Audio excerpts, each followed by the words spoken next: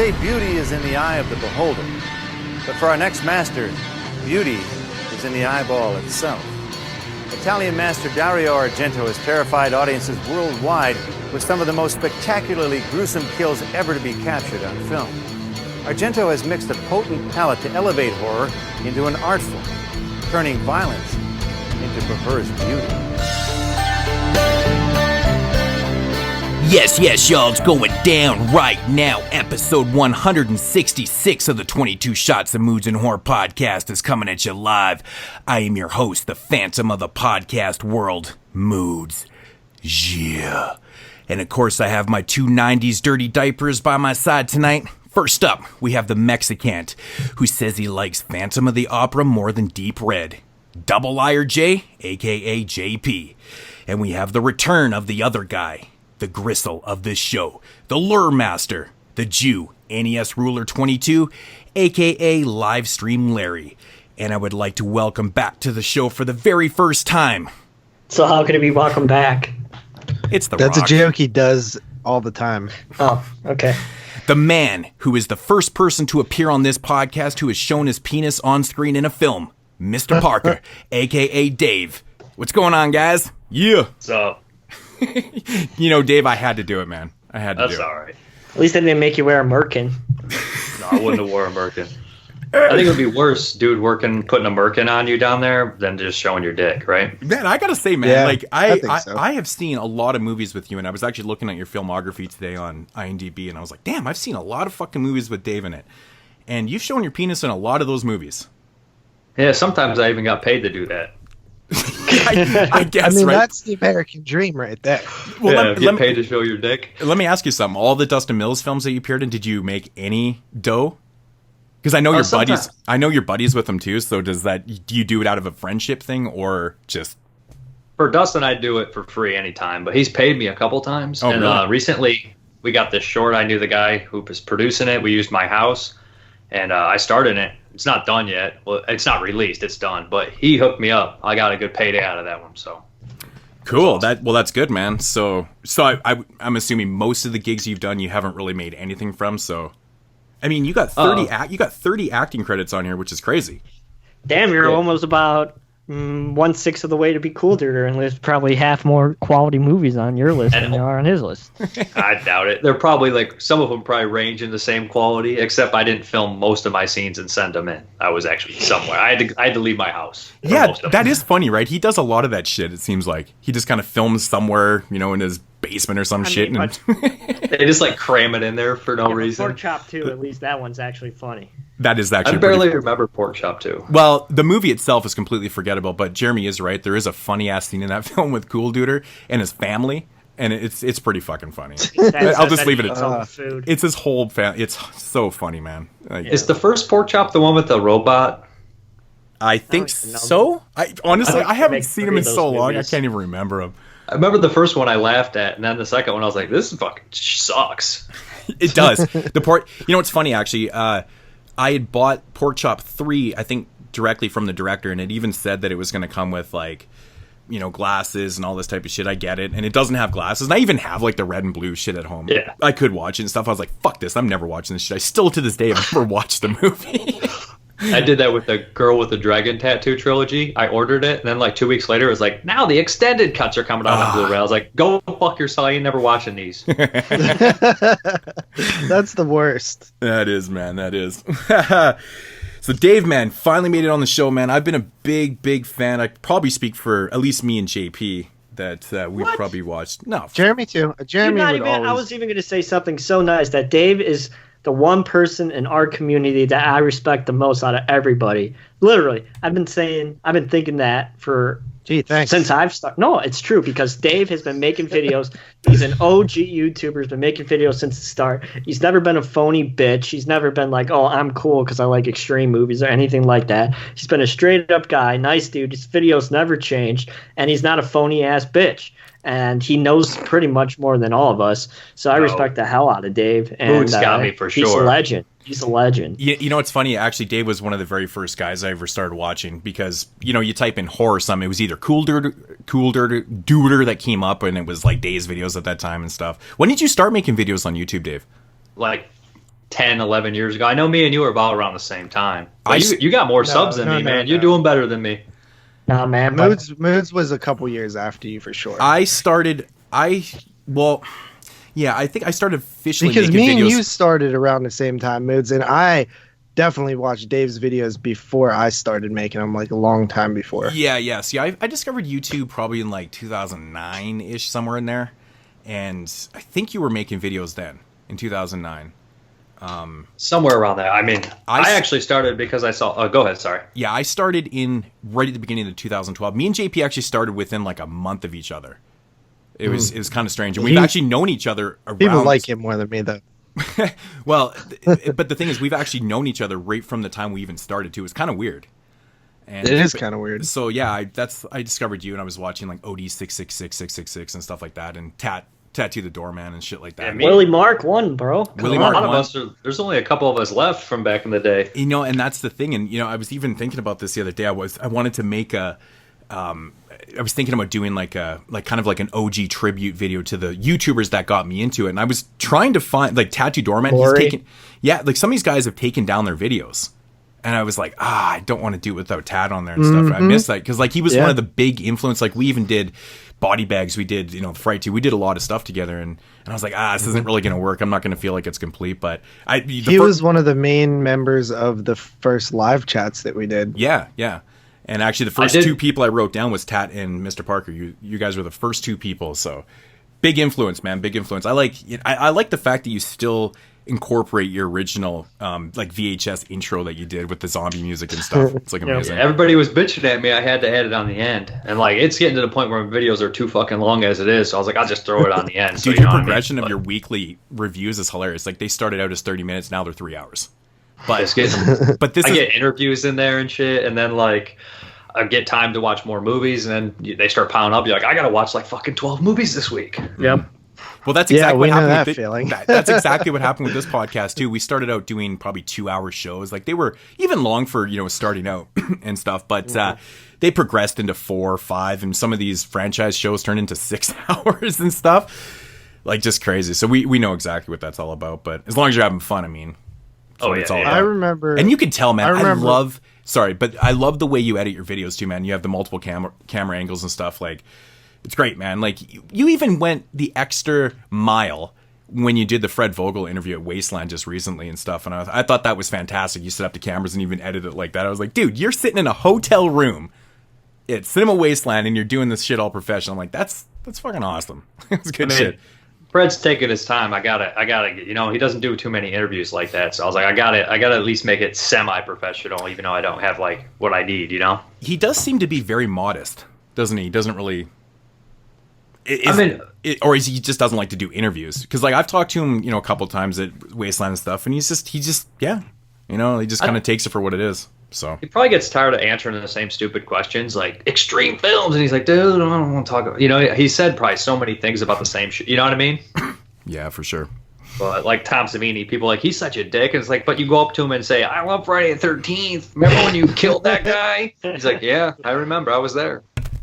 Yeah, honestly, I mean, everyone's opinion of Tom Savini is we were different. just talking about that. We were just talking about how like we like if we got to meet anybody, we would bring up like their more obscure films. Just yeah. I don't want to talk to Carpenter about Halloween. No, fuck, no. Well, at all. See, I did that, man. When I met Tom Savini, I think that was the year I first met you actually at Wasteland too. It was the Day of the Dead reunion. Anyways, so when I talked to Tom, I of course brought up a film that he didn't even want to talk about, and it was a film called it's called It's My Birthday and I'll Die If I Want to. And I asked him, I said, I would have brought up Children of the Living Dead. Well, the reason why I asked about this movie, because I actually kind of like the movie. I think it's pretty fun. But he's got this part in it, and I was like, so how did you get involved with this? Because it's like super shoestring budget, right? I'm like, how did they get you to appear in this film kind of thing? And he goes, I usually don't want to talk about this film, but it was actually his film students that had made the film, and I did not know that.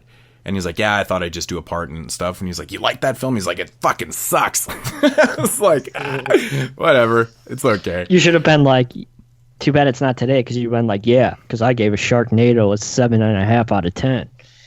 And that movie sucks. Who gave Sharknado? 7.5. Not Sharknado, Clownado. God, I'm retarded. No, I Man, didn't. I was like, what the hell is this kid talking dude, about? I gave Clownado 6.5. By the way. No, you definitely gave it a 7. I would have came in a 5.5, 6 on Clownado. No, I gave it a 6.5. 100%, I did. Yeah. Did you watch Gags? Me? Yeah. No. I heard you guys' review of it. I wanted to say, I've listened to every single episode you guys put out. I've listened to, I'm a big fan of Horrorphilia. I've listened to all the Exploding Heads, all your guys' shows, all Horror Mafia, all Slice and Dice, all Death by Podcast. But you guys are definitely one of my favorite podcasts to listen to. So, man, that's awesome. Thank you. That's cool. Those guys. I remember. That's a lot of podcast listening. Wow. Yeah, I work a lot. Yeah. Yeah, it's nice when you could listen to podcasts at work. That's how I kind of got into it. But I remember when I first discovered your channel, I used to do this thing. I'd probably say it was around 2010 or 11. But I used to do this thing where I'd find a new YouTuber and I'd go back and watch every single one of their videos from the beginning. And it's funny because I went back when I found out you were being on the show, and I went back and started clicking through your first videos. That shit's embarrassing. Well, you should watch JP's That shit's embarring. You should watch JP's fucking Hellraiser video. Your first videos you were shooting on VHS, weren't you? Yeah, and people were like, "That's so cool you did that." I was like, "Dude, that was all I had. I wasn't doing this shit on purpose." You only stopped because I think I remember you saying this in a video. You stopped using or shooting on VHS because your camera broke. I don't even remember that. Or the cable broke to upload it, or something broke. But how the hell did you transfer it from your? I had camera. Stupid fucking thing that was like an AV jack you plug into your computer, I think, or something like that. Mm-hmm. I was recording over the same tape every time, so the quality get worse and worse.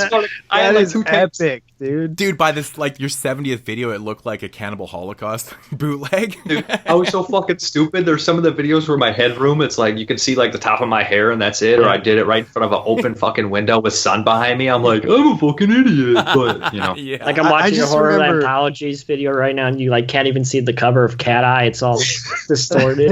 I'm calling bird with the crystal plumage. Bird with the crystal plumage. I should get shot in the face.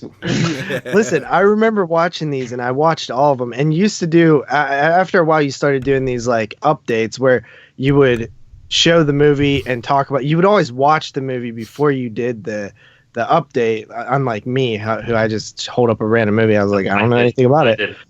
I didn't watch them. I just knew a little bit about them. Oh, okay. Well, I remember you used to put in the comments if you recommended it, or it was like guilty pleasure or something like that. And you would list the whole titles, and you'd put your recommendation next to it. And I remember I watched so many not good movies based on those. Just which ones did I recommend? Stuff. I don't. All right, here's your trauma horror DVD collection, and you recommended. Oh, it doesn't say on this one. It's later in his. You know videos, what? But that video, I remember. I'm not sure if it was. I'm not sure if it was the one that Jeremy's referring to right now. But I remember him doing like a trauma update or something. It might have been a sale video that Dave did, and he uploaded the video with fucking trauma sound effects, and it had me fucking laughing the whole. I made all them sounds. It was so funny, dude. I was like, that's such a great idea because it's so trauma. Like, why wouldn't you do that? It was brilliant. From trauma, of course. Yeah, it was awesome. And then I remember. I'm pretty sure this was you, but it might not have been. Correct me if I'm wrong. Did you have did you have your collection in genre with paper? Yeah. Like you sharpied onto the paper. Like chicken scratch writing. Yeah. Yeah. All right, here. This is from October 11th, 2008. Hey, I probably hate half these movies now. All right. 2008, wow. Ghostbusters, he recommended. Ghostbusters 2, he recommended.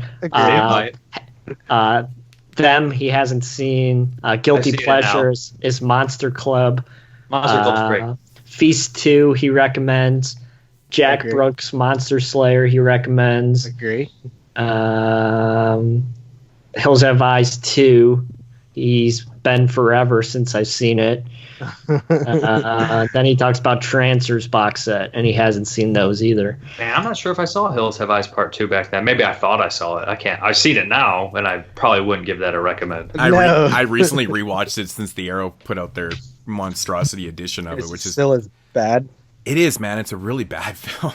But it's entertaining crap. It is. Fun. It actually is. Yeah. It is entertaining. It's a really bad movie. Like, just the narrative with the character. I just remember dirt bikes, just like the whole movie. A lot of dirt bikes. Which I thought was cool when I was younger because I grew up riding dirt bikes. I like dirt bikes, but Oh my god, this quality sucks, Dave. Man, that's VHS, like 12th generation. I used to get a kick out of these update videos, man. Dave would like, and that was the other crazy thing. You would always list every movie that you showed in your updates, which I was like, damn, dude, like, yeah, that's you what I spent like 3 mentioned. hours like up, doing on, yeah, and with the recommendations, that was always cool. But like some of those, I remember one update you had like 180 movies or some shit. I was like, damn, like you wrote all the titles out, man, recommended or not. I was like, holy shit.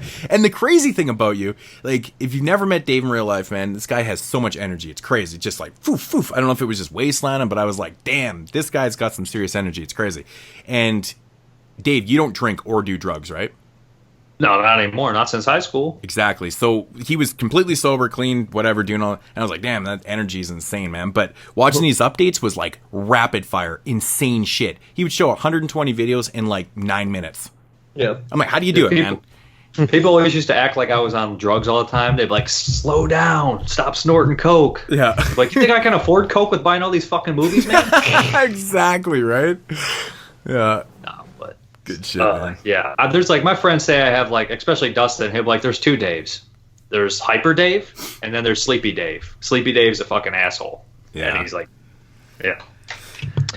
One of my other favorite things that you did was on one of your episodes where you interviewed the dude from one of the dudes from Vinegar Syndrome. You remember that? Joe. Yeah. Dude, that was awesome. It I was think that's so the guy that insightful. said that he knew our podcast. Yeah, maybe it was. That was super insightful to just hear like sort of the process, because we don't hear it often. The process of acquiring a film and stuff like that. You should, if you ever get a chance, you should do a follow-up interview, because I was so into that interview. I'm actually pretty decent friends with Joe. He's a good guy, but Joe I don't think he likes many people. But the funny thing is, I just kind of basically, I listen to a lot of other podcasts. So I'll listen to guys like Elric Kane from Shockwave. So I love him. He's probably one of my favorite podcasters. I like them too.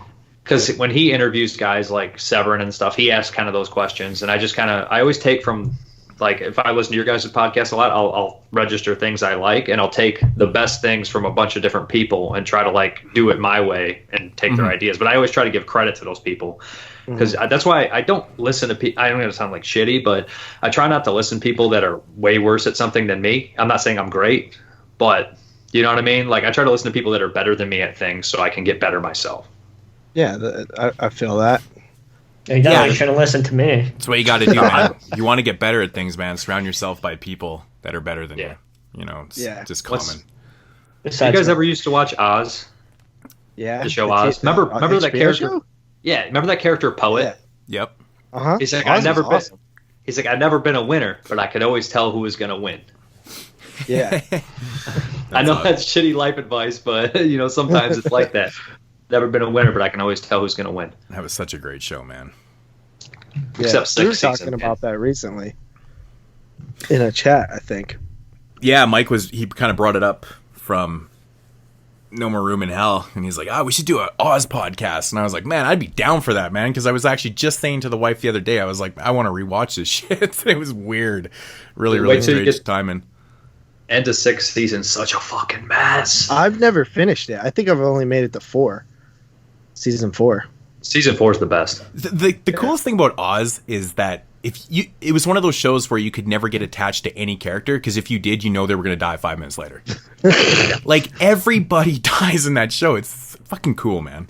That prison would have been closed down in 25 minutes. Yeah, exactly. I know. If you actually tally up the body count in that jail, holy man, dude.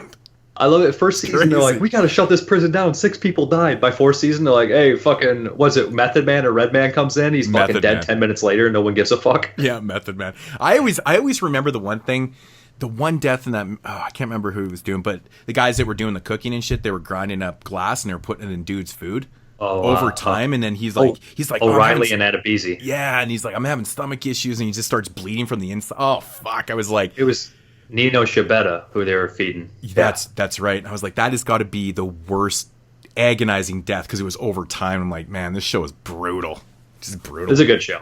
It really was.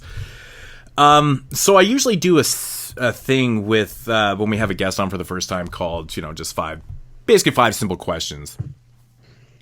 So we'll get into that right now. First question. Right. What is your favorite film that you've appeared in? Jeez. And I'm not talking about your part, just like overall. I think Invalid's a good movie.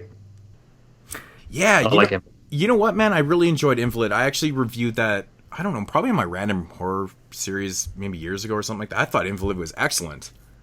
Yeah, I just like Joni gives a really good monologue in that, and I'm a big sucker for acting.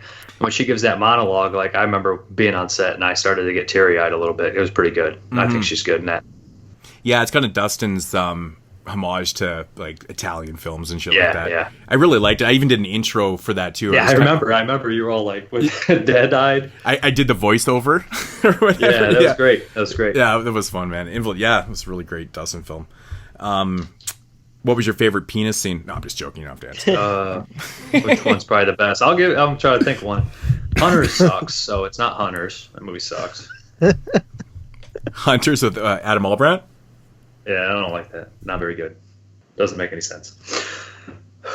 I don't know. Well, I can't really think. I would say the longest Apple one. Cart. Apple Cart? Yeah, I was thinking the Hornet Sting in the Helicause. Is that the one? Is it that one?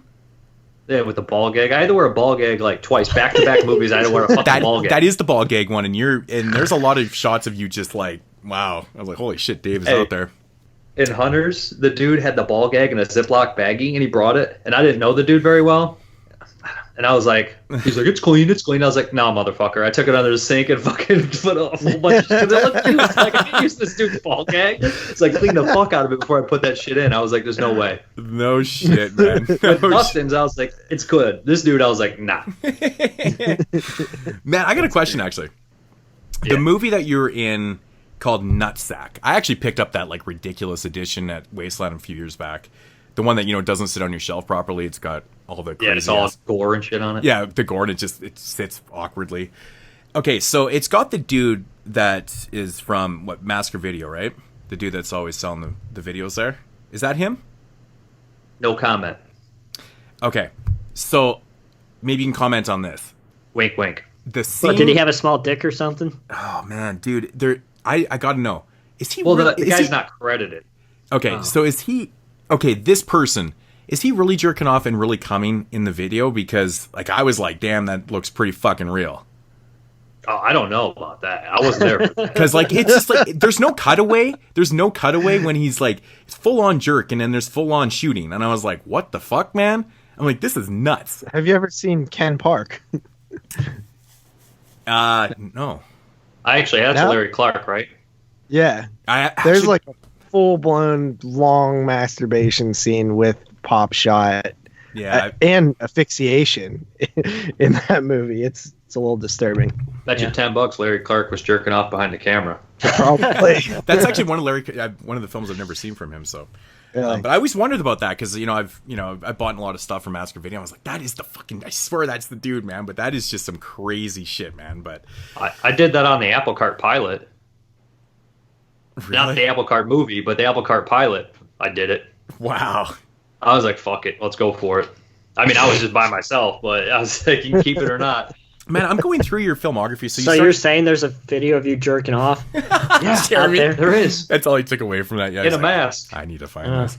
So you started acting in 2011, man. I'm going through your filmography here, and obviously you appeared in the majority of Dustin's films from 13 up. Basalt Zombies.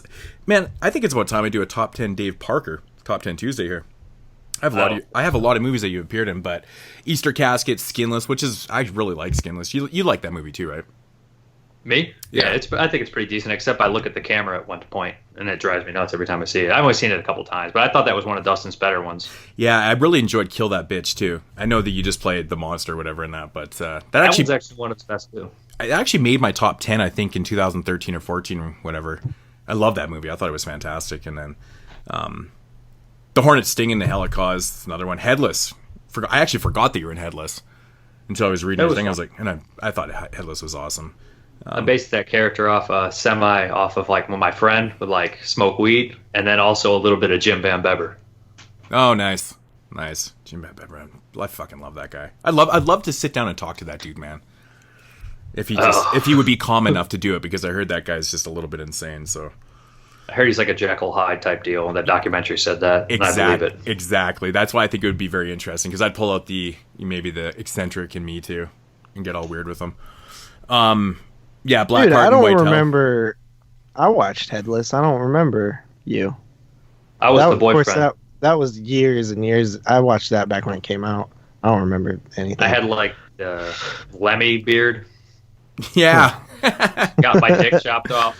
Yeah. My MO.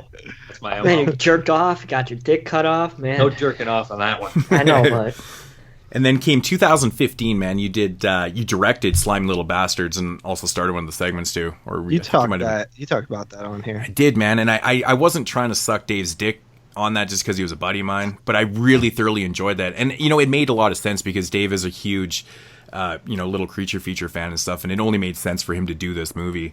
And it came out really good. And the most surprising thing to me, it's not the fact that it came out really good, it was really well done, was the fact that Dustin's acting in this movie was really great. Dude, Dustin is a great actor, dude. He's actually like legitimate, man. Like, I was shocked, dude. I was like, wow, his acting was so good in it, man. I was like, well, that dude's put me in tears before. Yeah. Just like he'll go off on a character and he just be so fucking funny that I'll just like almost. He's very good. He's actually really underrated as acting, because he would be acting a lot more if me and Brandon actually knew what the fuck we were doing behind the camera, but he knows how to do everything, so he can't act really, because that actually was going to be my next question, why he doesn't do a little bit more. But I mean, if he's the technical guy behind the camera and stuff, it makes more sense. But he does everything. Maybe just knowing that he is such a great actor would be kind of cool to maybe learn that stuff a little more and go, hey, Dustin, get in front of that fucking camera. I mean, Next movie I make, he's in it for sure. That's exactly what I was going to say. I bet the next movie, you got to put that guy in there, man. He's every movie I ever make until I die, if I ever make any more, it'll always be him. For sure. For sure. And then Invalid. How do you guys like come up with the names of the characters? If it's just like, I know sometimes it's just your real name, but like, is there any thought process behind that? Like, why are you Walter in that movie? I don't know. I just felt like he was a Walter. Because I was like, think of a kind of a dick construction worker. I know that scene with the other guy who I was talking to. That's my cousin, and we always had this running gag where we're like, you ever been at work and like, what if you had like this really nice guy and you're really annoyed and he wouldn't stop talking to you and you just want him to shut up, but he was really nice? Like, how would you handle that? And that's basically how we went. And we could never do it with a straight face. So in the movie, we're like, let's do it for real and try to do it. But that movie has so many fucking technical mistakes. It's so sloppy, and I just didn't know fucking clue what I was doing. But I'm glad I made it. And the next one's gonna be better. I think Halloween Spookies was better than that. The segments I shot. Yeah. And hopefully the next one will be better than that. For sure. You only get better, you can't get worse. Well, that's the thing, Yeah. man. Filmmaking is all about it. I mean, I'm sure some of the best filmmakers out there still feel like they're everything learning. is, man. Right? Try. If you don't, you don't lose. You just learn. Exactly. Yeah, that's why I don't really have problems with filmmakers like first or second movie if they're like messed up, as long as they have ambition. But like when you watch some director's like 30th movie and it's the same as his first, I'm like, I'm done with this guy. I can't do this no more. Have you ever seen Dick Shark? I've seen a lot of Bills Above movies, and I used to watch them, and I just Don't can't tell me do you're it. going to defend them, man. No, I can't watch them anymore. They're just too much. Dick Like, Shark they're getting is like- longer. They're getting more slow motion. If I want to see a girl's asshole, I'll get on the internet, okay? I know. That's what I don't understand about Bill's movies, man. Like, at one point in his career, he started out being, making some half-decent, kind of more serious and stuff. But then when he thought someone obviously told him he was funny, maybe, and then he went this comedic angle. But not only that, he just, I don't know, he just decided he didn't want to edit his movies anymore. Yeah, he didn't know how to edit. Like, it's crazy, man. I know, hate them. I know that I he don't does like them movies at for all. like shock value. Like he's definitely probably has the most movies in a filmography that have rape in the title. Just put it that way. Probably. That's Santa crazy. Claus, serial rapist, Frankenstein the rapist, Jesus Christ, serial rapist. Yeah, he's got so many of them, man. I mean, I think he can be funny. Like, Dirtbags had some funny moments, and Indie Director was really funny. I laughed a lot at that one, but they seem to get really repetitive, you know what I mean? I just don't like when I never like filmmakers who don't try. I don't think it's not that he's trying. I think he's just doing something that you can't get on board with too. I don't know, man, because like I don't think that it's like Jeremy's Dick Shark movie. Like, was that really trying? It's fucking 3 hours, bro. Well, he definitely tried when he came up with 3 hours of footage, but he didn't try when he did the editing process, I would assume. Yeah. No. I don't understand why that's 3 hours. I mean, a Dick Shark movie should be 72 minutes tops. Not Right. even 65. 65 minutes, not what was Jeremy, 150 minutes or something? No, it's like 3 hours, 3.5 hours. See, now that's just insane to me. Any type of filmmaker, indie film, like that's just crazy to me, man. You guys should implement a rule that anything over 3 hours counts as 2 picks. Dick Shark. Dick Shark. I don't think we fully. We actually came up with that. No shit. 185 minutes. It's 185 minutes. I actually So 3 hours, said anything that's over like 2 hours and 5 minutes counts as 2 picks. I almost did that myself when like, you know what I mean? Like I got one movie that was like 2.5 hour, like it wasn't bad. It was just really hard to follow. And it was like Rasputin, the life and agony, Rasputin, the life and times of Rasputin. It was a Russian fucking movie about Rasputin that was like 2.5 hours long. One of us with that movie? Wow. I thought somebody gave us that once, or Jeremy or something. No, we had something I can't remember. It wasn't. I don't that know. one, I though. get all the bad movies anyway, so. Yeah. I mean, I get a couple bad ones here and there. You only asked one question. Yeah. So I need to I, mean, shut up. but I was just kind of going through the filmography here, but This is called fun, Jeremy. yeah, I know. Yeah, so that was Invalid in 2015. We talked about 116. Plank Face. You were in Plank Face, which I thought was kind of interesting. Did you enjoy that Got a film? knife up my ass. Yeah, exactly. I thought it was pretty good. I have yet to see the Halloween Spookies. You got the last segment is a little creature one. Oh, okay, so that's awesome. And then I finally got my copy of Her Name Was Torment 2, and I actually was going to do a review of that on the 31 Days of Horror this year, and I completely forgot about it. So that kind of pissed me off a little bit, because I've reviewed the majority of Dustin's films, so I have not yet seen that one. We talked about Pretty gory. Yeah, I can imagine. So let me ask you, what's up with part 3? Did he film that at the same time as 2? Was it part of the same Kickstarter? I can't remember the deal. I think he said if he hit like 20 grand, he'd make the third one, but it wasn't part, like you don't get it when you kickstarted to it, I think. It's something like that. But Dustin actually has Her Name Was Torment 3 in the can, Rip in the can, which I'm in, and a bunch of people are in. It's like a gangster movie meets slasher movie, like film noir slasher movie in black and white. It was really fun to make. Oh, that's cool, man. See, that's one thing He's got like 10 movies made already. They just need edited. That's one thing I love about Dustin, man, is, and I've said this many, many times over the years of talking about his movies, is that the dude is like just keeping it fresh with every movie. He's always coming up with different and interesting and fresh ideas and stuff, and trying new things with every project. What was that puppet one that he did? That's his first. Puppet Monster Massacre. That's one of his early ones, isn't it? And you know, when I remember you talking about that in the early days. And you know, and that's a great. It's awesome you brought that up, because you know, talking about indie directors that have ambition. Holy shit, doing puppet films, man. It's a little.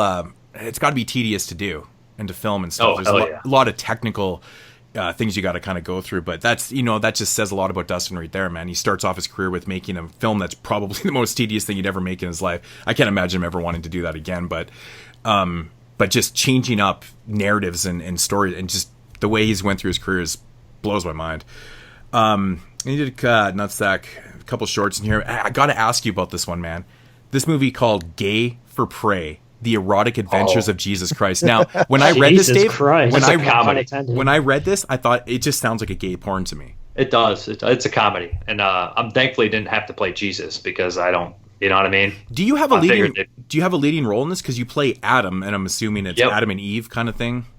No, it's a comedy by the guys who did Fang Boner. Oh, okay, yeah. It's pretty funny. I play like an atheist, and Jesus comes back, and he's gay. It's fucking ridiculous. Nathan Rumler directed it. It's ridiculous. It just sounds. It's funny. I have to say, man. I have to say, after seeing the trailer for the final interview, Fred Vogel's new film, it looks amazing. Like that shit looks super like high budget, and like I saw the interview with Fred, and he was talking about the film, and he went out and, you know, he wanted to make, you know, kind of his opus kind of thing, right? And you know, it's a good movie. He got some pretty good actors for it and stuff, and I was very blown away. But just the trailer itself, I was like, I mean, if you saw the trailer, you'd be like, there's no way that's a Fred Vogel film. Right. What all has he done? I know he did the August Underground films and Redson Tower. What else has he done? Because I liked all four. I like the August Underground movies, actually. Well, the thing is, the first one. August Underground movies to me, man, I enjoy them for what they are too, because if you understand what he was trying to accomplish with those, I think they're just misunderstood films. People just think that he's fucking, just shooting shit and fucking killing people, blood and gore and all that type of shit. And I actually liked the first one more because it was like found footage-ish, and it was like it just felt very voyeuristic, like I'm hanging out with a bunch of shitty serial killers, delinquents. Yeah. To me, the technical aspects of those movies are incredible because, like even Fred has said before, it's like, people just think he's kind of shooting and doing whatever, but he makes that shit seem so fucking real on there, and that's the technical aspects. The legacy. That's the gore. That's the way everything's acted out, and that's it comes off. It's so disturbingly real, right? I mean, we need to relaunch our disturbing cinema because we were going to do those. Yeah, I mean, 100%. I'm a big fan of number 3, actually, Penance. I haven't it's like seen an that end to one. the story. That 2 is not my bag at all. It's just That's the one everybody talked about. It's just though. too I gross. remember hearing about it. Mortem was the one I kind of got in school. Yeah, I got floored by that movie, man. It was crazy. I remember I was out of town one time, and my buddy Dylan, he used to house sit my place before he got married. He's got a girlfriend now and stuff. But anyways, I used to pull movies out of my shelves. He'd be like, "Yo, man, what movie should I watch?" And I'm like, "Hey, I'll do you a favor. I'll pull out some movies on the shelf. So the ones that are pulled out, if you want to watch them, check them out, kind of thing." And I did this to him, man. I would pull out Luther Valentine films, like just the nastiest fucking shit. And I pulled out Mortem one time, and he fucking watched actually one of the Lucifer Valentine films, and he watched Mortem, but he loved it. He was like, "Dude, that's crazy shit, man." But I couldn't believe it. But I used to try to fuck with him with that. But I really like the Redson Tower though. That we did that on the show. Man, that one was really good. Absolutely love it. And his movie Cella Turcica, man, is kind of his version of like Death Dream, in a sense. I never seen definitely it. Death Dream. I love Death Dream too. I love Death Dream, so that sounds pretty cool to me. Yeah, and that movie kicks ass. Yeah, Cella Turcica has what's her name in it, Dave? Camille Keaton. Camille Keaton. Yeah, her name is. She did not do well in that I Knew I Spit on Your Grave movie. She did not do well in that movie. I heard that movie's awful. Did you guys? I didn't see it. I wanted to like it, man, but I haven't been able to bring myself because it's like 2 5 hours. Yeah, it's 2.5 like 2.5 hours. hours. And I'm like, what? Wow. I'm like, man, that's way too long for I Spit on Your Grave movie. Bill Zabub was the editor on that movie. Are you serious? Are you serious? I'm a fucking idiot. That was amazing. That was a really dumb moment. Yeah, that's almost as big as the "we" moment a couple episodes ago with Moods. We? Yeah, from Gags where he's like, and it's from "we"? What the fuck is "we"? I was like, Wisconsin, you dumbass. He didn't know. Well, it's because of the way it was written. There was like no comma. Like punctuation does when you're reading shit without reading things over. When you read it, you read it for what it is, right? I was like, "We, what the fuck? Speaking Canadian here, what?" But yeah, so yeah, you got a couple other ones. You got Slimoids in 2018. That was just a film at home send in. We set up. Me and Dustin set up the scene and we filmed that. That's so cool. It was for Seb. People to Kill, and there's one in post-production called Neon Doom, which I believe is that another Dustin Mills film? Yeah, he's got Neon Doom in post-production, Rip, Benny and Steve, all those movies I have huge roles in. Big roles, not huge. That's cool, man. I think you're a good actor, and that's cool that you're getting these bigger roles, so that's awesome, man. I'm proud of you, man. That's awesome. So, moving along. That was the first question in like 7 different sections, I guess. Favorite horror actor / director you have met? That I met? You can do both. You could do both, actor or director. Doesn't matter. Either or. Off the top of my head, my favorite I met George Romero, so it's Romero, right? Mm-hmm. My favorite director. He's my favorite director. He's been an inspiration to me since I've been 10 years old. He's like the only person that I would actually... Very rarely do I idolize anyone, and he's one of them. So... Yeah. You know what? His wife just invited me and my coworkers down to this thing they were doing in Pittsburgh, and unfortunately, I already had plans. But my coworkers went, and they said it was really cool. It was like this, like honorary thing. But they're basically his wife is trying to create an actual like Hall of Fame for horror people, like George, and like an actual physical Hall of Fame. I'd go. I guess she's working on it, and they're like fundraising for it right now and stuff. But it was really cool. I saw these pictures. They had like all kind of stuff from George, like his jacket and all this stuff there. And I'm really bummed I didn't get to go, but great answer.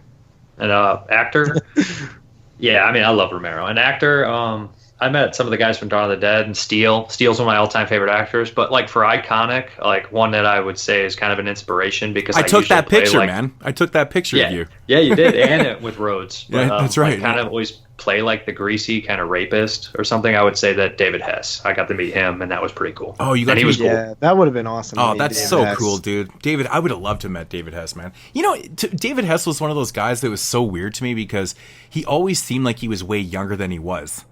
Yeah, I agree. So when he died, I was like, that dude's dead? What? But he was like 80. And I was like, what? Yeah, I know. He didn't even look 80, though. No, it was crazy. I was like, he just didn't age badly, I guess. Yeah.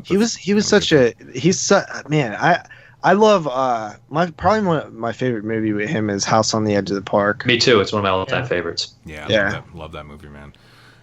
Oddly enough, actually, one of the favorite people I've ever met is Joe Pilato too. He was the shit. He was cool. Oh, he was so cool, man. Because we actually I've told the story before, but we got to hang out with him the night before Wasteland opened up. It was on that Thursday night, and we just got shit-faced together. We sat there and drank, me, him, and the wife, and got plowed together. It was pretty awesome. So that was a good story. But what about you, Jeremy? Who was your favorite director that you met and actor? Yeah, because you've met shitload of people. Yeah, you used to go to conventions all the time. Cusack, right? No, John Cusack, he's a cunt. I know. I remember the story you said. Yeah. I haven't really met too many directors. I've met a lot of actors. I think the nicest actor I've met has to be... I think you said this on the show one time. Oh, really? Yeah, I'm trying to think of who it was. You're like, man, they were like the nicest person. I just remember you saying that, but who knows? Well, Alex Vincent was really nice. I know, Dude, JB he's said like that too. ridiculously nice. Yeah, Mike it was Merriman. like Mike Merriman. Fucking. I'm so tired. Berryman is really nice. Berryman is a nice guy. Like he would charge like $10 for an autograph, no matter what. Like he was a nice guy. See, that to me is not surprising. Surprising would be if Michael Berryman was a dick. You can't look like Michael Berryman and be a dick to people. it's very true. Right? I think he just has to be nice, right? So it's like being ugly and mean. Like it just doesn't happen. It's like being fat and stupid. bitchy. Fat and bitchy. Like women can't be fat and bitchy. You can be one or the other. Oh yes they can. Well, that's the thing. And like, fuck, man. Have you visited your local McDonald's lately? Have you seen Married with Children? Love that show, man. I was on podcast with that show. Mine is also George, but actor wise, man, Tom Atkins was really cool. He was cool I haven't too. met a ton of people. Tom Atkins or probably, you know who was really funny? Henenlotter. That dude is funny as hell. And Henenlotter, the cool thing about Henenlotter is that he is knowledgeable as a motherfucker, that guy, man. He's a cinephile for He sure. knows his shit. And I love hearing that guy talk because he talks about old New York and 42nd Street Bro, and shit. I got to watch him do So a lot, like in the theater with him. He did a live commentary over Frankenhooker. It was that was one of the funnest things I've ever done. Oh, really? A live one? That's cool, man. Dude, Did he yeah, tell he the was in condom the eating first story? row. What's that? Did he tell the condom eating story? I don't think so. What's the condom eating story? What is It's on a Frankenhooker commentary, or one of those commentaries. It's fucking repulsive. I'll let you finish your story. You don't need to hear it. That's amazing. No, he did talk a lot about the film though, and yeah, it was really funny when I met him. I had him sign Brain Damage, of course, because that's probably definitely my favorite film he did. But he was telling me that because they write little sayings on there sometimes and stuff, and he was telling me that he wrote on this guy's basket case one time. He wrote "Belial loves you." And like the dude looked at it and was like real offended, like, what do you mean loves me? Like he's like, oh, sorry. And he took it back and he wrote on the underneath it, he wrote "No homo." The dude looked at it all pissed and walked away. Fuck that dude. That's an amazing story. I know, right? That's an amazing Fucking story. Henenlotter. Dude, it was so funny. I was cracking up. He's I like, think funny. That's the Henenlotter best is gay, reaction ever. After you sign Is he? something for somebody and they I get don't all I'm not pissy. sure. I think he might be. I mean, at the very least, he doesn't give a fuck. Who's yeah, that? dude, Henenlotter. Oh no, he doesn't, man.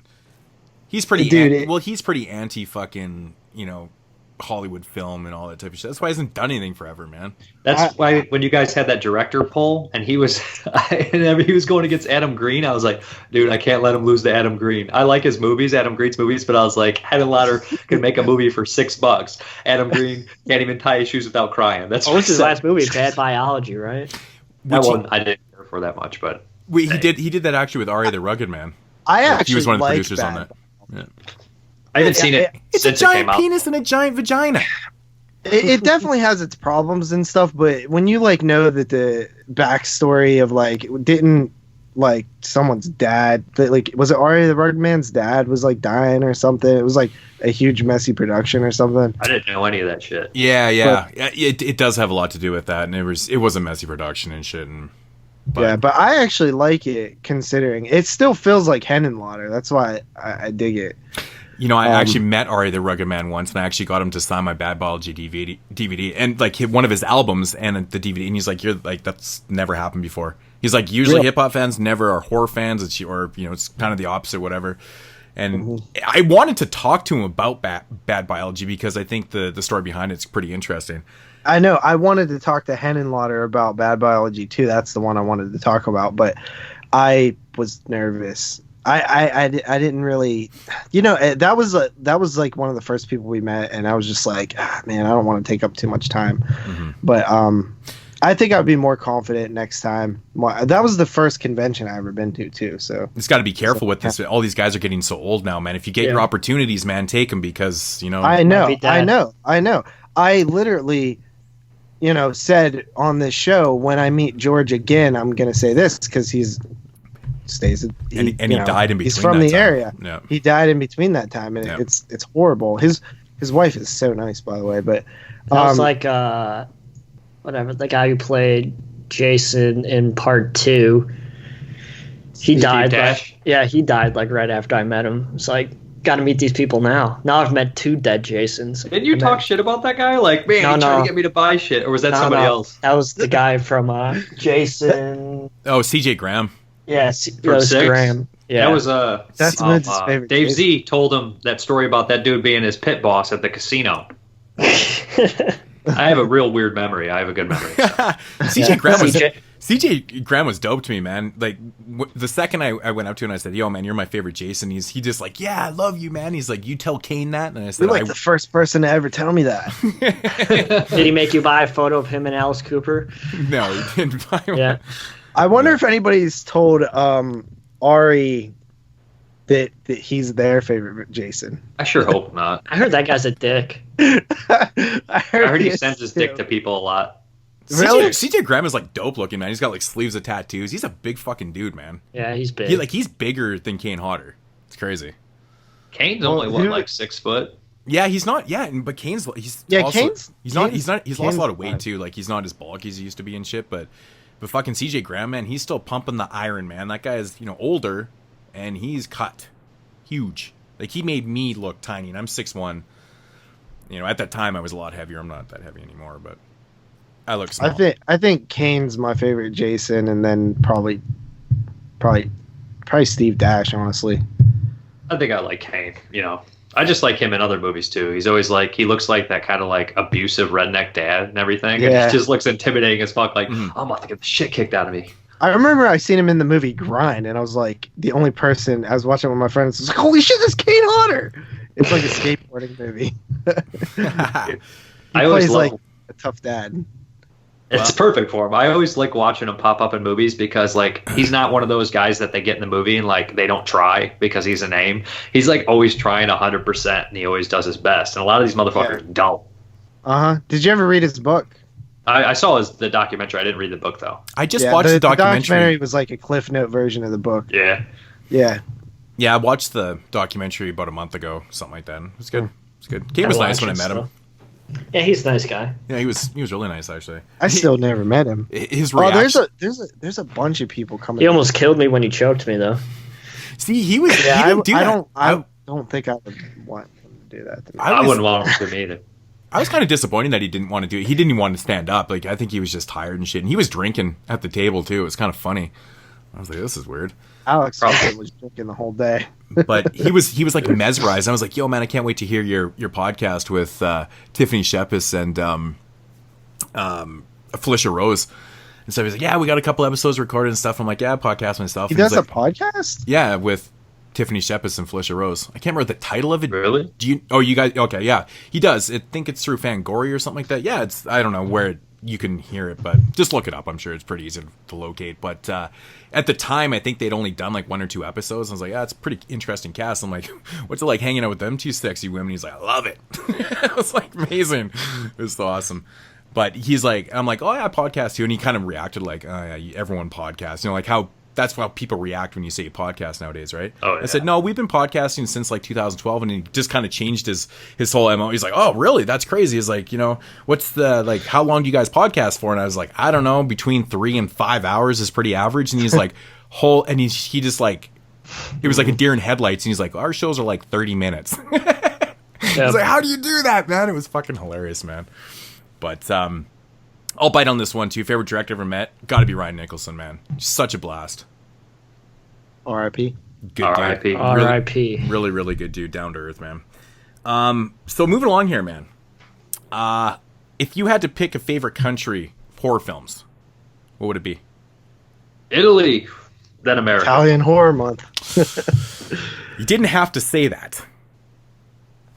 But I love Italy. Yeah, see, that's me too, man. Cool. Yep. Then USA. Then USA. Mm-hmm. No love for the French. Jeremy, yours is France, right? Oh, yeah. There's just not enough of them. I'm not even asking JP what his is. It's America all the way. America. What would be your second? Yes. Favorite? What is your second? If he says If Canada, he's if fucking we're lumping lying. Canada into America, that honestly, dude, I would probably have to say Italy would be my second. Wow.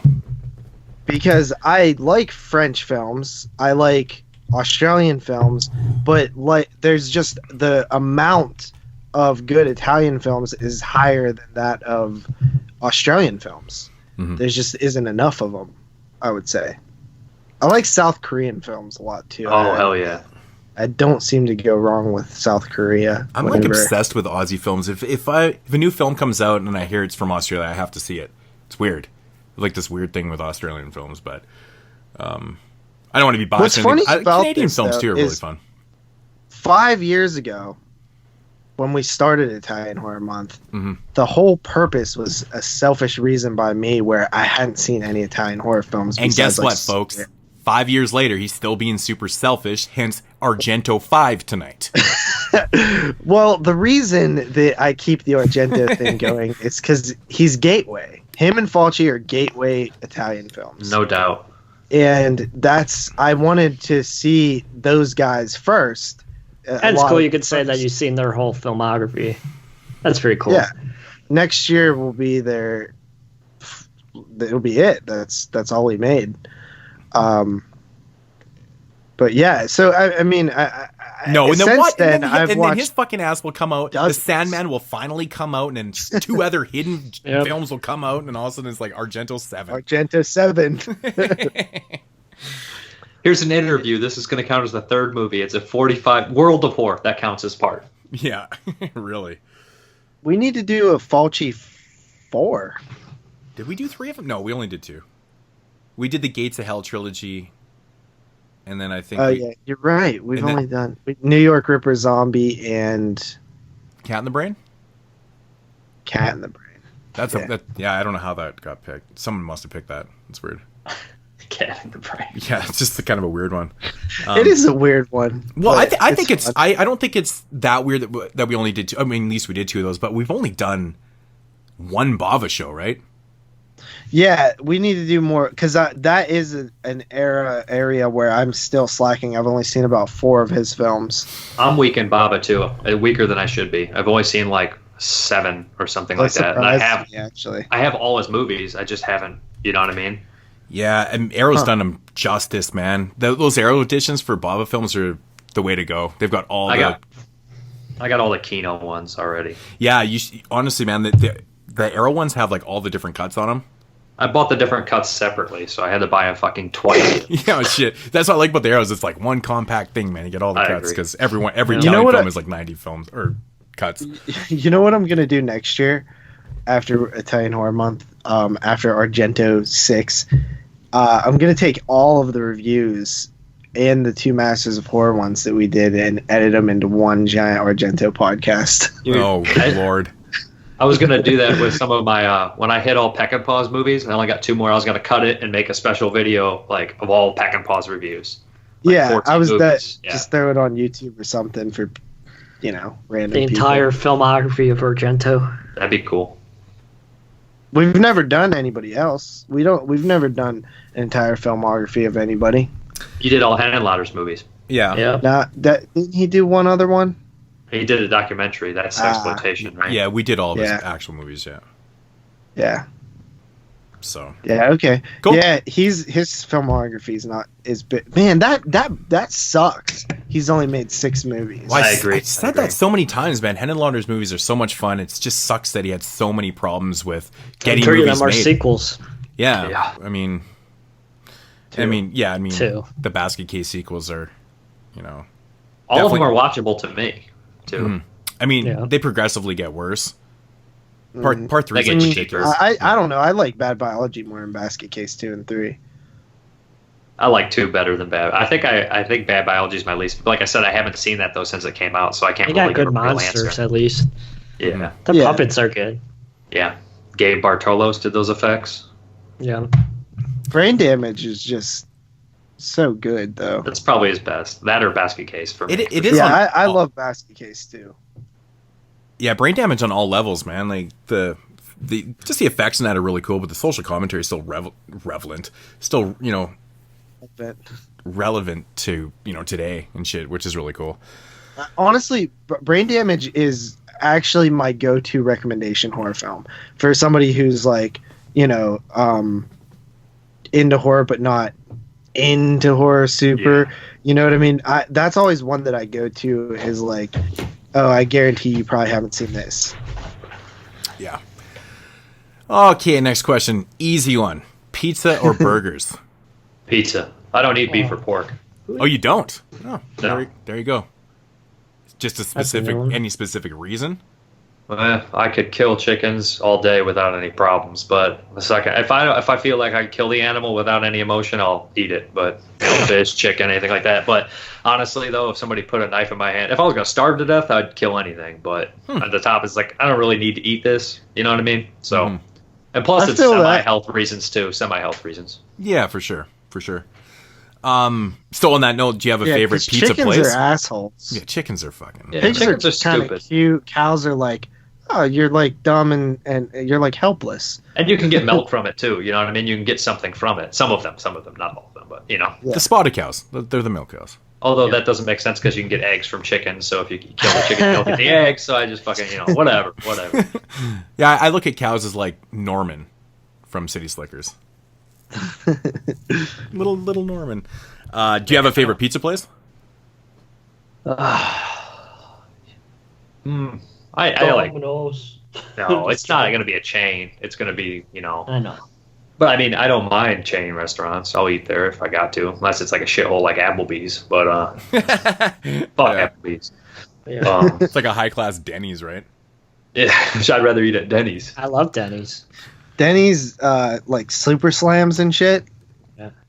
Dude, they used to have this thing called a fried cheese melt for $4, I right? get that. You could still get it. It's still on the menu if you ask for it. Not where we're at. Oh, I knew you'd know about that, like, because it's the best deal on the fucking menu. $4, you get a grilled cheese and 4 mozzarella It's sticks. a grilled cheese. Oh, with mozzarella. hell. That's a lot of cheese. Wow. Yeah, I love And grilled with fries. cheese. It'll I've been eating kill your those. ass. I've been eating those since like 2013 or something. I fucking love those things. It's like fucking 1,500 calories in a fucking thing. Yeah, it's so good though. It's worth it. No, but I'd probably go with this place called the Village Idiot. That one's good. Then there's like a Geno's around here, Village Idiot, that kind of shit. They're both pretty good. Nice. They're local. And just for the fans, I knew this. I've known this answer for a long time, but we have to do it because it's Argento. Argento or Fulci? Fulci all day. I like Argento though. He's in my top 5 favorite horror directors, but just Fulci's my number 2. So, okay, so that was gonna be my next question. So Fulci's your favorite Italian director? Yeah, it's got to be. It's also the more like you hear about Fulci, you're just like, he's like a character actor for me as far as the director's concerned. He's just underappreciated. Now he gets all the appreciation, but he's dead. So it's like he just had a tragic story, and it's part of his film. Hearing that story helps with his filmography for me, and I like that. I know we're supposed to be talking about Argento, but I like that Fulci, like when he has religion or superstition in his movie, it's coming from someone that understands it more so instead of some guy who's like just doesn't understand it at all. It's like, yeah, priests rape kids. Isn't this dark and deep? It's like, no, this dude knows Catholicism and he's in there and he knows superstition and he's lived with it and he's going to ridicule it, but also be part of it. And I like that. I think it's smart. We talked about that actually. Well, maybe I talked about that. I'm not sure, but we definitely discussed kind of that during the Top 1072 show with Don't Torture a Duckling.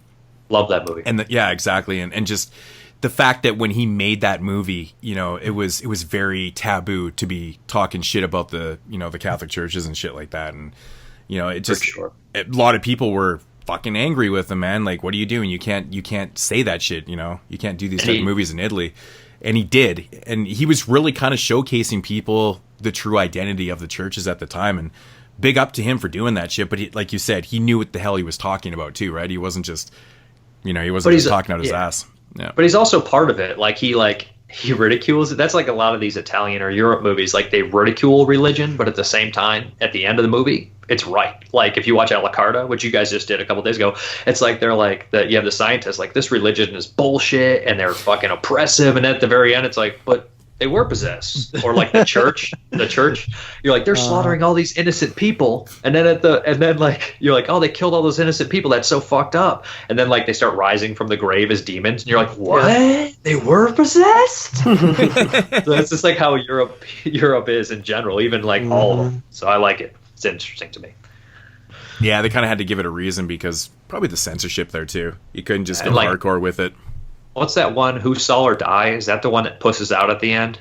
At the very end when the guy runs and he like says something over like the credits. He's like, no, she wasn't dead or something like that. Oh, the Lado film? Yeah, I think it pushes out at the very end because they were going to get in trouble for the religious. Oh, yeah. Is that on this? I think it might actually be one of the films we're going to be doing. It is. If that's the one at the very end, listen to it. You're like, oh, you totally pushed out right there. Somebody made I've only seen the movie once, but yeah. It's a good movie, though. But yeah. It's really cool. Yeah. But still, they pushed out if that's the one I'm thinking of. I think you're right, man. Well, spoiler ahead for 4 or 5 episodes down the road. I mean, I didn't spoil anything. I didn't even get what they say is right, but somebody pushed bastard, out. how could you? Yeah. You stabbed me in the heart. Okay, well, that's it for the 5 questions. Should we move along to some news, JP?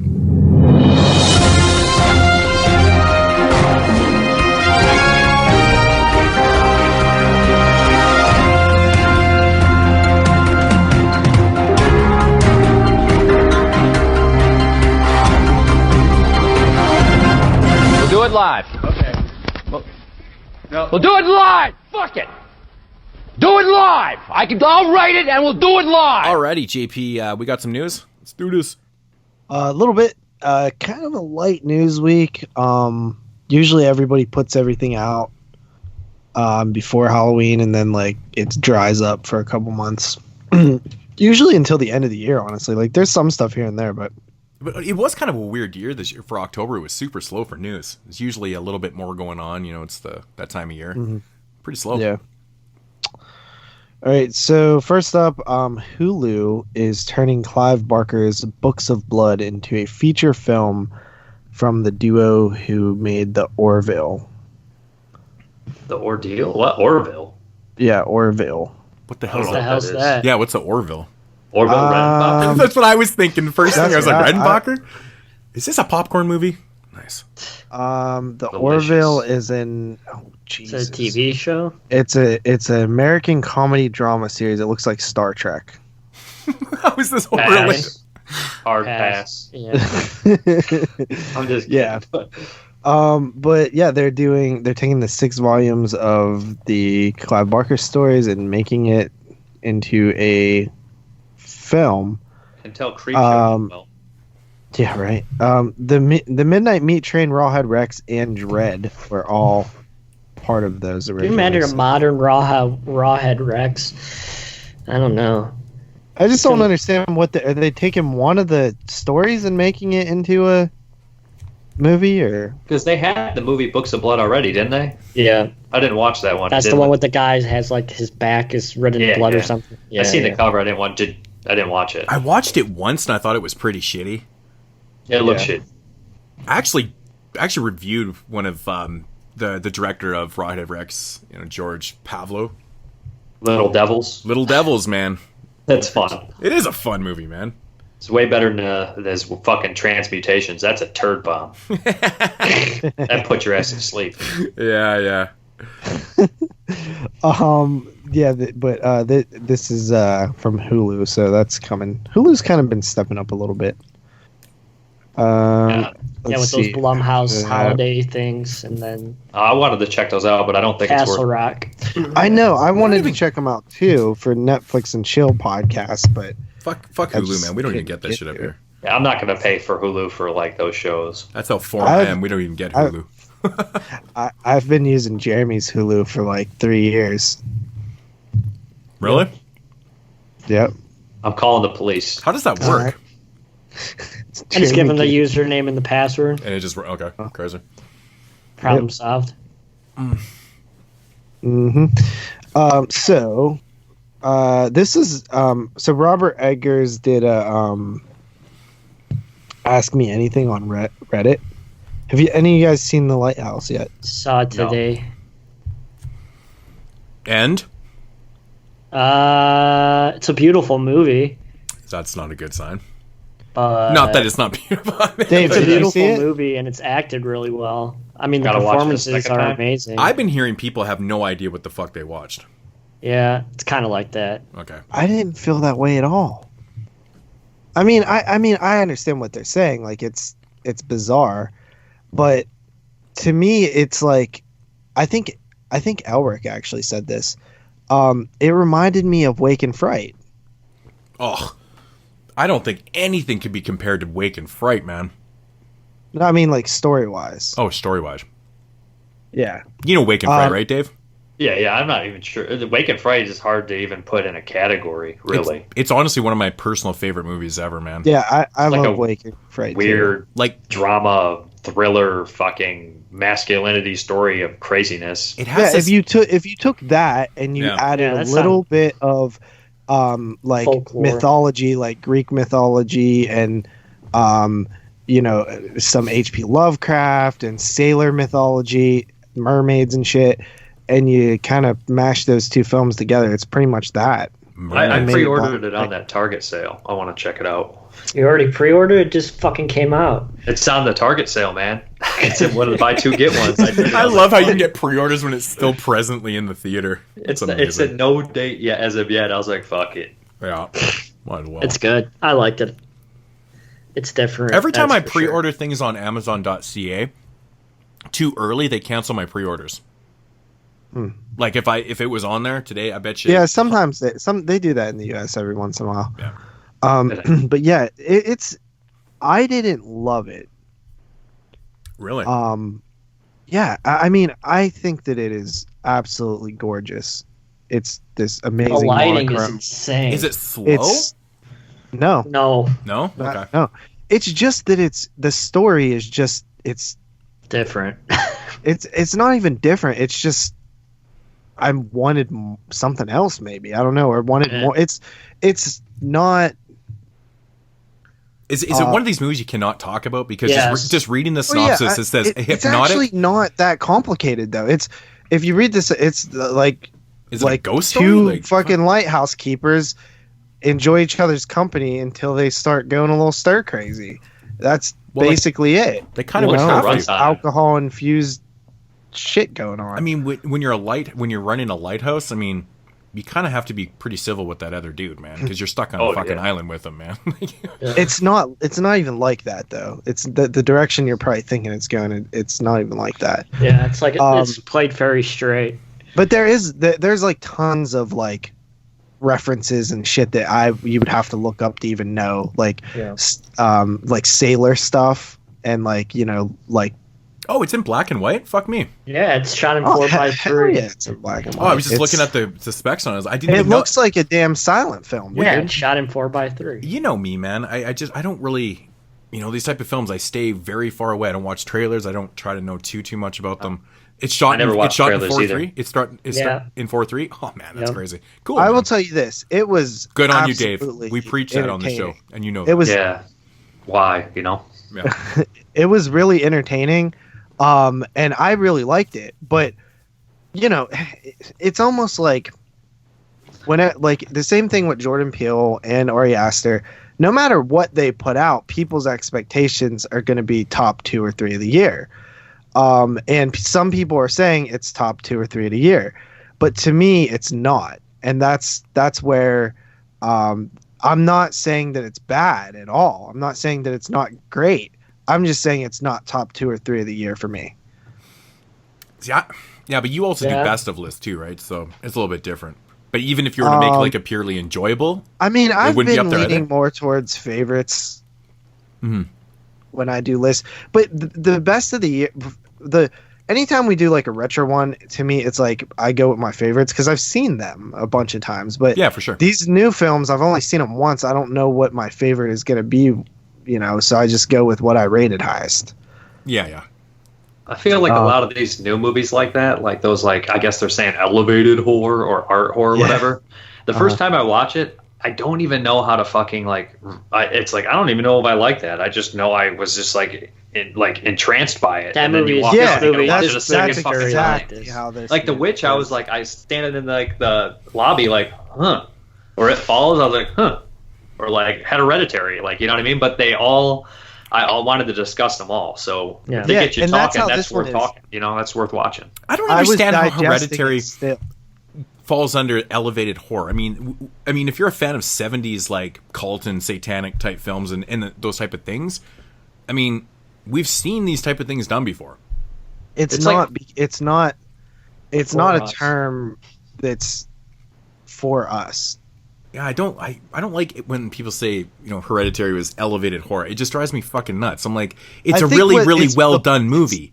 They're taking these concepts like the cults, and it's very polished though, which you didn't have. Well, I think that's where the elevated is coming in because it is super polished, right? Compared to, some satanic film, like Satanical Pandemonium that we were just reviewing, I mean, right? dude, all these horror movies, Or there have been Alucarda. elevated. The films that they're talking about The Shining is fucking elevated horror. You know what I mean? I like the term for So it's just it's a fancy. categorization of like these new type of films that we're seeing that have bigger budgets and more thought out. It's a purely mainstream term. It's to categorize thought out, deep films that are hitting mainstream. It's a And fancy name that's for. kind of what it means. It's a fancy name for just really high production value. I would say high drama but too. High drama and deep. Well, that's where I was trying to lean with this one time too. Is I feel like the elevated horror kind of fall. It's a lump sum of like films that are almost that could fall into a bunch of different categories like drama, fantasy, horror, and films that raise the question: is it horror? Yeah, there's Right? definitely. If like you the lump all those Lighthouse- kind of things into there, and like you're like, oh, it's elevated because it's making you think like what genre does this fall into and stuff like that. And I think that's it's kind of like The Black Coat's Daughter. That movie too. It's very people are elevated horror, and I'm like, man, it's a psychological film essentially, but I don't know. But The Lighthouse is 100% a film that will be debated if it's horror. Yeah. Well, also, I noticed a lot of these they're like sometimes these movies that get put in elevated horror, they're not even horror on paper. Like, you wouldn't call that a horror movie, but the way they shoot it, the way they edit it, the way they use music, it's done like a horror movie. Yeah, but it's not even a horror movie. It's the dread. It's dread. Yeah, which is a big part of horror. Mm-hmm. Absolutely. So what about this AMA? So Robert Eggers listed a bunch of films that inspired him or his favorite films, and there was a lot of stuff you'd expect on there. Haxon was on there actually, which is one of the ones that maybe you wouldn't have guessed. But like The Shining, Alien, stuff like that. But he also mentioned that he had done a short film back in 2008, and it was a adaptation of The Telltale Heart. It's 21 minutes, and apparently he's going to make it available sometime later this year. So I thought that was pretty cool because I really like The Telltale Heart, and it would be cool to see what. I remember we watched the Ari Aster short film, the Weird Johnsons. The strange thing about the Johnsons. Have you seen that, Dave? No. I remember your podcast on it, but I didn't watch it. Oh, lordy, man. You got to check it out, dude. It's so awesome. Where can you watch that at? It's free on like Vimeo or something. Okay. Yeah. It's definitely worth it because like the first like 3 minutes, you're like, okay. It's one of those jaw droppers. Dude, it's one of the like most uncomfortable things I've ever watched. It's so good though. I thought it was fantastic, man. It was good. Yeah, really, really good. Mm-hmm. Did you guys, Jeremy? Last week, Donnie Darko almost made the Hall of Fame, but Mike Merriman had to be a loser and not give it a half point extra. Just letting you know. Okay. I'm pretty sure you've done the same fucking thing to us before, so. Have Probably. I think you have actually, yeah. I don't think I have. I think actually one time you came in so low that you made Derek 10 out of 10. Derek give a 10 just to get it in there because it was probably like Demons or something. He was the last one to go. Demons. I could tell that he was getting that in the Hall of Fame. He like made this whole thing. He's like, I'm doing these Italian movies this month, and he's like, I'm doing Demons. And it was like, I was like, had like an what's 8 going on on here? And Derek, I can just see it, man. He's last to go, and he's working the math out, and he's like, I got to give this a 10. That's the only thing I can do. What was Demon? Good move by him, though. No, it is because, and then even sometime earlier this year, you were even talking about the fact you're like, I was looking through the the Hall of Fame, and every movie seems legit, and Demons is really sticking out to me where it shouldn't be there, and I'm like, dude, you're just pissed at Derek because he did the math properly. I do love Demons. So, wait, where is Demons? Why is it not in the hall? I think it's supposed to be. It wasn't added into there. It is actually. Oh, there it is. Huh. It's number 9. It's from episode 9. You know what? Speaking of the website, I just Derek want to bring this up. 10, you a 9.5, and I gave it an 8.5. Yeah, 8.5. Speaking of the fucking website, just quickly, can you add the 72 and the 2018 lists? I'm trying. Before we get to 85, because I'm waiting on the people to send me the ratings, and they haven't yet. I have 2 new. Because Rob retired, and I have 2 new guys, and I just hit them up like last week because I was like, "Hey, did you guys get those things?" And then they said they were again. I don't want to bash them or anything because they're literally doing it for free. So I'll do it. I don't give a shit. Yeah. Who is it? Oh no! What? Going bits to them? I thought you meant you were gonna do actual work. No, I was. Fuck you, dude. I do enough. Yeah, so 72 and 18, because I mean, really, we're gonna get to 85 before we have the 72 and 18 lists on there, and probably we're gonna get 2019. Yeah, in 2019. Like, are you fucking kidding me? Yeah, but I like going through. We those, haven't man. had. I want. Let's see. I was laughing actually. I was going through this list the other day, and I clicked on 2013. I scrolled down, and I instantly started laughing. I was like, JP number 1, Maniac, Moods, Maniac, fucking Jeremy, Stitches. Stitches is good. No, but it was because he didn't want to put it because we talked about it earlier in the year. I'm like, yeah, I was like, what is you? But he did say he didn't really like it that much anyway. But even not to make his top 10, I think he liked it that much. Yeah, it didn't make his top 10, but you know it did. Hatchet 3 with a 6.5 out of 10. Ooh, that's rough. Dude, that was the fucking first year of the show. Shut up. That's my favorite Hatchet film. That's my favorite Hatchet film. His rating 6.5, I think, is dead on though. Really, you know what's funny? No, Hatchet 3 is the best one. We've had better than 2. We've had this discussion so much, man, about how people like the Hatchet films. It seems like if you like Hatchet 3 the most, You don't really care for Hatchet 2 that much. And if you like Hatchet 1 the most, or Hatchet 2 the most, you have Hatchet 3 at the bottom. Like, it's weird. It's very, very strange. And it seems to be like that with everybody, but I think like Hatchet 1 3 and is... 3. I think 2's the worst. Yeah, 2 is... put Victor Crowley over 2 as well. 2's the worst. I liked Victor Crowley a lot, but I'm completely biased on that one because I saw it with like a huge group of people with Adam Green. It was just really, that was one of the funnest things I ever did. Yeah, you got blinded as fuck on that, man. Yeah, I don't know. I rewatched it and I still like it. Dave, did you ever listen to Adam Green's podcast? Yeah, I used to all the time, and then like I heard the same story 1,000 times, and I was like, "Life's too short, man." Yeah, too short. Dude, you know what, man? I loved it when I first started listening to it, and a lot of people who tuned out of it, tune out for the same reasons. Where it's like Adam really gets into like "woe is me" type territory. Yeah. And it kind of disheartened me a little bit because I really what territory? Like he complains a lot. Oh, about, He's just really, he's like a nice guy, but he's sensitive and he's kind of egotistical. So he turned into Jeremy? No, Jeremy's not egotistical. No, complaining. Jeremy also, I don't think he would complaining to the podcast. I don't think he would come on and be like, cry about like his cat dying for 6 months or something. That's kind of like what is that? What he's doing? Jesus, he does that kind of stuff. Yeah. See, I have no patience for that shit either, man. They used to get like some great guests, and they would talk like really cool. I listened stuff to him back years ago. Yeah, well, I like it. I stopped once it became. I was behind on episodes, like 2 years behind, and I spent like all summer at work listening to the episodes I was behind on, and I was like 6 away from being caught up, and they put them behind a paywall. And I was like, you motherfuckers. I will support shows that I like, but it just made me mad because I was only 6 away from catching up. And then I had to pay like $50 or something to unlock the 6 that I needed. $50? You pay because you get all of them, all the old archive for like $50 or something. Yeah, it was like, but it would be worth it if you're a new listener because it would be like you get like 100 and some episodes for like $50. But since I already heard all those, I'll just listen to somebody else's podcast.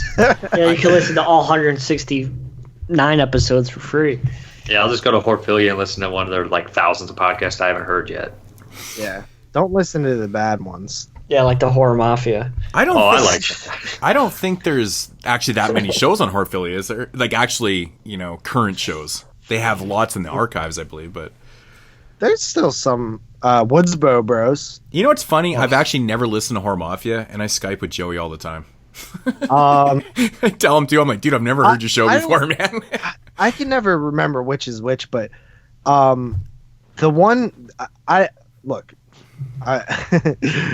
not to be a huge dick, but I don't like shows that get super sidetracked and like this one. So you don't like our show then? Basically, if I was listening to our show, I wouldn't like it. But it's so honest. Yeah. Like we're in the news and we've been talking about. No, but I don't know if this is honestly what people like about like what it is. People like this about the show. They're always like, "Man, your tangents are awesome." Because I mean, we did this a couple episodes ago. I was like, we stopped talking. I was like, "What were we talking about?" And then you were like, "Yeah, this and this." I'm like, "Holy fuck!" I'd completely forgot what the topic was. I remember watching, like, trying to get into Horror Mafia, or it might have been Slice and Dice. I don't remember, but they're like, I just clicked it on, and it was like. They're like, oh, let's go for a smoke break or something. And I'm like, oh, this sucks. I just got here. Or like, I don't know. It's probably because they do it live, I don't know. But I just haven't given it another shot. Jeremy was on it. Yep. I listened to that episode. That episode was good. The shark one, right? Yep. Yeah. Jersey Shore. Yeah. What did Don and Nelly give that? 10 out of 10. No, he gave it a 9 out of 10. All right. Don and Nelly tried to ruin Duncan's top 10s. Do you listen to podcasts Under the Stairs, Dave? Me? No. What is that on Horphilia? No, it's not. It was the thing I was talking about, the top 10 of the 90s thing. Oh, I wanted to check that out, but I didn't. I forgot. Please about do. it. Duncan is one of the best podcasters out there. But seriously, don't check out the 94 list because that's I even gave Duncan shit on this. I'm like, how the fuck is there no Cemetery Man? It's probably one of the best movies of the 90s in general. That would have probably been my number one. I can't think of any better ones from 94. No. Not only was it, to defend Duncan, that was his number one of the decade. Yeah, it wasn't his fault. It was somebody else's. No, I wasn't blaming him specifically. I was blaming him for letting that happen. It was probably Don Anelli's fault. The thing about, he doesn't like Cemetery Man. I remember hearing he does not like that one. He said he hates the surrealistic bullshit in the zombie movies. Wait, Don Anelli? Yeah. Dude, Don Anelli loves Italian horror. But he doesn't like Cemetery Man. I know. That's so ridiculous. What you're saying is he Well, doesn't like Italian horror then. But he No, gave that but- one fucking shitty Bianchi movie a 9 out of 10. Half the time, it's that was funny one of the because funniest things ever. What was it? That was Massacre? That movie was fucking horrible. Have you ever seen that, Dave? no, I have the DVD here, but I haven't watched it. It's bad. It's like beyond one of his worst films, hands down. And his movies, let's be honest, like he did Burial Ground and Strip Nude for Your Killer. Like they're cheesy and they're really fun, but they're not like masterpieces or anything like that. No, I no. love Burial Ground. But Burial Ground's like one of my personal favorites, man. That I shit's love Burial fun. Ground. It's the only movie that's equal parts stupid and scary. I don't know how they manage it, but it works. Well, it's because that has Burial one of the Ground, coolest. if you guys, It has one of the coolest zombie designs. Yeah. The zombies are Yeah, You know, amazing you in see that the film. same zombies die like 68 times.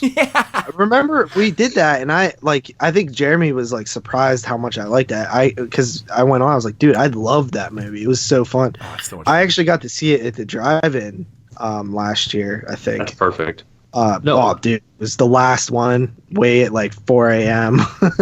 It was like perfect timing.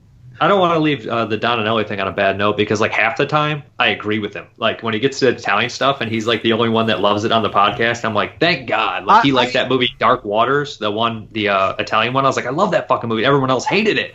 But then the other half of the time when it comes to like The Brood he hated, I was like, how? Like I'm so confused by his taste. Dude, I love Don Anelli's weirdness because like I give him a lot of shit in our chat. Like I mess with him nonstop. But in actuality, I read his Letterboxd reviews all the time just because he's fascinating to me. I think that he does know his Italian horror and does talk about the stuff that's good. He writes well too. Are you talking about the Mariano Bano film?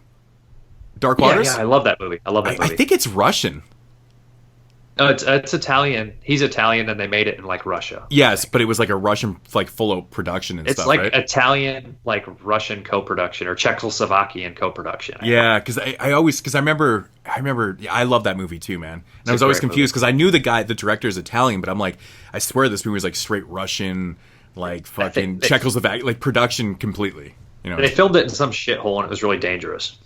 I yeah. think. Well, it looks like it could have been for sure. But to kind of wrap that up, I really like Joey's super fucking cool too. Yeah, he's hilarious too, man. That dude is funny as shit. Just his like accent and like just like he like wakes up in the middle of the night and like posts food or like but he's like so busy that he has to take these little naps and stuff. Joey's so bizarre. So we'll be Skyping and it'll be like 12 o'clock here, so it's 3 o'clock in Brooklyn where he is, and he's one of those weird guys that goes to sleep super early and then wakes up in the middle of the night and then jumps on Skype with us.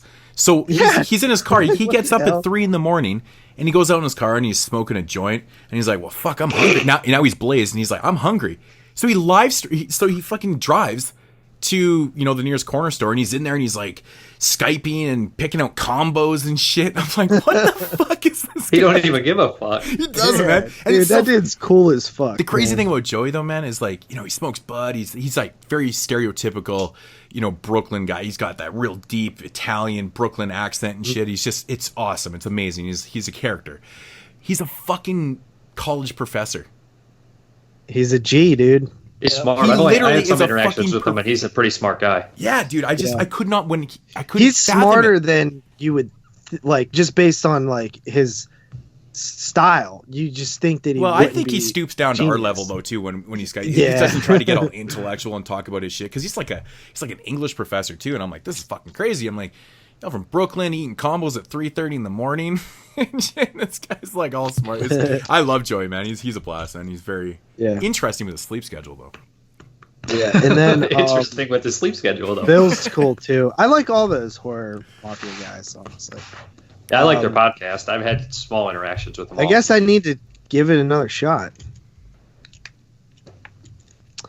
Maybe so. But anyway, so what else do we have here? Robert Eggers. This was kind of cool. Man, the website's being really crappy tonight. Oh, there it is. Shudder. Not a huge news, but they are going to have streaming 3 from Hell in early 2020. So February. Unrated or rated? Doesn't matter. The movie sucks either way. It's okay. It's okay. I liked it. I think it's okay. I did enjoy it, but didn't expect much. I didn't expect much either. I still It haven't seen doesn't say. It doesn't say. It doesn't say if it's rated or unrated, but yep. So they will have that. Jamie Kennedy will not be returning in Tremors 7. Good. Like I told Jamie Jeremy Kennedy. when he said it, I was like, Not I don't really. know about that. I'm not really a huge Jamie Kennedy fan, but I didn't mind him in the couple Tremors films that he did. He was cool. I saw him in 5, right? He was in 5. I didn't see 6 yet, but Yeah, 5 he was in that, and like they do this all the time. And it's like an age-old thing where it's like, hey, schlubby middle-aged guy hooking up with hot young girl, and I'm like, Jamie Kennedy, I just can't buy that. Where's the appeal for this woman? I'm sorry. Yeah. Not to be a dick, and it's not even Jamie Kennedy. It was his character, really. You know. Yeah. So it's like, where's the appeal here for her to be into this character? Yeah. The thing about the Tremors films is characters dip out and come back, so I don't have a problem with it. Usually to get killed. Yep. Yeah, but sometimes they come back out. Like hell, you know. What if Kevin Bacon the first comes movie, back? they tried. I know, They but I'm tried saying, to do that for a TV show. I know. If they just threw a skeleton in there and said it was Kevin Bacon, I'm pretty sure we'd all not even know the difference. Yeah. All right. Once Upon a Time in Hollywood hitting 4K in November. Yep. If you haven't seen it yet. What about Tammy and the T-Rex, bro? Timmy and the T-Rex hitting 4K. That was last week, but that is hitting 4K from Vinegar Syndrome. So Vinegar Syndrome getting in the 4K game. It seemed they weren't sure about it, and then they were like, "Yo." I'm pretty sure this is probably a test run for him. Agreed. So Well, if you it want was, 4K, you better buy it. Yeah. Well, Yeah. they said it did. It was the support was overwhelming. So But I Can you think imagine like Bloodhook or something stupid like that in 4K? It's like hilarious. I don't think you're going to see Vinegar Syndrome go back and do 4K releases. I know. of their I'm older just films. saying. No. I'm just saying, like in the Maybe future, on like some. movies like that. It's just maybe like on Like top with sellers. Sky or Bad- something like that. Yeah. Like Bad with Sky Man. or something really semi-classy. Or Good Luck, Miss Wyckoff, maybe something more visual like Liquid Sky. I've not seen that, but my understanding is it's a visually very nice-looking movie. It is, and it's a weird fucking movie too, man. what do you think it's their fun, best seller is? Vinegar Syndrome? Shit, man, I don't know. I'd probably say Madman, dude. Madman or Probably a slasher, he's probably right. Or Christmas Evil or some shit. That's the other one. I think those are the two biggest sellers. And what didn't they get like a? They did another really popular. Graduate. Ice Cream Man did really well. I think. Did Jack Frost do well? I think so. Yeah, well, they're duping people in with those amazing, slip covers. That Jack Frost slip cover is, That's I awesome. think, Well, top they five do the all time. best. They do not only do they do the best slip covers in general, but they do the best lenticular ones. Those things work Yeah. like mofos, man. Like Yeah. they're amazing. I know Best Tammy company in and the T-Rex. biz, man. Oh, dude, Vinegar Syndrome is like on a Vinegar different Syndrome level. is my favorite company. I mean, The best. they're taking some of the worst films, and they're polishing these things up to like. I mean, look at some of the transfers they've done for the Trauma films they've released. I don't know if you've seen some of the old Trauma DVDs, the full Yeah, screen and shit yeah. like that. Night Beast and shit. Yeah, and then you watch these transfers, you're like, holy, like how does that Dude, even happen? I sit there. I watched Hobgoblins. That movie is terrible. I'm watching it like, wow, Dude, it looks so good. I know these guys I'm make watching everything these so two much better. guys fight with a fake shovel noises in the yard for 10 minutes straight, and I'm like, I can't believe how good this looks. Why would someone do this? But that's what's so epic about Vinegar Syndrome is they make me they do release like genuinely good movies as well, but they put so much class on ass movies. You know what I mean? But I mean, It's that's their thing. That's their angle. They're trying to restore these films that no one else is going to touch, kind of thing, right? I like that. You know, Robert kind of bummed Frosty I and didn't buy all the Christine taboo movies. said you can't polish a turd, but Vinegar Syndrome proved that theory wrong. it's that one of a kind machine that they have, man. You know, Just look at the new Amityville box set. Well, yeah, I'm sure those probably look great too, man. I want those because I actually bought it. like all those movies. Honestly, Yeah, I saw 2 of them in the theater and had a fucking blast. I have like Name another person who got to see Amityville 4 and 6 in the theater. well, Go ahead, dude, I'll we wait. can't because no one else went, dude. You were literally the only one in the theater. I know. Hey, They canceled Did you Jeremy's guys- screening. Yeah, they canceled my screening. do you guys see that technically the one they said that part 6 is actually part 5, and the part 5 that we've known, The Curse, is actually not part 5? It's like What a the Canadian hell? production. They No, said I technically didn't it's know not. that. That's what Vinegar Syndrome said. They said technically Amityville 5, The Curse, is not a real Amityville movie. So they really have part 4, 5, 6, and 7 in that box set, and The Curse shouldn't even be considered in the series. I have the Curse Wow. on VHS. Guess I'll just keep it that Really? way. I have it on DVD, but from the UK, but they never had that on Blu-ray, so I don't know what's going on. But they had like a film print, a canister that had Amityville It's About Time number listed as number 5. So Wow. Yeah. I've Interesting. got that UK DVD also for that. I think I actually might have that. I was thinking of another one. But yeah, that's I like so honestly the Amityville films are a lot more fun than I thought they would be. Like 1 is awesome, 2 is amazing, it's the best in the series. 3 sucks, and then I like 4, I like 5, I like 6, I like Dollhouse. Dollhouse is fun too. You like part 4? That was made for TV film, right? Yeah, dude, I'm telling you, that one is underrated. Like, that's the one where the kid's like in the basement with like the chainsaw on it, like turns on. It's like hands and thing. That movie is like ridiculous. It's really funny. And then Dollhouse has like the like incestuous stuff going on. Oh. and I like that from part 2. So The incestuous stuff. Oh my god! Did you try to slip in there? I should have picked up those taboo films. Going back 5 minutes. yeah, Yeah.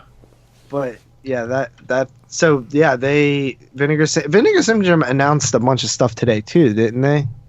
Couple things. What were they?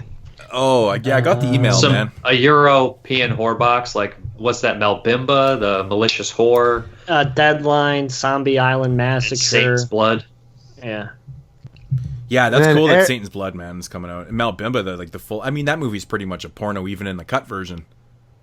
Christ. And then Arrow announced some shit. Edge of the Axe. Edge of the Axe. Yeah, is the that only- was the best. Is it thing just that me, they or is announced. Arrow really tanking this year?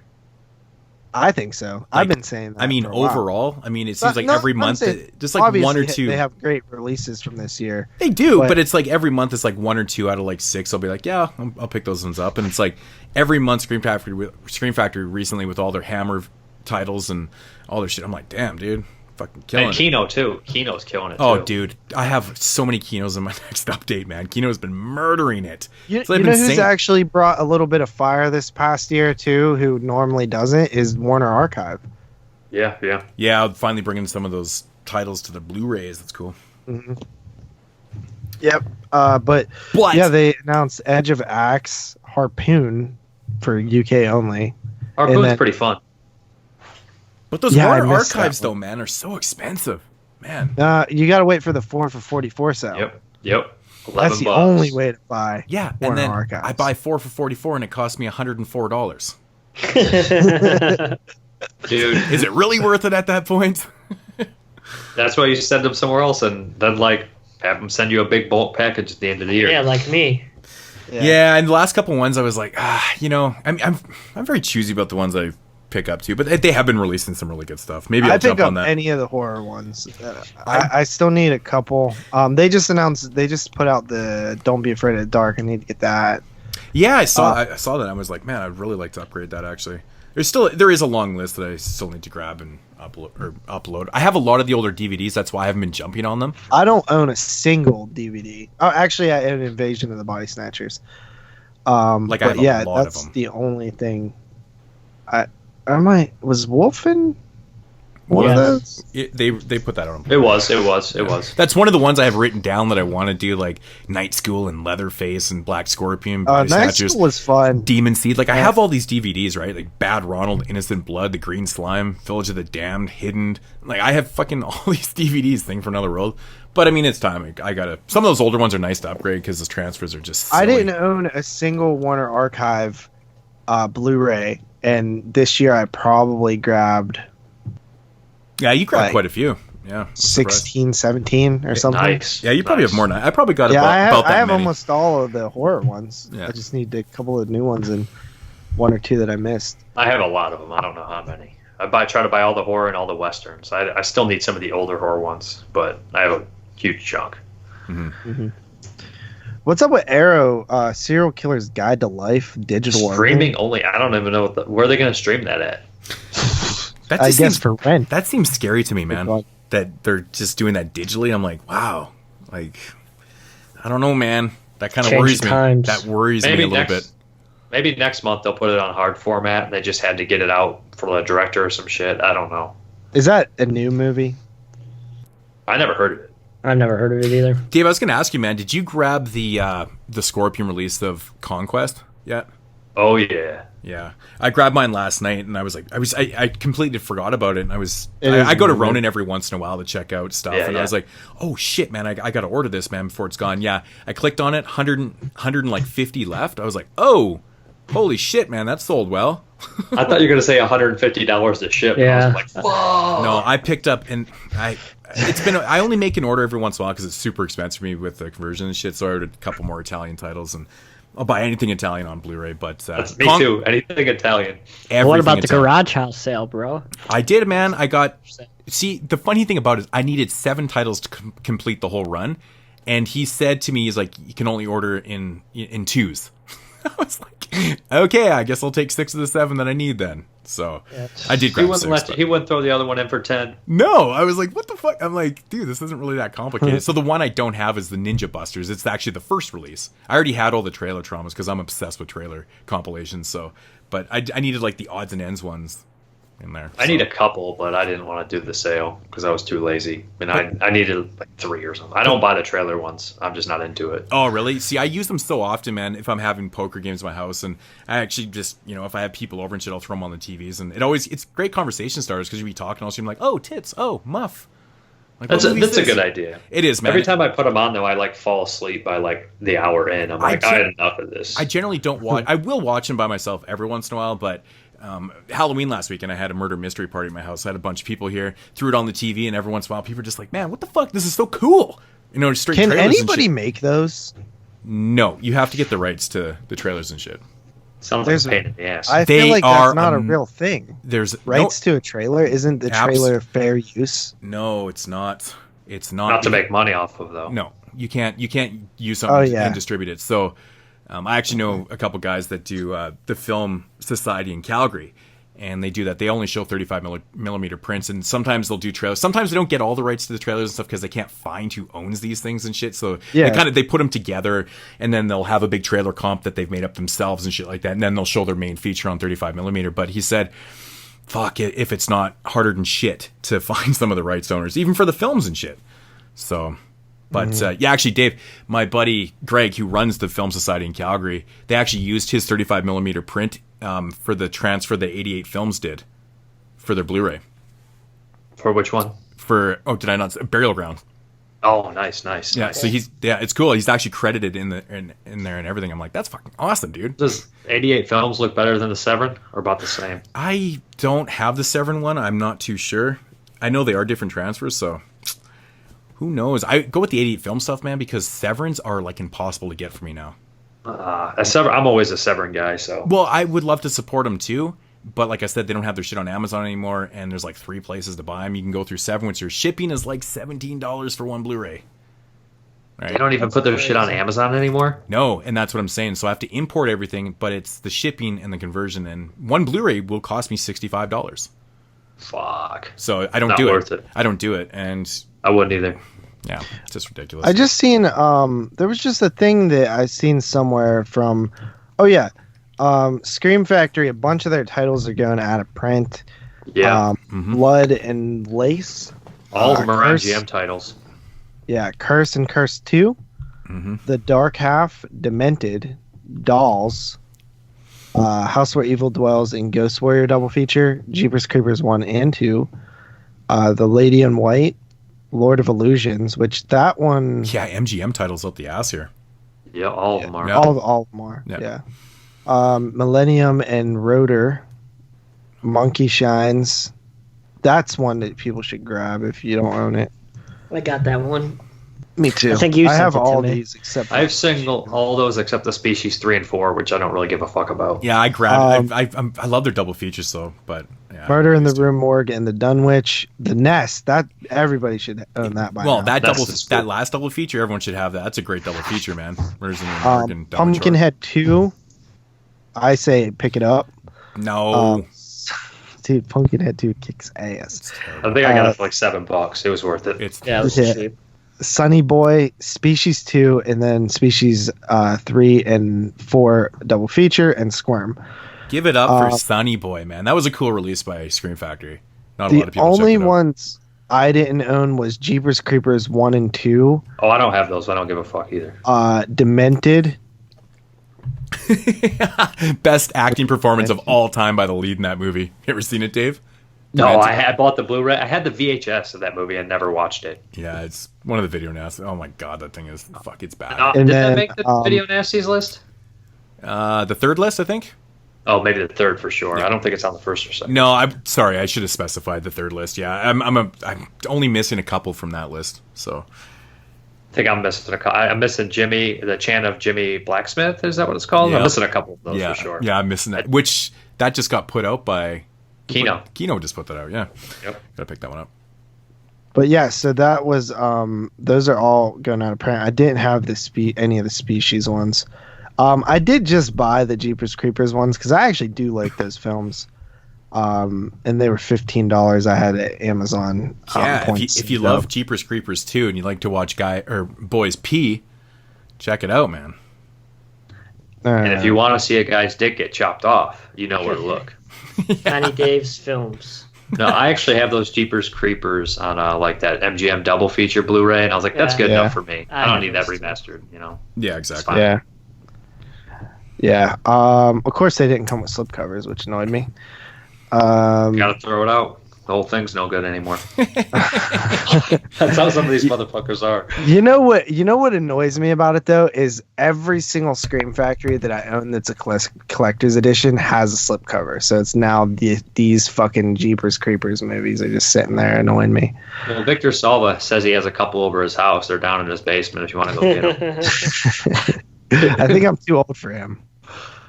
To take Yeah. what he can get. Have you seen that motherfucker? That's like my Vestron collection, man. I have all the Vestron Blu-rays, and fucking Gothic doesn't have a slipcover.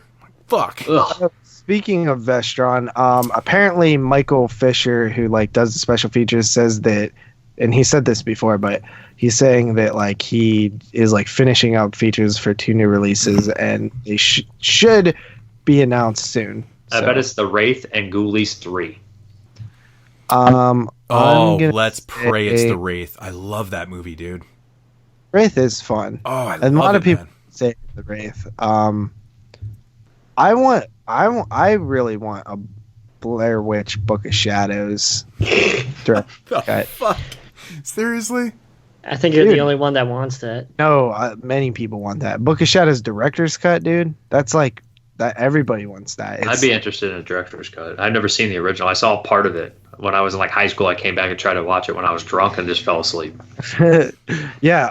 Apparently, like the studio made him change a lot of stuff. That's the No, guy he who directed made that, right? Paradise yeah. Lost. Paradise Lost. Yeah. Yeah. He also made that Bundy movie, right?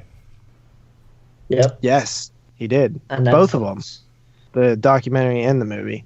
Yeah. Which Bundy movie? The one One with... on Netflix. The new one. Oh, yeah, the yeah. one with that Disney dude. That's right. Yep. Zac Efron. Yeah, Zac Yeah. Efron. So I don't know. I doubt that'll be what it is, but I like the Vestron line, so I would want them to Me too. return. Yeah, it's been... when was their last release? It was about Maximum- Like over a year ago. over a year ago. So Maximum yeah, Overdose. they went Yeah, cold. well, But I mean, to be honest, I don't mind the Vestron line. I think that line is very, very overrated, though. They don't really have a lot of special features on them, and honestly, the transfers aren't the greatest on a lot of those. It depends what. You're right. The transfers aren't that great. No, But the special features, actually, there is some great special features. well, it on varies from release to some release. of I them. think some of the releases are a little better than others. I mean, that's like, Like, every The company. gate though, right? is stacked. But they're Return of the selling Dead them. is- They're selling these things like every release has like, Arrow type of special features and shit like that. I mean, you got to admit though, Vestron prices are pretty fucking high. Yeah, but not for me because I've got all of them for under $20. I've gotten some decent deals, but some of them I did pay like 27, and I wasn't happy about it. Yes, They come out every 10 years though, so I love when a Yeah. Vestron comes out a pre-order here and it's $44 every time. Pre-order Yeah. $44. I'm like, what the fuck? Like, who's pre-ordering that? Like, It's gonna be hard to buy the Wraith for $44. I'll tell you that. oh, man. Was it Two Evil Eyes, man? The Blue Underground triple disc that's coming out here. The pre-order Ow. the other day, or is it which is the one that's just coming out? Two Evil Eyes. Yeah, but it's out already. I think people have it already, Yeah. right? Okay, Yeah. but anyways, so the pre-order was $64 on Amazon CA. Damn. I was like, that's even higher. Bill for Lustig needs his money. Blue Underground usually is like 35 pre-order. If you can get that for 35, like just jump on it because they always go up to 45. But I was like 64. That must be a typo. It never went down. We better buy it. No fucking way. Dude. Well, I already, honestly, dude, that's one I'm not even looking twice at because I have the 88 fucking Blu-ray, man. So All right. Yes. Last up, Scream Factory announced April Fool's Day, Brandon's number 2 film of 1986. that's cool, man. That movie has, I said this before, but I think it has the lowest body count of any slasher film. Off-screen Kill City. Oh, I really like that movie. But are they man. kills? It was like it was almost in my top 10. I haven't like- seen that movie since I was like 16. Yeah. Apparently, there's an I like alternate ending, and people are hoping that is included. Oh, maybe it's not a joke. Who right? knows?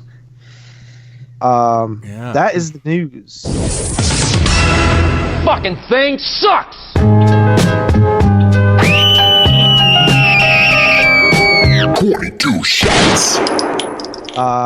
I do have a list if you guys want to hear it.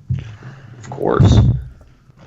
This is a little knowledge segment. Can you take a guess what the list is about? I don't know, Argento. JP. What is that going to be? A top 10 of? It's actually a top 20. Oh my god. Jeremy's Dario so mad. Argento. Like a 4-hour segment. You haven't listened to the shows. We've been doing this. You haven't been here. I was here So- for the clown one. Yeah, we didn't. Oh, yeah, we did do a Killer Clown list on there. That only took like 10 minutes. That was don't like think 20 as well. Yeah, and because that was a bizarre fucking list. Okay, Crazy. so there was 2 lists here. I'll actually give you a choice. A place called Slash Film, top 17. I don't know if they're counting Two Evil Eyes. I think that might be the one they're not counting.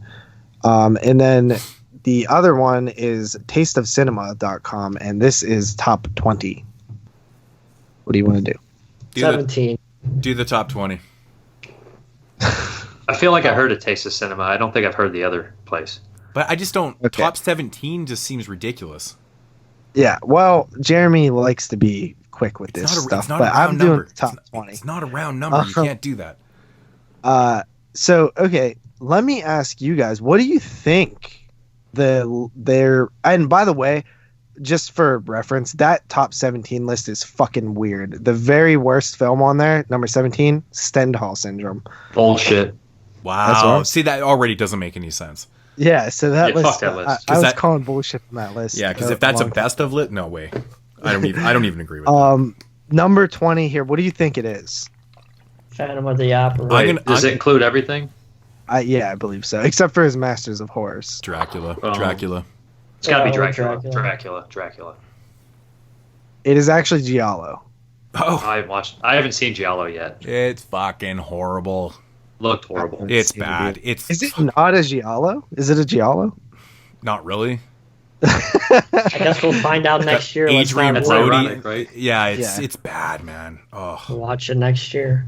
Number 19 is Dracula 3D, which is, I think most people consider that his worst film. Watched half of it. same with me. I never finished it either. And like, I didn't finish it either. I was laughing a lot though, and then I was like, I'm good.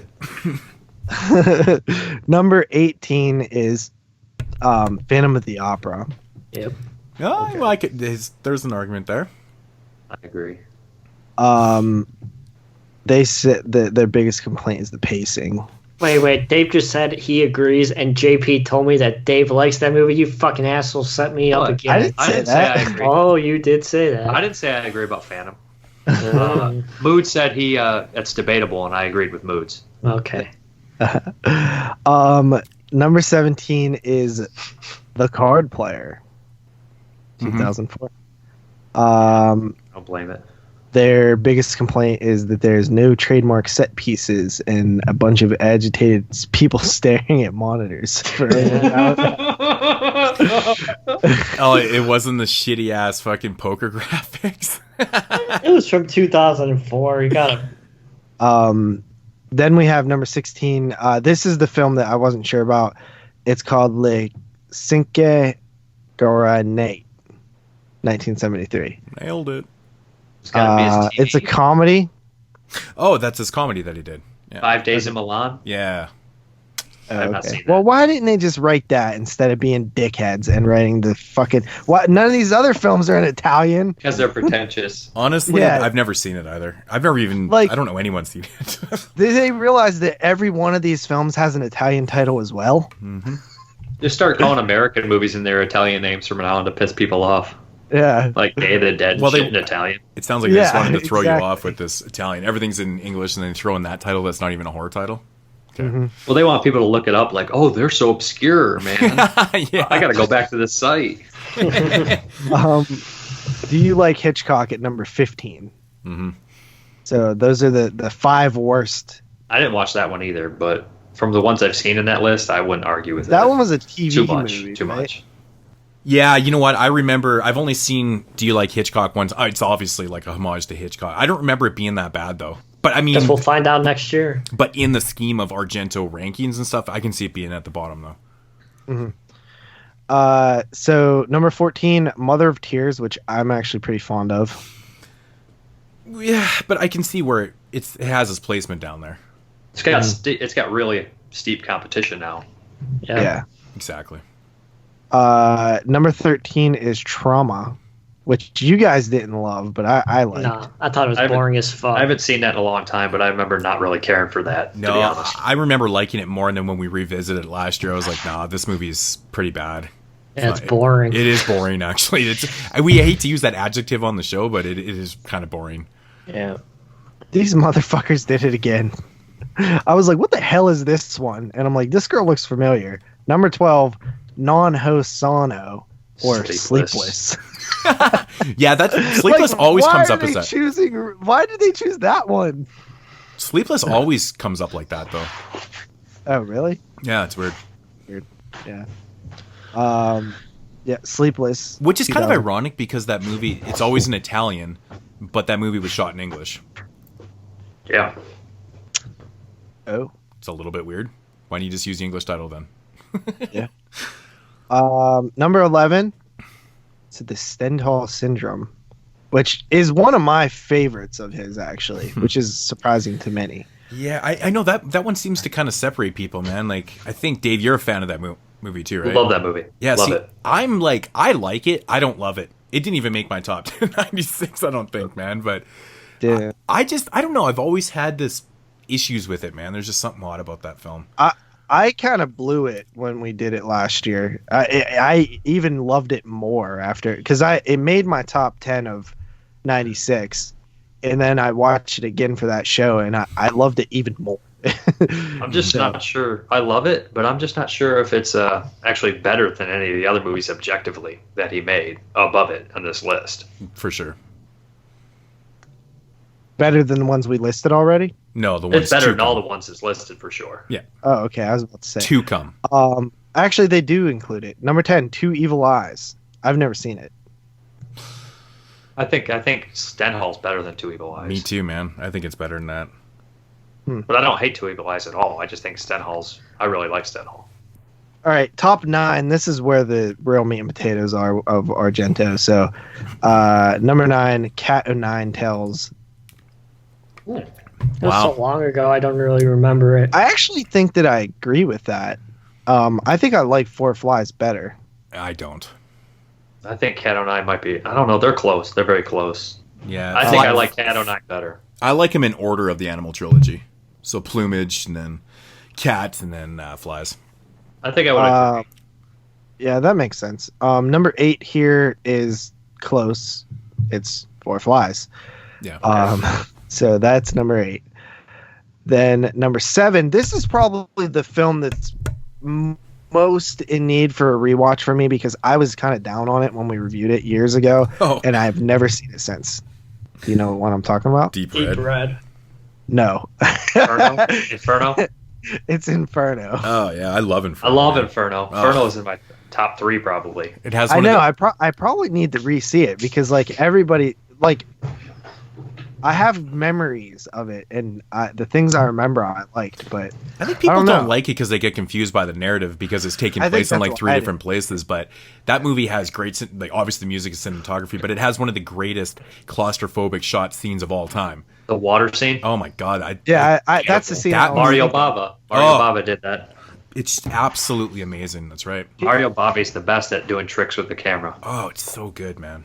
Fuck. Here's the thing about that film is Argento. I typically like his more supernatural films versus his like giallos. Typically, not all the time. So it would make sense that I would like Inferno, but I don't know. Yeah. I have to check it out. You should rewatch it. I think that one takes you 2-3 times before you really like it. I really do. Yeah. Yeah, I agree. Number 6. I'm actually surprised at this. This is one of my favorites, but I didn't think that it would rank this high, and that is Phenomena. Mm-hmm.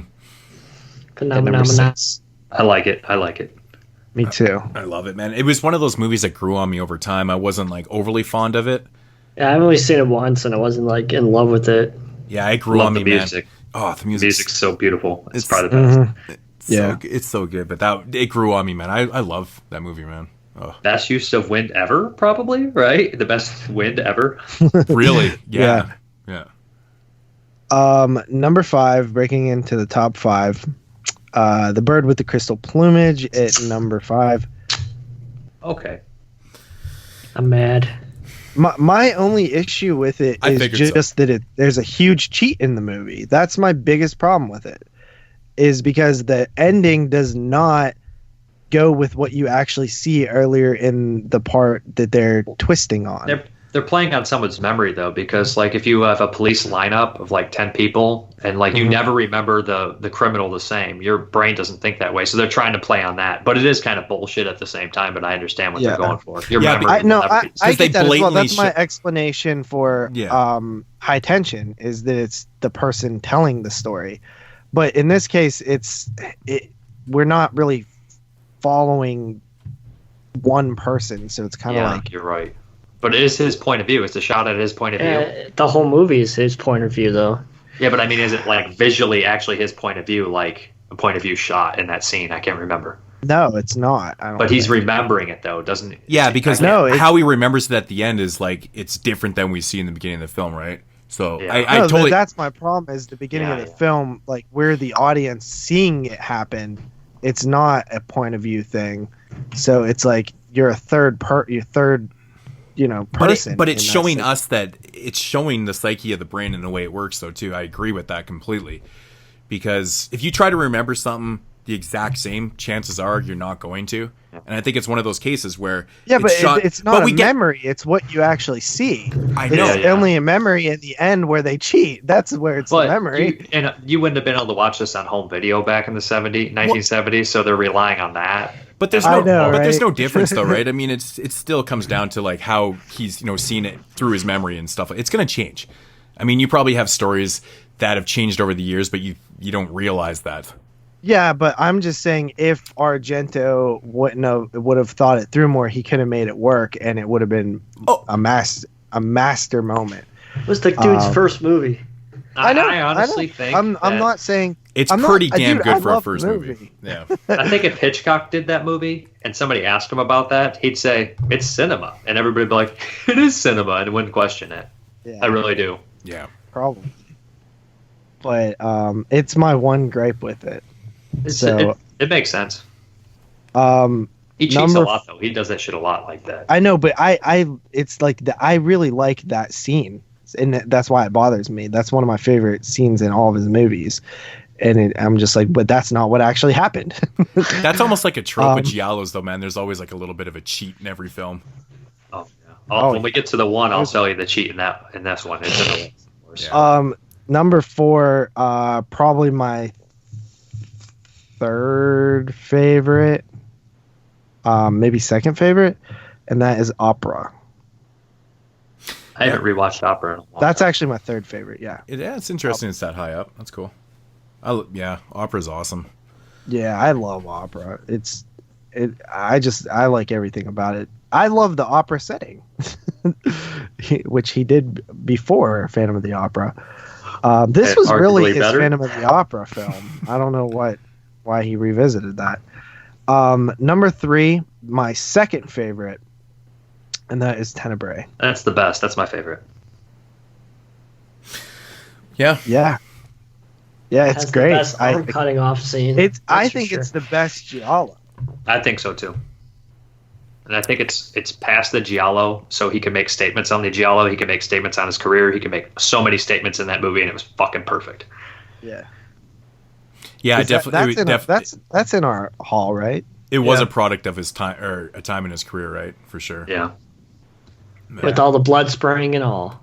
That movie's gorgeous too, man. Yeah, I love the shot going up the house with the dude. It's the what I think of every time I think of that movie.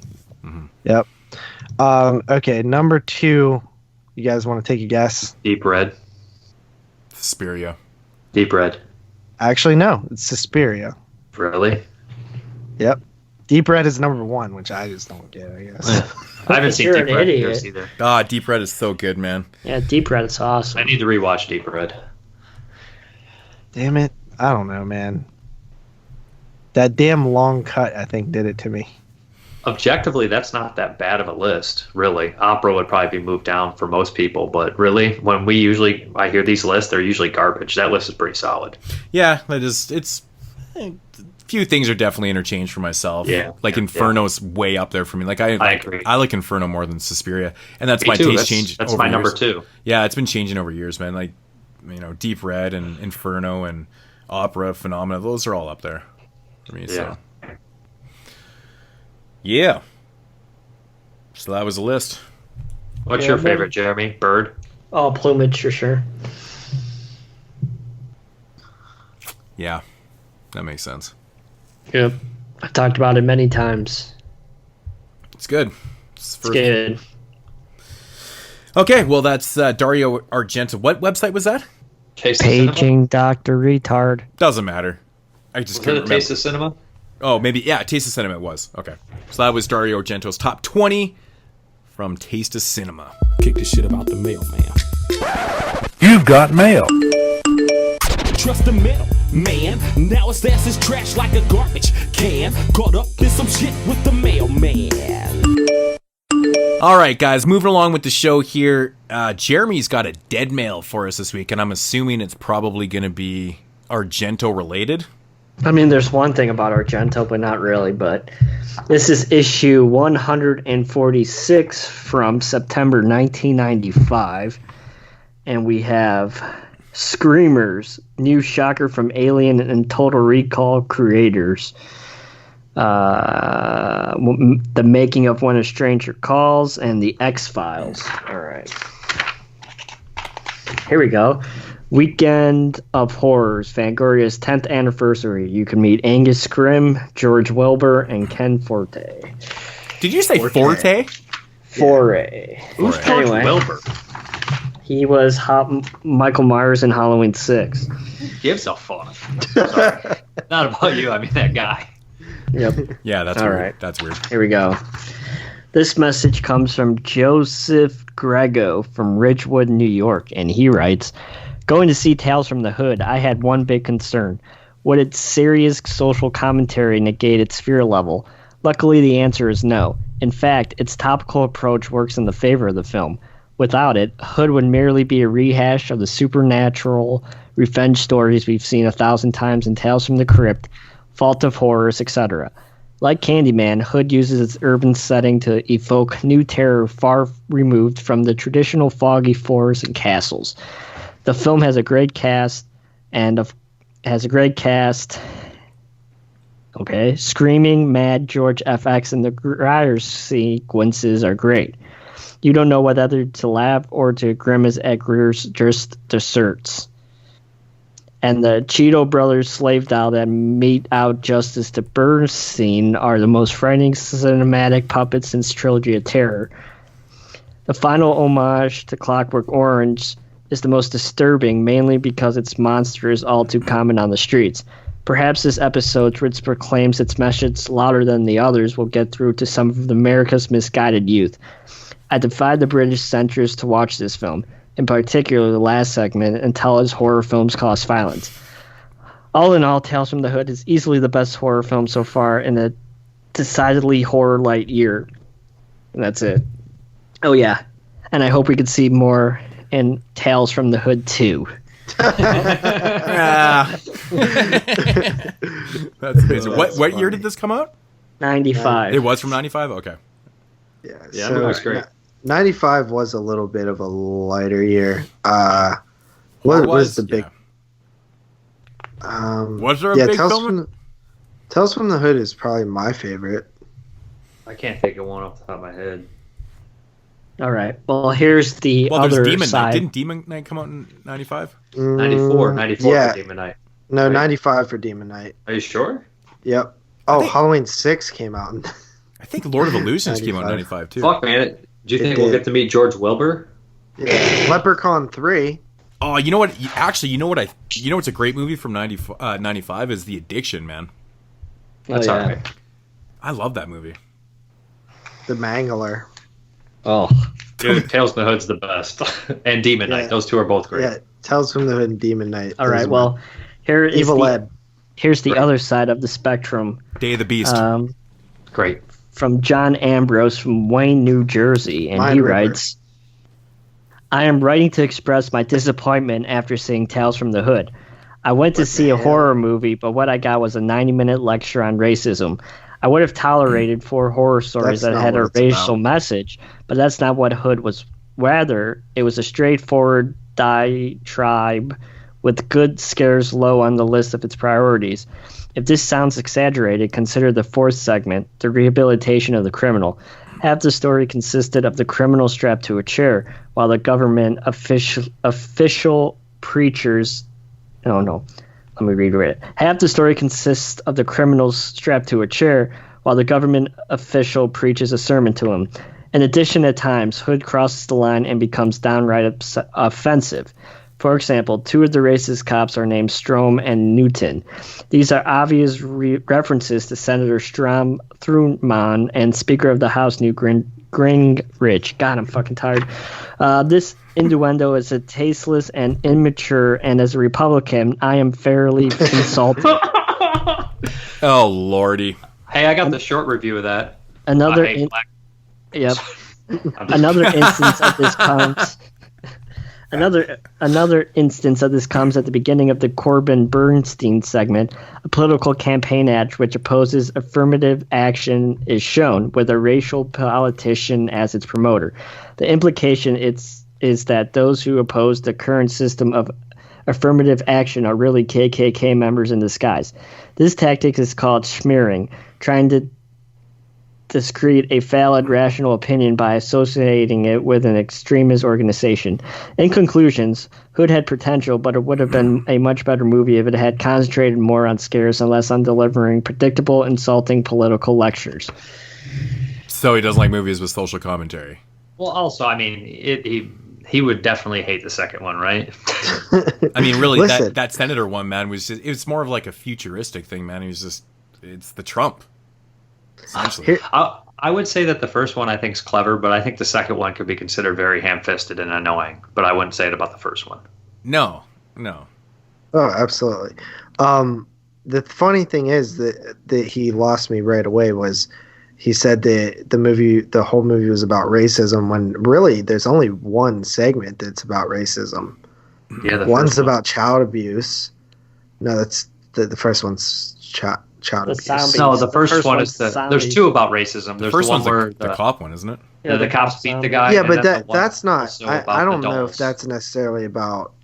Yeah, I guess that one is about racism a little bit. Well, so that's two. the obvious thing, police Rodney brutality. King. Rodney King, yeah, it was very Yeah. close that time. It was only 3 years or 4 years removed from that, so three or four.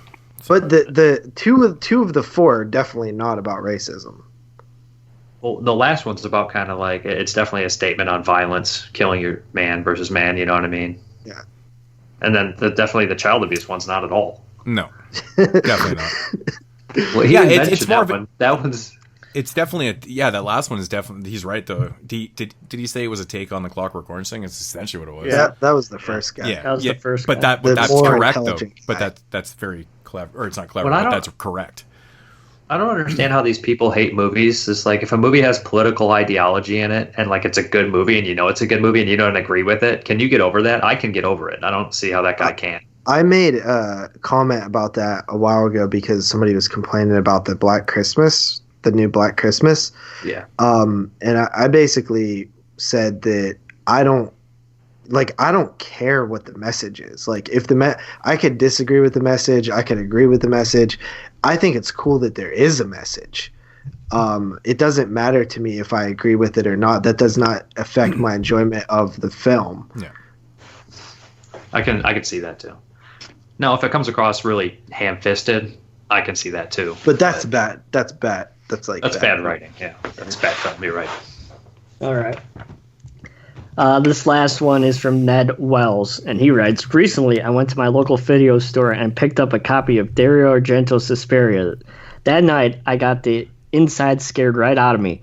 Preceding this, I have searched video stores in vain for a stylish and frightening horror film and was beginning to wonder if I was ever going to find an intact Argento film on tape. However, discovering Suspiria was well worth my anguished journey through the muddled world of video.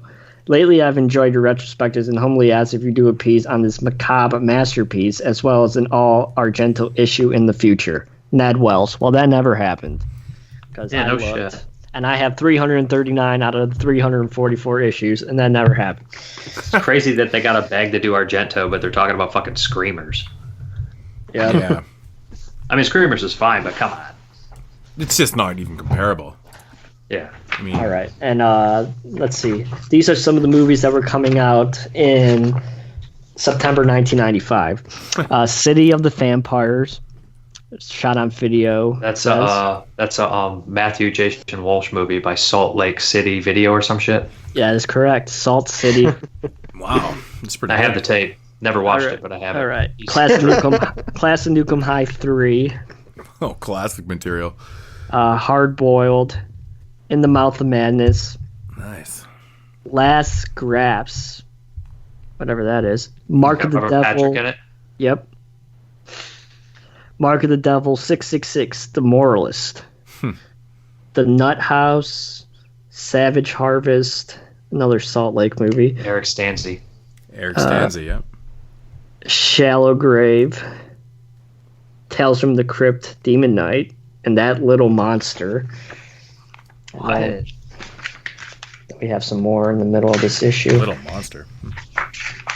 That's what it says. Isn't white that cover?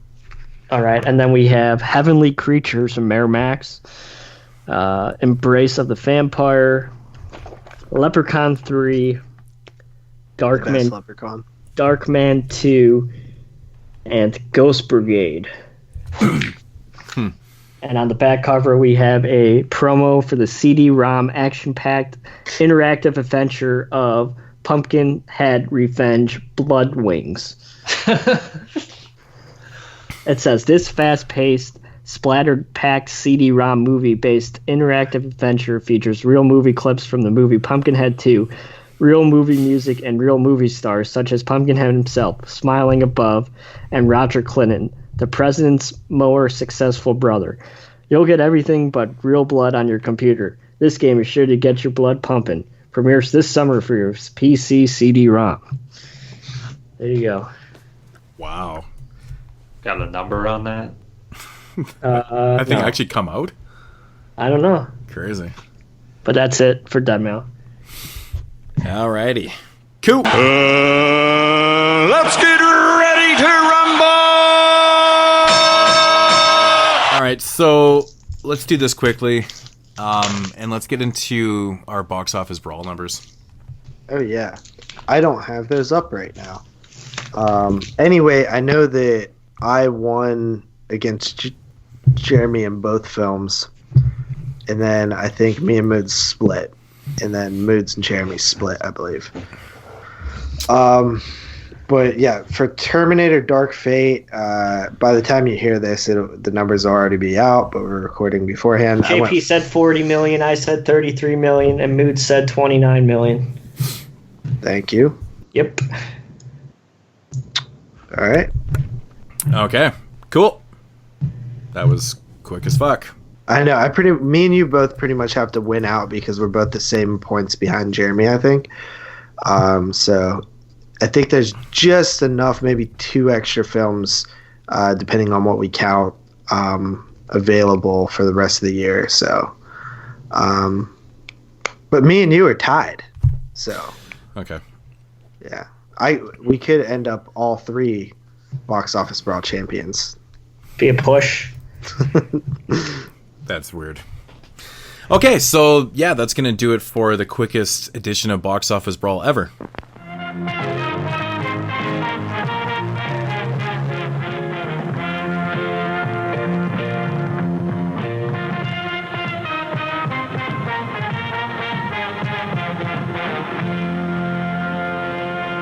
And now, our feature presentation. Alrighty, so moving into the featured reviews here on episode 166, first week of Italian month, Dario Argento 6. 5. That's right. 166. I had too many 6s going on there. Doesn't matter. It'll be 6. The number of the beast. It's number of the beast. We'll have 6 next year. And if you've been following along through this whole journey of Italian month, which we created as November, you will know that we've been doing these pretty much in order. So we've come to the later 90s in Argento's filmography. Mm-hmm. From 1998, we have The Phantom of the Opera. Of course, directed by Argento, starring Warlock himself, Julian Sands, and his beautiful, beautiful daughter, Aja Argento. I have to say, man, this is like the hottest she's ever looked, in my opinion. And it also stars her tits. It does star her tits and her ass, which I'm sure we'll get into here. And Julian Sands' ass. And a bunch of old guys' asses. Yeah, I know, and a bunch of old women's asses. And penises. And fat women's titties, too. Yep. Don't forget about the fat ladies. Yeah. Okay, so quick little synopsis here. I think one of them was Sherry's mom. You know he's coming on next week, so that's all right. Well, you got to get the jabs in right now, then, right? Yeah. While he can't defend himself. It's the best way. Okay. Synopsis: gory remake of the Gaston Leroux. Gory remake. Yeah, I know. Classic story. Only this time, the Phantom is not disfigured, but a man who was raised by rats deep under the Paris Opera House. This movie's so ugly. What do you mean? You mentioned that. What do you mean by that? Okay, Jeremy, just like, give your thoughts on it first. It literally has like the same color scheme the entire fucking movie. The lighting never changes. It's just an ugly movie to look at. And on top of that, it's fucking boring as all hell. By the end of it, I was practically falling fucking asleep. I don't know. It doesn't really add anything besides that awesome fucking rat killing machine. That's about it.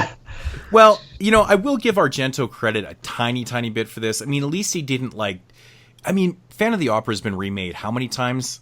I don't know. There's a lot of different... Yeah. This movie's been redone over and over again. And for the most part, it's a straight up remake, or it's just a straight up, version of the book. Mm-hmm. At least they actually... Yeah, go ahead. I was going to say, they just take one line from the book and base the whole damn plot on that one line about the rats. He's like the Rat King from Ninja Turtles. Yeah, I know. And I even have that written in my notes. I'm like, this movie's basically the fucking Teenage Mutant Ninja Turtles. Italian style. Batman Returns is the opening, and then it's just Teenage Mutant Ninja Turtles Rat King. Yeah, it really is. And it has some Junette and Carl mixed through it. That rat machine is like straight up influenced by films like City of Lost Children and Delicatessen. It's like steampunk probably. Shit. Yeah. It's such an odd film because it's so misleading too, man. If you look at the artwork for Phantom of the Opera, it displays a mask. We know Julian. Yeah, Julian Sands plays the Phantom in this, and he's not maskless, or he's maskless. In fact, he kind of looks like fucking Fabio. I mean, this movie could have been called he's like Fabio attractive. of the Opera. Fabio of the Opera, and obviously the thing that's kind of separates this, it's like. Julian Sands was basically, he was an infant and he was just kind of tossed away kind of thing and raised by rats.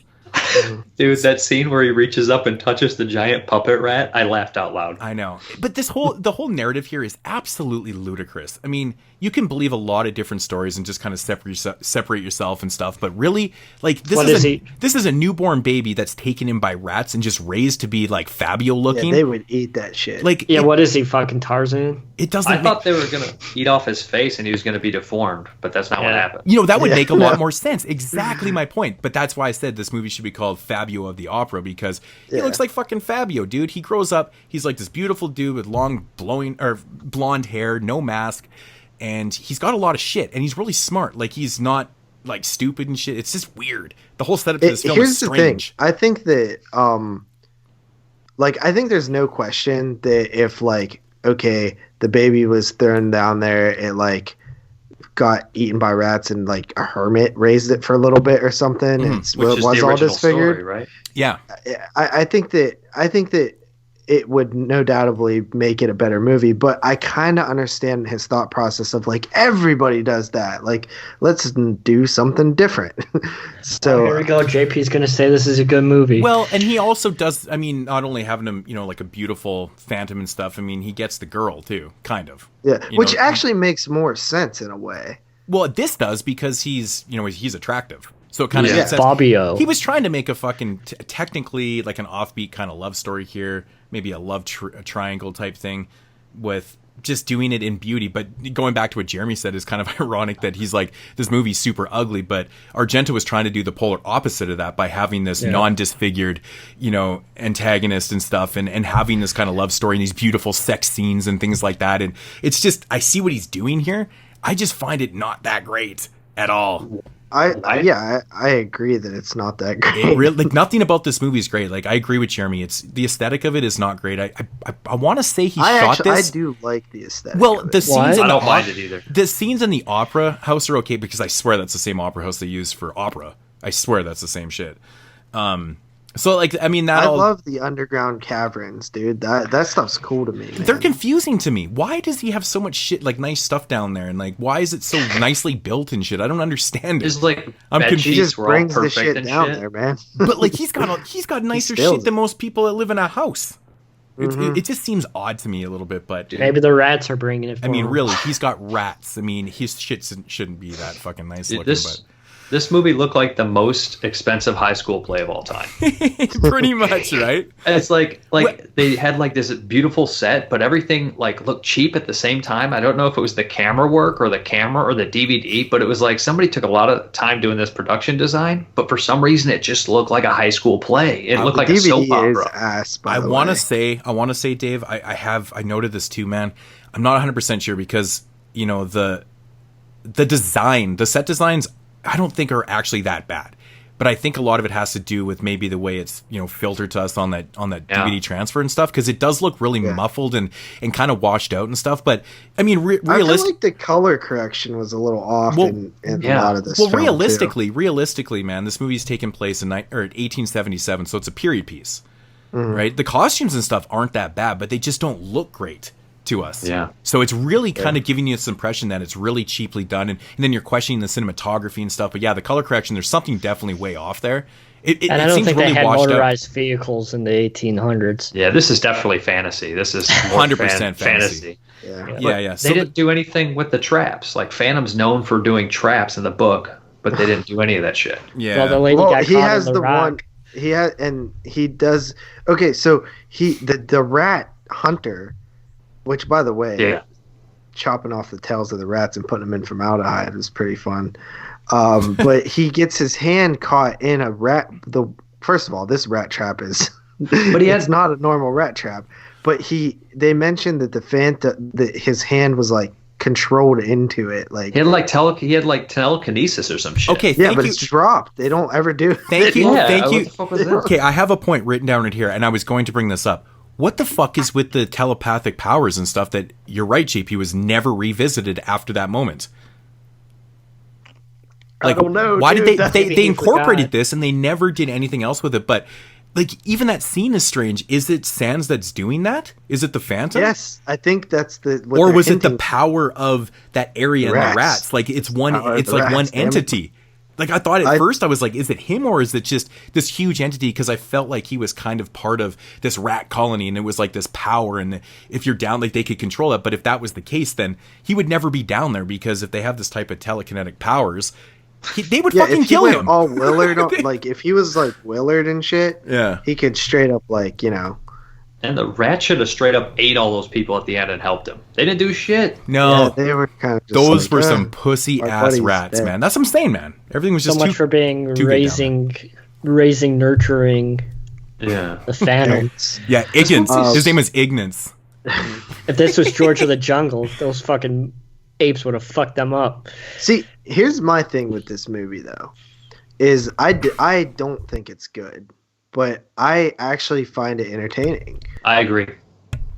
Yeah, I'm not on board with that, man. I actually I'm a little bit bored with this, like, to be honest. I think it's boring as all hell. I think there's a couple really funny scenes in this movie, but for the most part, I'm not finding the relationship between Aj's character, who is an understudy at this opera, relationship with the Phantom any good, and the relationship with, what's the other dude that looks like fucking Prince? He looks like an Italian Prince. Let me tell you something about this. I hate that guy. The Baron, I've never found any of the Phantom of the Operas that I've seen their relationship that interesting. Yeah, nothing, he's trying to make this kind of, tragic or whatever love story and shit, but like nothing is really working with these relationships, so it just comes off really bland and boring. The characters are very all over the place. Like one moment boring. She's like, I love you, and then the next moment she's like, I love this guy, fuck the Phantom, and then she loves the Phantom again.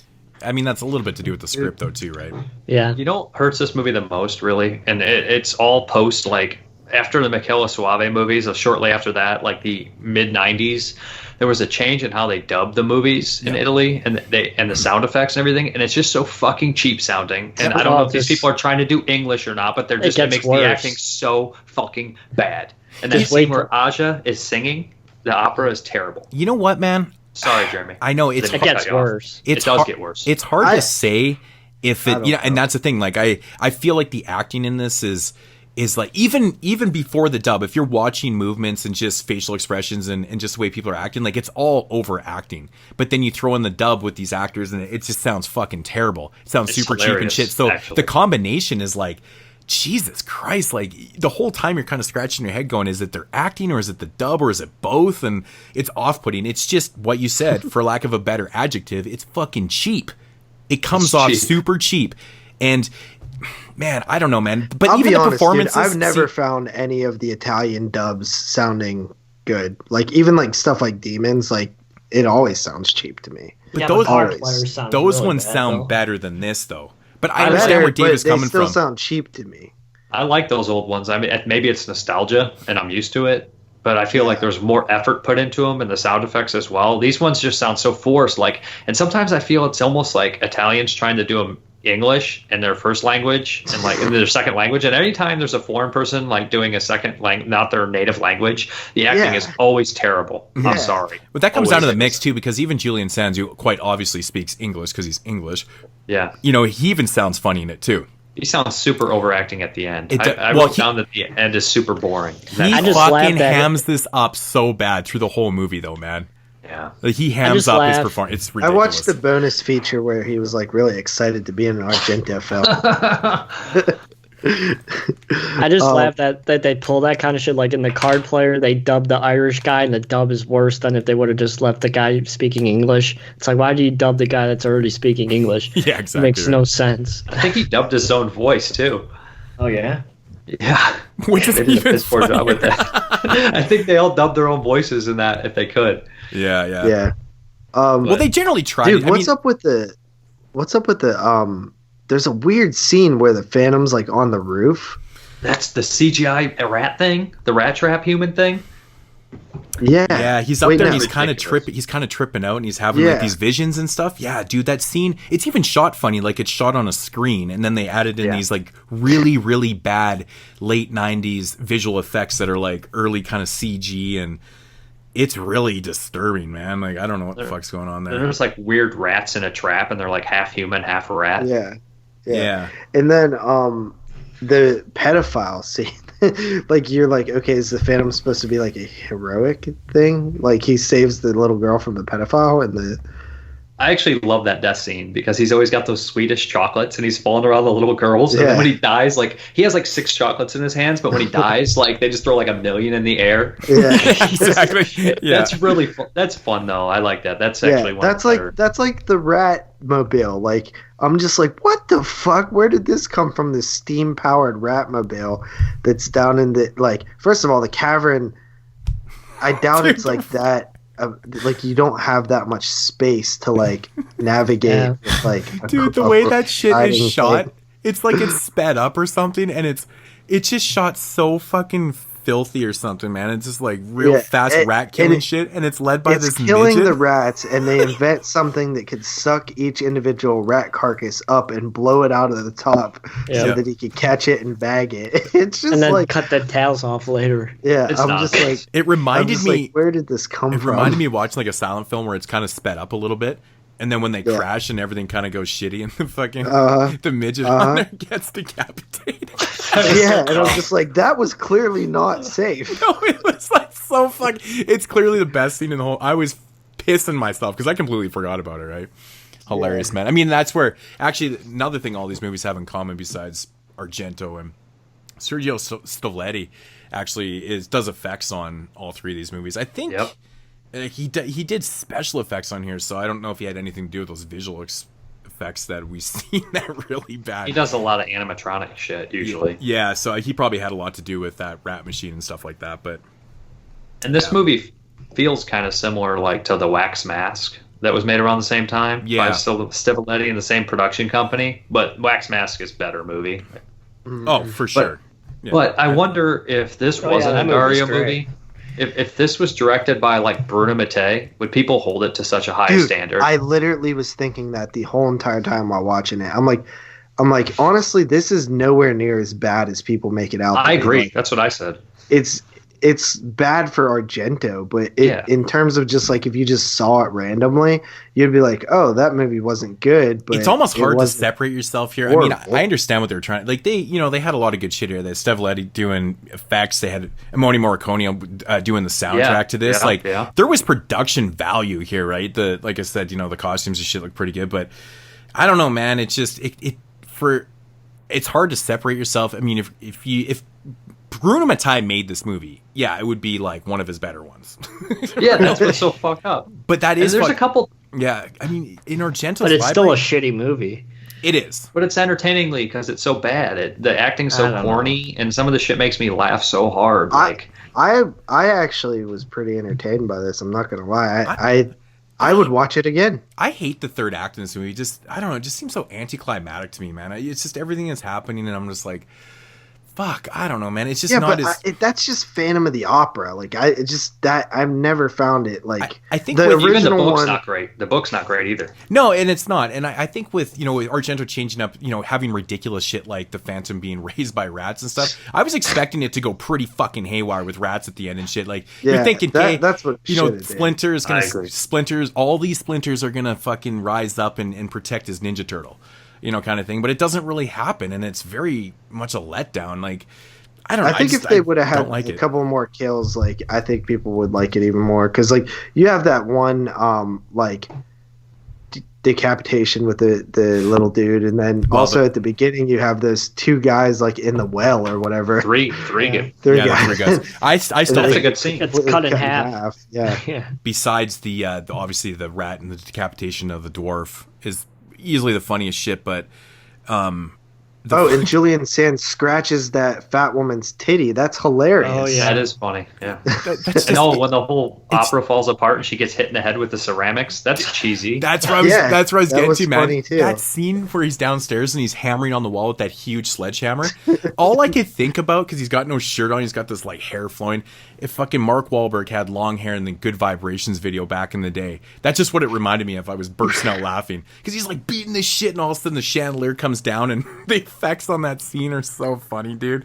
I don't know if you watch. I actually rewound it, and one of the heads, like the eye, just like flies out of this dude's head, and I'm like, oh my god. See, you liked it so much that you rewound. Because I was like, dude, did that eye just come flying out of his head? It does. I like the practical effects. I'm going to say it. I like Stivaletti's effects. I mean, sometimes they don't always look realistic, but when they're done well, they're great. These are okay. They're okay. I agree, man. But I wish they had shown more to the carnage after, because it's just more of the squish, right? And then it cuts away, and then it has this really goofy scene where the lead in the opera, the fat lady who sings, is running away, and it's just so fucking comical because she's fat and she can't run away, right? And she's in this huge dress and chugging away and fucking eating her Taco Bell and shit, and this thing hits her in the head. It's so cheesy, man. You're right. It's so fucking Taco Bell. Oh my god, it's just so cheesy. That lady who was like Aja's assistant, she was a lesbian, right? She was totally into Aja. Oh right? yeah. she was mad every time somebody came around. She was like, eh. I think that's what she's supposed to be. I don't know, man. Oh yeah, the other funny thing in this movie is when the fucking rat catcher, after he sees the Phantom and Aja together, and he comes out and he starts screaming at him. He's like, "It's the Phantom's whore." This movie is funny. It's so fucking. It's the dub on that part is so fucking funny sounding, man. I was like, oh my god. I don't know what you guys see in this motherfucker. I don't know. I don't know. First of all, it's Ninja Turtles. Pieces do not bother me, and I particularly like this era, and I also like Underground Caverns, and I like Aja when she's naked. You know what, dude? She looks good in a lot of movies, man, but I think she's the hottest she's ever been in this. Not just because she gets, naked and shit like that, but her face, man, she just looks awesome. And maybe it's the costumes or something, but she's one of the reasons to keep watching this film because, man, she's sexy, real sexy, man. Pulls it off, but. Oh, sorry. Do you guys think if this movie? Oh, sorry. Go ahead, Moods. No, go ahead. I was just gonna say if this movie was made 10 years previous, the rat catcher would have been like Klaus Kinski. I swear to God, dude, it was just a bad Klaus Kinski. That would have been dope. Yeah, that would have been dope, man. That's good. Man, yeah, this movie is. But I could see why it's hated, but at the same time, I don't think it's as bad as everybody says. Yeah, it's unintentionally hilarious in a bunch of parts, but it's kind of overshadowed by just the boringness of it, though. Really, man, I just don't find the change in the narrative to be exciting. But honest to God, man, I'm not a big fan of the opera fan, anyways. All the editions I've seen. No, I'm not either. Me either. Universal, Hammer, silent film. I like this one more than most of them. I just don't like Phantom of the Opera that much, and I don't know. I don't think that this movie has as much downtime as some people might think that it does. Like, there's something happening every once in a while. There is. I just don't find it overly that interesting. Like I said, the whole relationships and just the way the characters interact with each other. It's just a lot of it seems so forced. Like with Aja, but it's also done fast. Like, I don't even feel like they waste time on it that much. Mm-hmm. You know what I mean? It's there. Yeah. Yeah. But I just think the ending's lackluster. Oh yeah, the Baron Raoul D. Yeah, the ending's terrible. Yeah, that guy reminded me of Prince. His face, for some reason, just reminded me of Prince. Man. He reminded me of Justin somebody Long. like that dude. Absolutely, that's who he Justin Long. reminded me of. Justin Long. Yeah. Except uglier. Yeah. Oh my god, I forgot about this one. Remember the part when the fucking Phantom, Julian Sands, says, "I'm not a phantom, I'm a rat." No, I don't remember it. What the fuck is with that part, man? He's identifying himself as being a rat. And he looks like fucking Fabio. You can't get any more ridiculous than that, man. It's ridiculous. What about when dude coughs in dude's face and he's like, "Don't worry about it, he just has a fit of malaria," and he coughs right in his fucking face. I'd be like, what? Yeah. I know, dude. It's He's like seizuring out, and he's just like, "Oh, he's fine. He just has some malaria. He'll be fine." Cough right in his fucking face. It's 1877. He just has a little bit of malaria. I'm pretty sure that was going a long way in 1877. Come on. Shit. Ridiculous. Oh, man. All right. Oh, man. I think it's ratings time. I'm good on it. All right. Jeremy, you go first. 3 out of 10. You don't have to fucking molest your microphone when you do that, man. Yeah. I do. The same position you were in before you said 3 out of 10 would have been very fine to say. All right. Dave, what do you give this Somebody one? I want to mention one more thing that I didn't. There's a couple of decent shots, point of view shots that Dario's pretty known for. When they do like the camera, you see like a whole bunch of shit through the cracks, and then you see one time the little girl puts her hands in front of her face, and we see the camera through that. That's pretty cool. Mm-hmm. So there's some inventive camera work, even though it is cheap as fuck. Yeah, I know. To me, it didn't feel like, the camera work you see in Argento films. It just didn't have that feel to it. It felt foreign. You know what I'm saying? Felt cheap. It didn't have like the big crane shots we're used to. It was a cheaper movie for sure. Mm-hmm. Yeah. But honestly, for fun factor, it's higher than it should be, but it's objectively a bad movie at the same time. So I'm gonna have to give it 5.5 out of 10. I know it's bad, but I enjoyed it. Actually, I forgot to bring up another part that made me laugh was the scene where the fat singer, she's in the room and she's talking to, I think, the Baron or whatever. She's talking to somebody and the Phantom's like down below talking through the vent or some shit, and he's like talking shit about how fat she is. And she's blaming it on the dude that she's in the room with. He's like, I didn't say any of that. What are you talking about? And it's like the dumb is so funny. I'm like, that's like low hanging fruit shit too. Dude, totally, man. He's just fucking with this fat chick. I'm like, oh my god, it's so funny. Okay. Is it my go? Mm-hmm. Okay. Yeah, you know what, man? It's like unintentionally but there's certain parts in this movie that I find entertaining. For the most part, I'm dying inside, man. I don't really find it overly that entertaining. I find it decent in parts. Like, I can laugh it off, but at the end of the day, I'm forgetting about it, man. I'm coming in at a 4. I don't know what to rate it, honestly. Should give it a 2 so it makes the Hall of Pain. No, it's not making the Hall of Pain. I don't. You're okay. You're telling me I should give it a lower rating than what you did, and I like it more. What kind of sense does that make? I'm trying to be Derek. Listen, as you guys can tell, I'm sure Moods will put it in the edit. I sound different because I had to go 10 minutes down the road. I get a text when I get here. I was gone for 10 minutes. It's like, I'm going to lay down. Let me know when you guys are ready. I'm like, what the hell is this kid wrong with this kid? Goes lay down for 10 minutes. He's acting like it's like 6 in the morning and he's been up for 24 hours. I've been up for 24. Yeah, and you're not complaining. That's awesome. Yeah. I don't have to do this all the time, though. Yeah. Well, we just switched to this Friday night recording because, let's face it, we don't have much other blocks of time to do it. So, yeah. Anyway, I don't know. So, I think that it's not good, but I don't think that it's overly bad either. I think that it's entertaining, which is key factor, but I don't rate based on entertaining that much. So I'm going to say 5.5 as well. I was almost at a 6, but I can't do it because it maybe if he would have been a disfigured rat monster man, I could have went to a 6, but I just can't. So yeah, it's basic as fuck, but very, very bizarre. Actually, probably Argento's weirdest movie.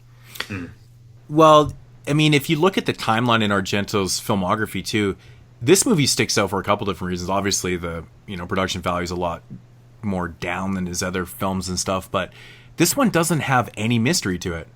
It's like the first film that really doesn't have any type of like mystery. I guess Stendhal Syndrome doesn't really. No, Stendhal does.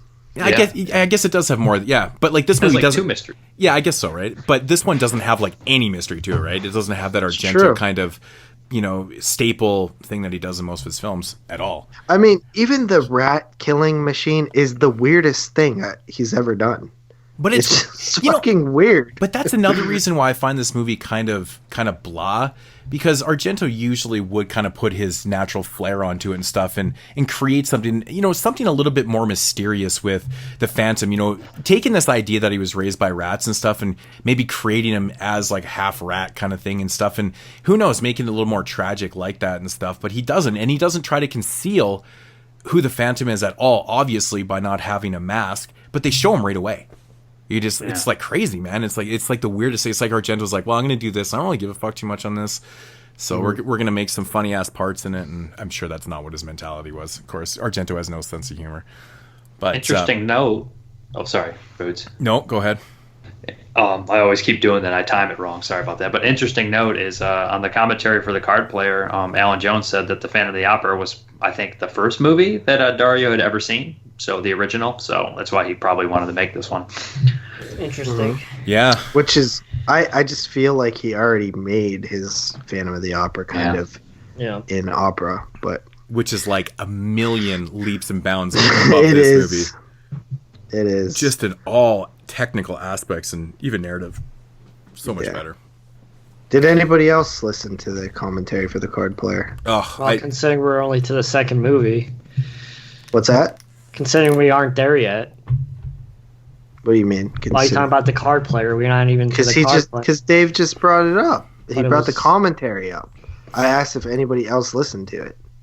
No, I didn't get a chance to today. I was gone all day until I got home like 4. I listened to it.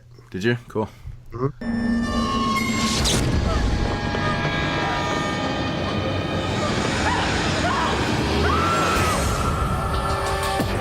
Murders like these are not accidental. They're premeditated. He likes to hurt. He likes to hurt human beings. His is not an illness you can cure.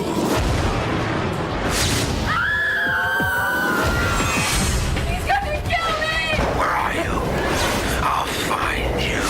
No fingerprints and nothing to do a DNA on. How are you going to catch him?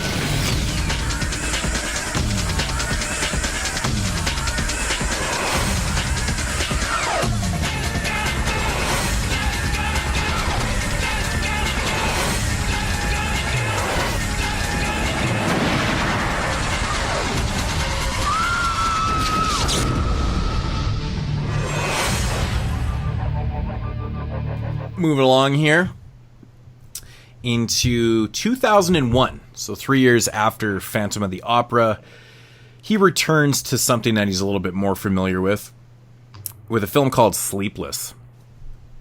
Yes, starring Max von Sydow. Oh yeah, he's a legend. Classic. Yep, I love that. He's just got a good look to him too. Motherfucker's still alive too. Yeah. He's like 95 or something. Yeah, Jesus. He's definitely getting up there, man. Holy shit, man. Competing with Kirk Douglas, man. Kirk Douglas. 103 right now or something? Fuck. Kirk Douglas is a mummy, though. He's a mummy. It's insane. Like he's like immortal or something. It's the weirdest thing. Okay, so synopsis on Sleepless. An elderly and retired police detective and a young amateur sleuth. Really? They use the word sleuth. Team up to find a serial killer whom has resumed a killing spree in Turin, Italy after 17 years of hiatus. So, yeah. I love this movie. You know, it kind of it feels very Argento-y compared to all these other ones that we've watched this year and last year a little bit. You know what's crazy about this one? This one just returns to this is goes back Argento. to being, It feels. It doesn't feel 2001 even. I agree. Yeah. It feels like just like a giallo from his past. Not some of the dubbing. Good. It's the way it's the cinematography and the way it looks. It's the film stock used on these things too. But you got to remember, this movie also takes place in 83, yeah, I think, or something like that. So, even the blood color is the same. No, the first part takes place in 83, and the second part is the modern. backstory takes place in 83. Yeah. But it just kind of it's funny because the whole thing just kind of has that feel to it. It's weird. It does seem like it's older. Yeah, it takes place 17 years after 83. Yeah, it just seems like you could it's the same.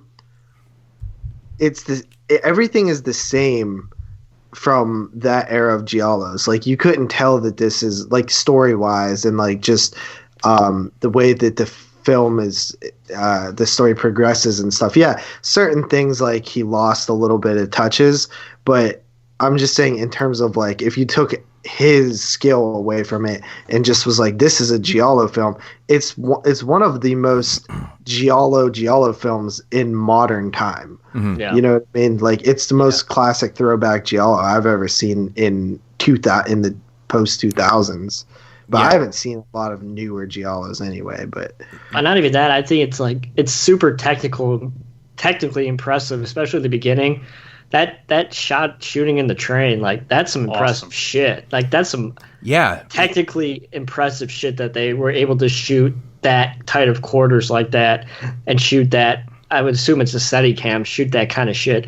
That's super impressive, and it looks great. Mm-hmm. The gore effects are really good too, and the murders are very brutal, cringe word, old school, the fingers, and I felt bad for the victims, even though you can tell Civiletti stuff sometimes are dolls, but they still look really good, and they're brutal. And the fingers really got me, and the damn flute death that they show a couple times. That one's brutal, I'm man. Holy shit! That is very brutal. I think the one that's mean spirited is the one where the killer fucking smashes the chick's face on the wall. The teeth fall out. Yeah, nose is broken in. It's brutal, man. Yeah, I mean, most of the effects in this are really good. The kills are brutal. It kind of returns to old, just hardcore Argento. The whole movie just feels like that. Cinematography wise, just even the pacing of it. Actually, this movie is very reminiscent of Cat o' Nine Tails for some odd reason. It just totally reminds me of that movie, even in narrative too, because this one actually deals with this animal killer, Animal Farm and shit like that. It has all these kind of similarities to that, but it definitely goes back to the classic Argento techniques, the way he films things. Even the story. Honestly, I think that is the biggest fault in this movie is the actual storytelling and the mystery of who the killer is and stuff like that. I think it's a little bit flawed. Yeah, it's definitely wonky as fuck. It doesn't even make a lot of sense when you really kind of put it into perspective. But you know what's funny? I was thinking about it earlier today when I was driving, and I was like, the way that it's shot once the reveal happens, and you're how would he have not known it was? You know what I mean? Yeah, I know. Because you're seeing an image of him when he's a kid, and seeing this murder, and I'm how would he have not saw the murder? Because he was stuck under the stairs with all that rubble. Which is the same thing that happens in the Wax Mask, exactly. But at the same time, he sees it's shot. It's not it's. But he still sees the murder, right? I mean, yeah, he's seeing the murder though, right? Yeah. He might be stuck, but they shoot it in a way where they're not showing you his exact point of view. It's weird. Well, the way they're shooting it is that it's happening. The flute murder is happening kind of behind something, right? He's over here, and then there's something in his way, but we're seeing the perspective of kind of the side view. You know what I'm saying? So we're seeing it a little bit different than he is. I think that's the way it's supposed to be presented. But yeah, but I'm saying what? How did he get there? I don't know. He was just trapped. He might have been hiding when he heard something. Right? Yeah, it's just they just leave that aspect of the story completely out. But that's where they have to throw in the whole angle of, the dwarf killer. right? Yeah. Because he sees somebody doing this and he knows that person's short. So that can only mean one thing. And then that's where the narrative is kind of fucked up in this movie a little bit. I don't know. I think there's a little bit miscues with all that type of stuff, but I don't know, man. I don't want to really get into spoilers. It's kind of hard to talk about giallos. We all always understand that saying too much is a little bit too much. I love the opening to this movie, though. Even though it doesn't make the most sense. Yeah. How do you get on the train? Yeah, that's what I'm talking about. How the killer gets well, on the and train. that's kind of the other thing too. So, my understanding is, there is a hiatus, which, that's even contradicted a little bit in the end reveal and stuff like that too, which it doesn't really matter. I mean, he could have been doing shit for 17 years. We don't even need to know about that stuff, right? Mm-hmm. But so it is 17 years later. He's basically got a hooker in this room. She comes across some shit, freaks out, realizes that this person may have been killing people before. With a very bad pair of fake titties. Here's the funny. But she takes the shit and takes off. But this guy just decides, well, obviously he's got to go after her and do something about her because he obviously doesn't want to get exposed because she's got the evidence that, who the killer is and stuff like that. But this is where the narrative's kind of interesting because he disposes of her and a witness and maybe another witness and stuff like that. But why does he keep going? Because nobody else really, he could just stop. And everybody would have killer. Yeah, I know, but he wanted to finish the poem. Mm-hmm.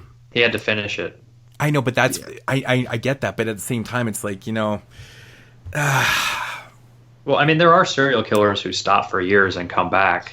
The Grim Sleep was one who stopped for 20 years, and then. But this guy didn't even stop ever. No, he was somewhere else. But it's weird. Did he go and complete the? We said he. Sorry, but did he go complete the poem and when he was on there and do it multiple times over again? That's what I'm saying because I figured he got to complete the cycle over and over again. That's what I thought, that he had completed it and then he was forced into murdering again, and then he just decided he's going to do it again. No, I think he does. That's just what he does. He does it wherever he's at. I think the cycle was halfway completed, and then he left and didn't want to complete the cycle until his friend was back.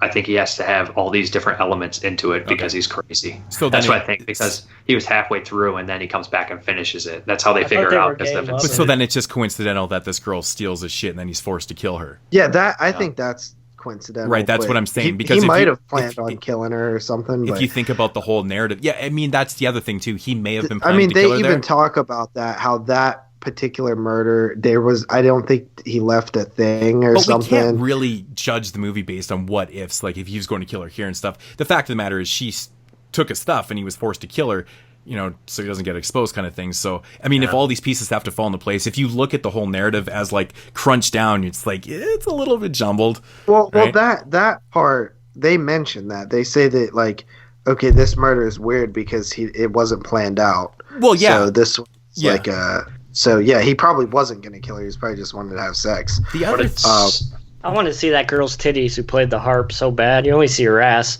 You get to see the top of her. Man, that's the other thing about Argento. Sometimes he's like that scene where she's in her underwear and he's got the camera right on her ass. She turns around and it's like right on her pussy, and you can see her huge muff coming out the top of her underwear. I'm like, really? Like that's what we're looking at right now? It's so fucking sleazy. But to go back to the beginning though, it's funny because like.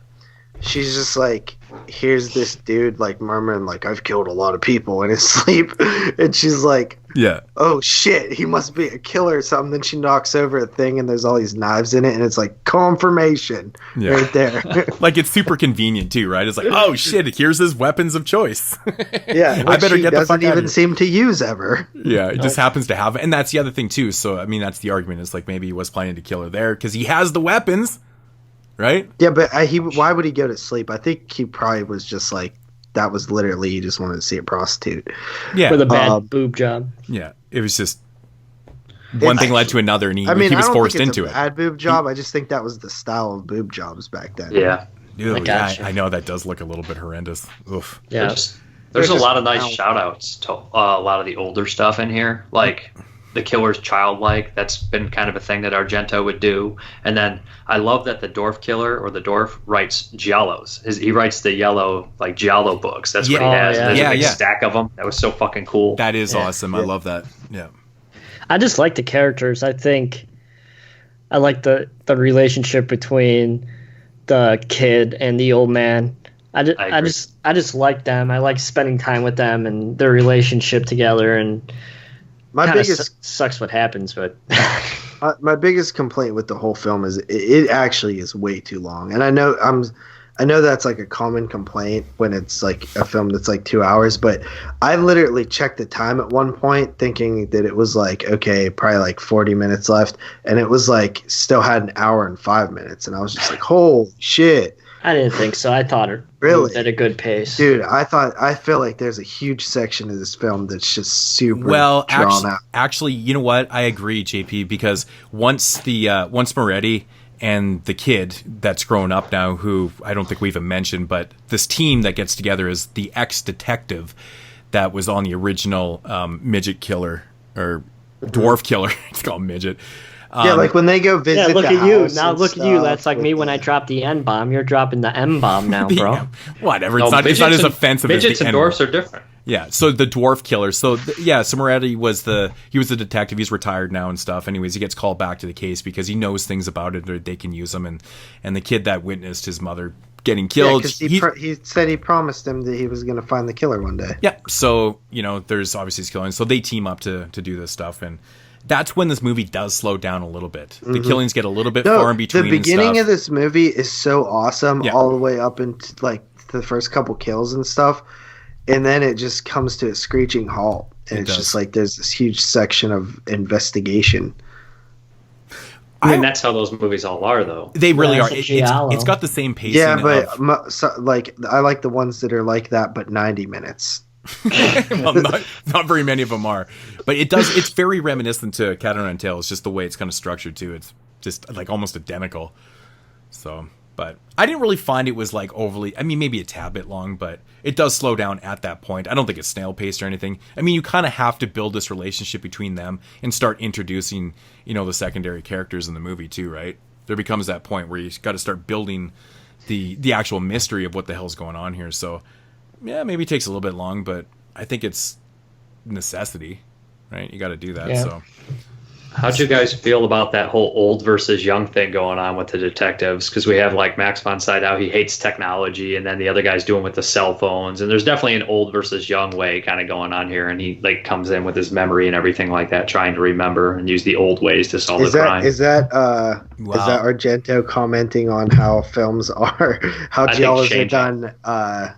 That's Argento's mentality right there. He doesn't like technology either, so when he uses it, he usually fails. Like all this and Stendhal syndrome, like new technology, like the CGI scene in Stendhal is terrible. Yeah, it's so bad. Yeah, Moretti is Argento in this film for sure. It's like fuck the cell phones and shit. He's like, I've had this thing for 5 years. First call I've got, and it's actually not even for him. It's like he's remembering how to make a giallo, while Max von Sydow is remembering how to solve a case and remembering the details of the case. Yeah, there is one kind of weird thing in this though, because when Moretti, he remembers from back in the day, someone telling him that he was actually told by the killer himself that, or the dwarf killer, that his manuscript for his latest novel was stolen. Right? It was stolen, and then it was basically mimicked, and it was, so it's kind of alluding to the fact it's like a huge setup. It's like, well, you wrote this thing, so you must be doing the killings and stuff. It's just easy to say it was stolen by somebody and blame it on someone else, kind of thing, right? But it the way it's presented in the film is a little bit awkward because it seems like, that would have been a huge factor in the investigation, in the original investigation, right? Because if the to-be killer is claiming that someone stole his shit, and you're still kind of trying to put it on him and stuff, wouldn't you investigate that a little bit harder? And it's something that he actually forgot and had to remember and stuff. I just didn't believe that at all. I mean, if you're a detective and someone's claiming this, you need to investigate that hardcore, because it does seem very viable that would actually happen, right? I mean, if you're a killer, it happened in Tenet, right? Exactly. Well, that's my point, right? It's like you steal someone's shit who wrote it, you go and do all these murders. I mean, this guy looks guilty as fuck, man. He wrote this shit, right? It makes complete sense to investigate that. So it's a little bit of a miscue right there, I think, though, because I'm just like, I don't really believe that. It would have been investigated hardcore, but hey. You know what else is a sort of weird plot point? Is it's during the reveal, and you hear the main characters say like, I remember hearing this noise. Yeah, I almost brought that up too. And it's like, I'm like, when did he hear this noise? I don't remember hearing this noise Who at all. says this? Who says this? The kid. The dude, the lead. The inhaler thing. Oh yeah. Oh, see, exactly. I was right? trying not to spoil it, but that's right. That thing. Doesn't care. And when they actually bring that up earlier in the bar, it's really shoehorned in. I was like, that's some fucking exposition for you, huh? Yeah, for sure. Yeah. The same thing with the beers. Yeah, that's kind of stupid. Because you knew right away what was going on. Yeah, for sure, right? But there's some nice twists that add characters that you don't think are involved that end up being involved that I didn't see coming at all. Mm-hmm. And I do enjoy that the bum is named Leone, which is a shout out to Sergio Leone, where Dario got his writing start with Once Upon a Time in the West. Dude, so that's kind of nice. I have to say, man, the whole thing with the bum and the fuck. I don't even want to tell the same puppet, but just the explanation behind this, because once it kind of gets revealed, you're like, really? This did what? What the fuck's going on here? And then when we get a reveal, there's an explanation for it. I was like, that's it. But I guess he was just because he's a bum and he's drunk and he's just willing to whatever. He didn't know. He just didn't know. I'm like, dude, you have to realize what you're doing here, right? And what's Gives going him a on. box of wine, and he's like, I'm like, it's that fucking easy to convince people. I'm like, fucking okay. Burt Young stunt double over there. Yeah, really, right? Fucking hilarious, man. But I will say though, man, I fucking love the score in this movie. I love the music. It's so good. It's Goblin, right? Yeah. Yep. Simonetti. Yeah, Simonetti. I think it's actually credited as Goblin. But yeah, just the main theme in this. This one got me flagged a shitload of times in my videos because I use this score a lot. But yeah, I love the music. It's really great. But but that's the other part of it, right? That just everything about this movie just feels like older Argento, and it's crazy to think that Phantom of the Opera came out 3 years before and feels like this totally different director. Apparently, Phantom of the Opera had way more of a budget too, according to the internet. But it's everything, the look and style and everything just seems like it's back to Argento. It seems like his doppelganger did fucking, Phantom of the Opera. So it was like he was starting to slip with Phantom, and then somehow he fought out of it and came back with Sleepless just to kind of start slipping again. Well, do you think that he had a seizure during that movie and then came out of it 3 years later, did Sleepless, and then had another seizure when he did the card player? It's like somebody hits him in the head and he makes Phantom of the Opera, and somebody hits him again and he makes Sleepless. Somebody hits him and he's like, oh, fuck. Fucking video poker. That's popular right now. Let's do that shit. well, you know what? I was looking around and reading reviews that came out at the time for this film, and a lot of them were a lot of the negative ones were talking about how this is a tired genre and Argento is just doing this, pulling this. People were down on the fact that it was similar to his old films. When in hindsight, it's cool, but at the time, people were annoyed that he was he wasn't evolving. So I think that maybe that's where the video fucking poker comes from, is all the Argento stuck in his ways type thing. And he used to be a critic, so I bet he does read critics, right? Wasn't Argento a critic? Yeah, that's how we got started. I mean, he's definitely a point to talk about critics when he was talking about opera or Tenebrae. Yeah, an opera. Yeah, Tenebrae, good one. But the whole needles under the eye thing was a reference to critics, open your eyes, open your eyes. Yeah. It was a metaphor. Yeah. He wishes he could just hold their eyes open or whatever. I forget what the story was, but it was something like that. Well, it was about. It's that whole thing about watching movies with your eyes closed, kind of thing, right? Here, I'll make you fucking watch my shit. Yeah, so I wonder if this was, if we might have got a different path of Argento films after this film had the reviews not been that sort of tone. The same old Argento, this is irrelevant now, stuff like that. It's an interesting theory because I think so. Maybe the critics got to him here and he just felt because he never seemed to really do shit of the norm. you know. But then I feel like with the Card Player, which comes 3 years later in 2004, he was dealing with something that was just becoming hugely popular. And maybe he just felt like he needed to speak to more people. Maybe this would be a better sell, an easier sell than, you know, doing these tired ass giallos that he was like the only one in the world doing in 2001 kind of thing, right? Because really, I mean, how many giallos were coming out then? None. And maybe he just, I bet you maybe the critics got to him a little bit and he's like, I got to popularize my shit a little bit. I that's the only way I can see it too. I think you're right, man. So. But it's like he tried to strike magic with this one, because after he made Inferno, which was not well received, he went and said, I'm going back to my fucking roots, Tenebrae. And I can't imagine that Phantom was very well received over in the United States. So he's probably like, fuck you, I'll go back to my roots and make Sleepless. And it didn't have the same maybe impact as Tenebrae. I'm not sure. Yeah. But. Yeah. So, got anything else on this one? That's the thing, man. You can't please everybody. You know, I feel like, you know, as an artist, you need to just do your shit for yourself. Just do your shit. And if people like it, they like it. If they don't, they don't. You know, just do the best of what you can. I feel like the Card Players, we'll get to that. I feel like it is a product of trying to do something that's a little bit out of his realm. You know, using old narratives and stuff, but just using modern technology. You never know. I mean, it could because be Argento hates technology. Like, it's very shocking to see him doing something that was technically popular.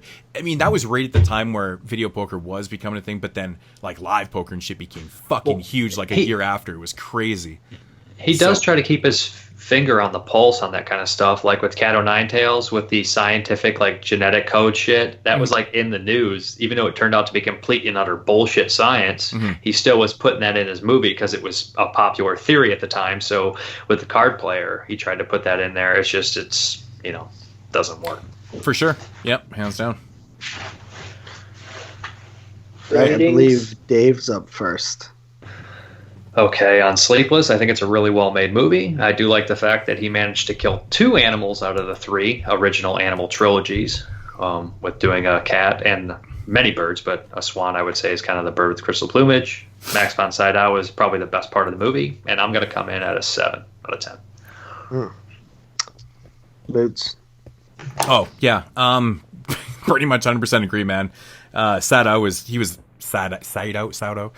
amazing in this film. He's just such a good presence, man. I always liked his presence in film. Soundtrack's awesome. I like to see, you know, these type of Argento films. I think the narrative is a little bit goofy at times, and things are just kind of questionable.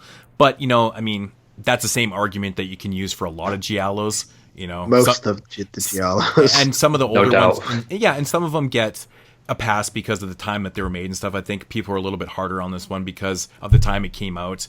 But then I applaud Argento for doing another giallo in 2001 because, like I said, nobody was doing this shit again. So, you know, kudos to him for trying this and actually making a very pretty film and actually executing something pretty well. You know, having great gore effects and stuff. You know, not using the CG that was definitely available, more available than it was at the time he did the Stendhal Syndrome in 1996. 5 years later, we're getting a lot of CG type films. He said, fuck that shit, I'm going to do my own thing. And I think it's a decent film, you know. So 7 out of 10 for me also. Me personally, I really like this movie. It does, like, dude, the ending is like, even how it all plays out and how it's revealed, it's like very fucking weird. I'm just like, oh, okay, I guess. But yeah, I love the kills in this one. And there's also a convenient really factor there too in the end. Yeah. Yeah. Which, like I said, I rarely see giallos that doesn't have convenience. But that one is kind of like I won't give it away, but it's... I really love the first like 40 minutes of this movie. It does like bog down a little bit for me, but I'm actually surprised because I wrote down a rating higher than both of you guys. I gave it a 7.5. Wow. I'm at an 8. Whoa. Really? Wow. Yep. Do you care to explain? I'm just joking, man. I just liked it. I had a good time with it. I like the characters. I think the kills are good. The gore is good. It feels like an old school Argento movie. That's what I like. So yeah, I give it an 8. Definitely been seeing some interesting scenes on trains these days. I mean, just recently with Joker and stuff. Scene on the train and shit. But yeah, okay. So that is Sleepless. Hey,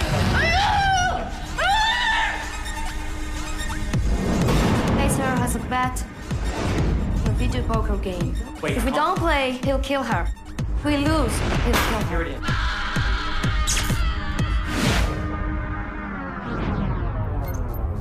He can win to us.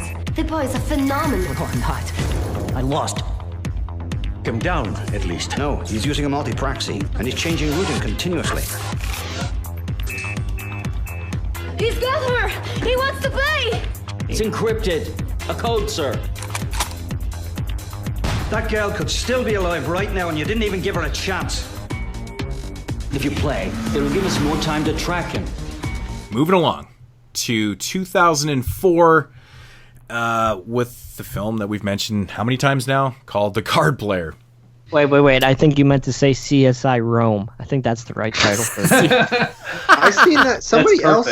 Somebody said that in a review. Did you steal that? No. No, he says it under his, but no, I didn't. Come on. I saw that in I think on Letterboxd. CSI Rome. That's pretty funny either way, but I feel like you stole that. You should give credit.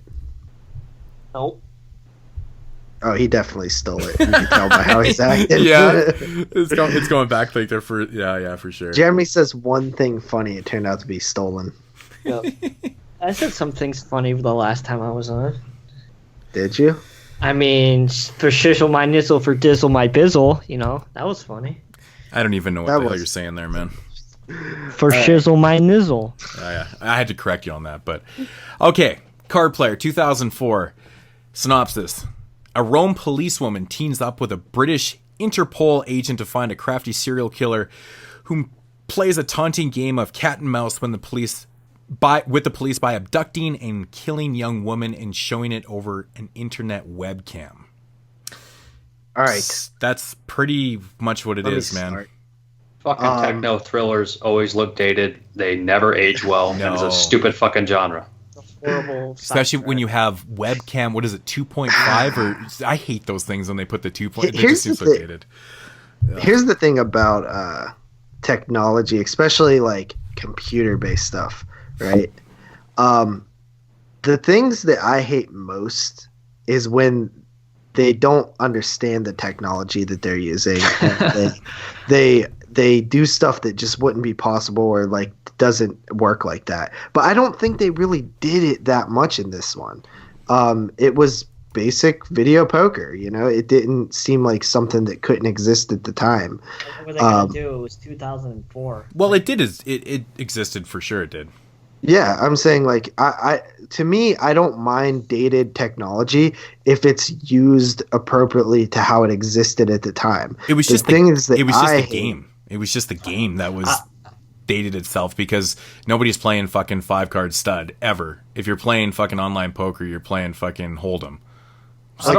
That was weird. Good. Oh, I don't mind the technology dated in movies like The Thing. That doesn't even, it's just not, the computers don't even work like that. Not even that. I mean, when Wilford Brimley's like, this thing was going to do, he couldn't figure that out with the fucking computer. But I don't care because it's only one small scene. This whole movie is based on fucking technology at the time, and it's so dated. And it's like, it's one of those movies that's like, hey, aren't we hip and cool? And it's just so, it's not good. It's like making pop culture jokes. It's not going to last. It's not, man. When they're trying to get a fucking tap on this guy, and they're like, well, you must have this firewall, and he can do this. I'm like, why is this program working like this? Well, because it's interactive and blah, blah, blah. And I'm like, they're just using all the standard terms that you would hear from fucking the Geek Squad tell you this shit, man. It's like, really? Yeah, but they're not wrong with what they're talking about. That's the thing that doesn't bother me about it. You know what's I think that I don't know. Like I didn't hate the technology use in this film. I thought it was, it's always going to come off dated no matter what. It's one of the worst choices for a narrative usually because 10 years later it's going to look like ass. But it didn't bother me as much as I thought it would, and I actually thought it was kind of intriguing. My biggest issues are actually just not the story of like, oh, I'm gonna play cards and you have to like that's that's actually kind of thrilling. Like I like that. It's like the person's life on the line for this card game. Wow. I just think that the reveal is like and the final like scene in this movie is so fucking laughably dumb looking. It just doesn't have any. Well, I got a major problem with that last scene. It doesn't have any sense. I mean, it makes sense, but it doesn't really like build like, oh, this is the reveal. It's not that like, oh wow, I'm surprised or anything like that. It's just like, this is stupid. I was surprised because I was like, where was this person at? Yeah. It would have been a lot cooler when the reveal happened if there was kind of a story leading up to why he was actually doing this. Just, other than he was just a crazy motherfucker. Worst killer, worst motivation. Yeah. Any of Argento's movies. I'm pretty sure that he just likes women or something.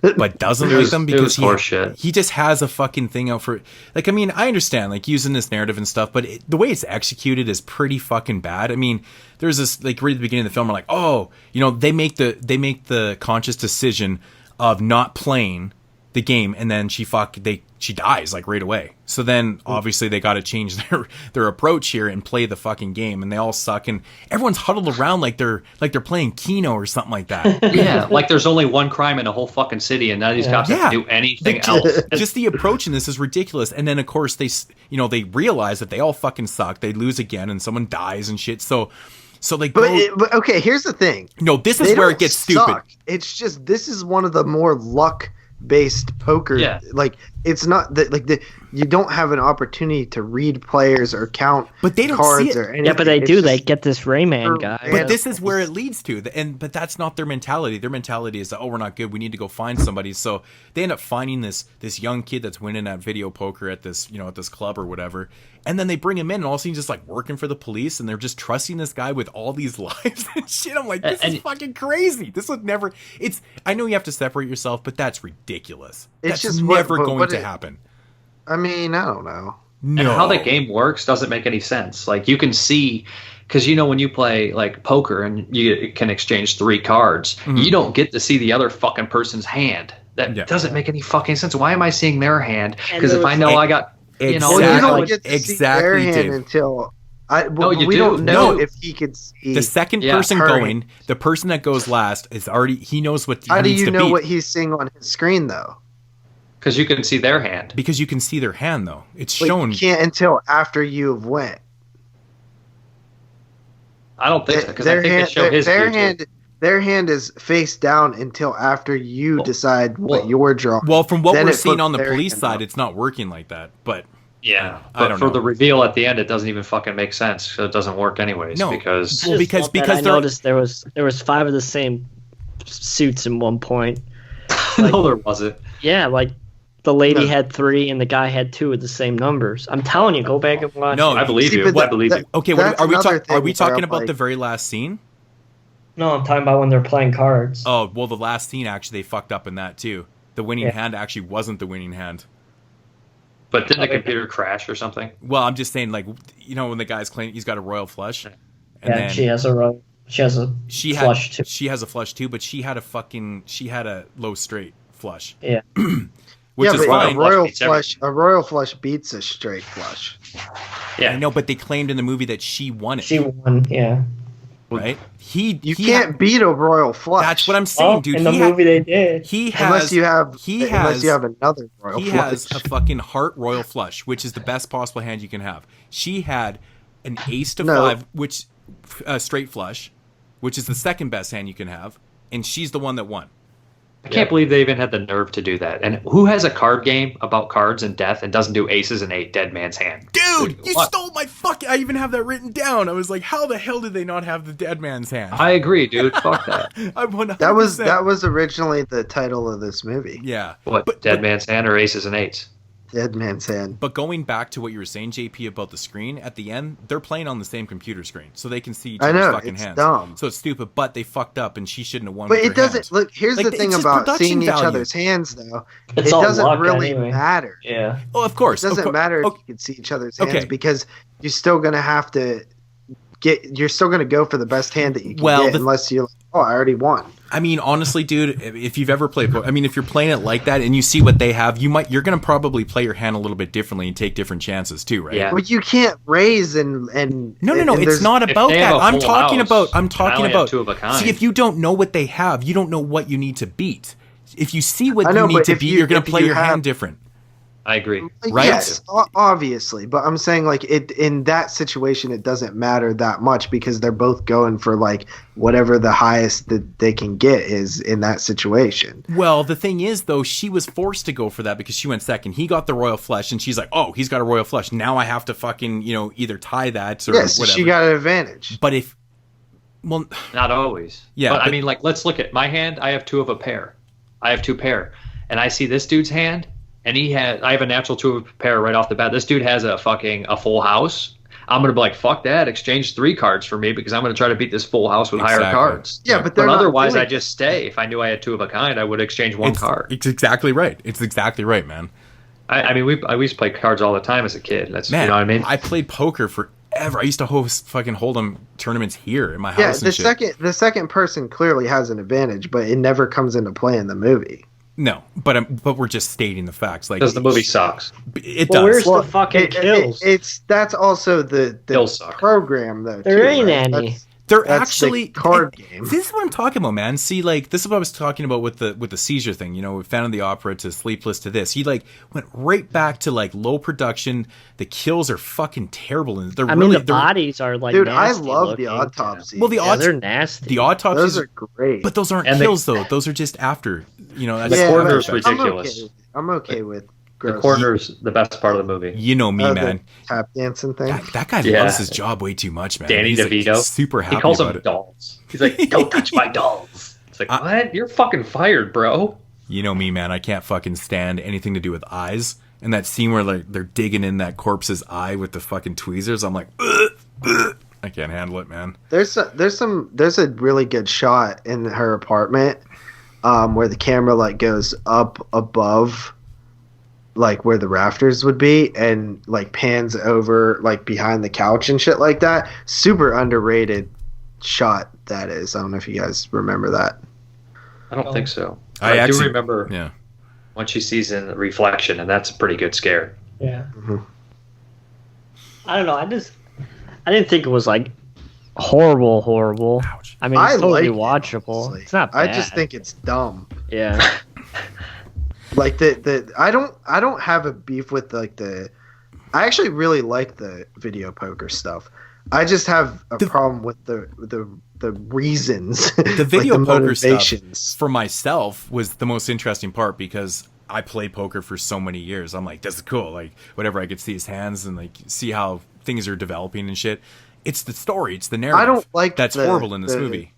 I don't like the draw poker. Like I like the one where you have the 2 cards and then the river and the Hold'em. Texas Hold'em. Yeah. That's 5 cards. I started actually playing Hold'em in 2004, the year that this came out, and played in fucking hundreds of tournaments, man.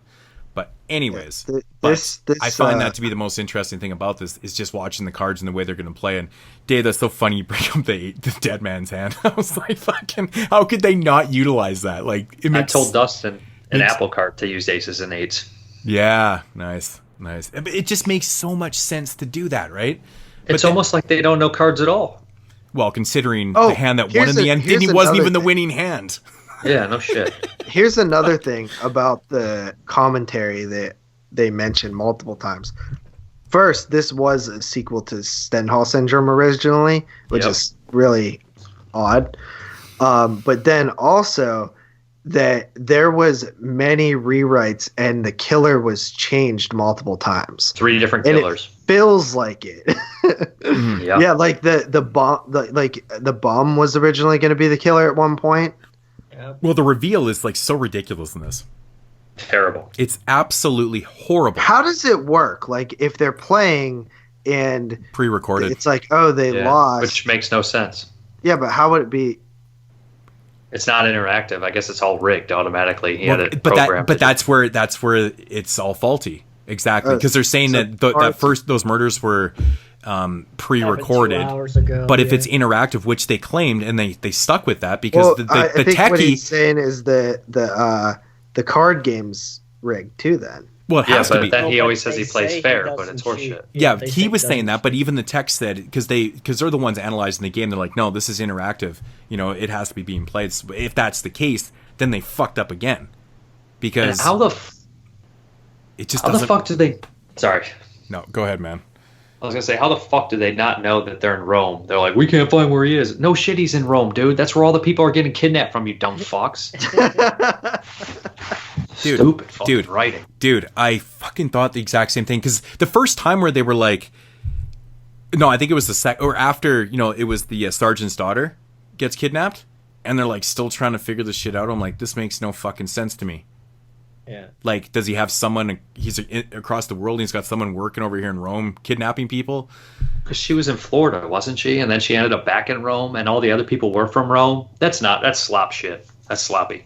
Yeah, it is. There's definitely some shit going on there. This movie is more sloppy than I realized. Well, what about the scene where? I mean, I felt like this was kind of tossed in there too, like all awkward and shit too, with that hot chick that Romo meets. Whatever, and she kind of tries to set him up and shit. She ends up getting shot and killed, but she was actually fucking sexy, man. The chick was pretty sexy. Big titties. Yeah, she was like fucking hot, man. Like, man, kind of a shame that she died off. But man, but what's with all that shit? Like, all of a sudden he's getting set up and stuff, and I'm like, okay, where's this lady? And she dies, and yeah, like well, the end of it. He knew, but that tells you that okay, well, clearly they know that the killer has to be somebody on the inside. Because how would he know this kid's working for the cops? All the characters were cops, so it has to be a cop, and they're all huddled around nobody the else computer. Nobody else is like, wait a minute, how would they know to kill the kid? See, it just makes the characters so stupid in this movie, ridiculous, man. I hated her fucking exposition with her father. Like, my dad was a gambler. I'm like, I don't give a fuck about any of this. Cut this out. Dave, we're on the same page. I have that written down too. I was like, what the fuck? Of course she has a father that was a degenerate gambler and she gets involved in this case. I'm like, now we're supposed to feel like, what are we feeling here? It's funny because they like in the commentary, the guy who was doing it like talks about how when she picks up her father's book, that's like her accepting that, you know, that her father was a gambler and that she's like okay to deal with it now when she opens the book. And I'm just like, just like a fart sound. But right nobody gives a shit at that. That doesn't even matter to the movie whatsoever. Like, I mean, it is one of those things where it's like, oh, that would totally be something done in a good movie. Yeah, yeah, but the dubbing and acting is so bad in this one. It's the worst. It is, man. Bad. Especially around the computer, they're like, shit, oh fuck, he's a monster with those cops. I was like, get out of here, dude. That's so bad. Those cops complaining about the girl, like, the monster, the bastard. I wonder who came up with the idea for the fucking chicken poker on the train tracks. Like dude, the Wile E. Coyote. You know what it was? You know what it was? Fuck. The ending was supposed to be, and this is even more fucking dumb if you ask me, the killer and the girl were in the car, and the final game was there's a bunch of cars coming at them, and she had to guess which one they were going to hit into. And I'm like, how the fuck would that have worked?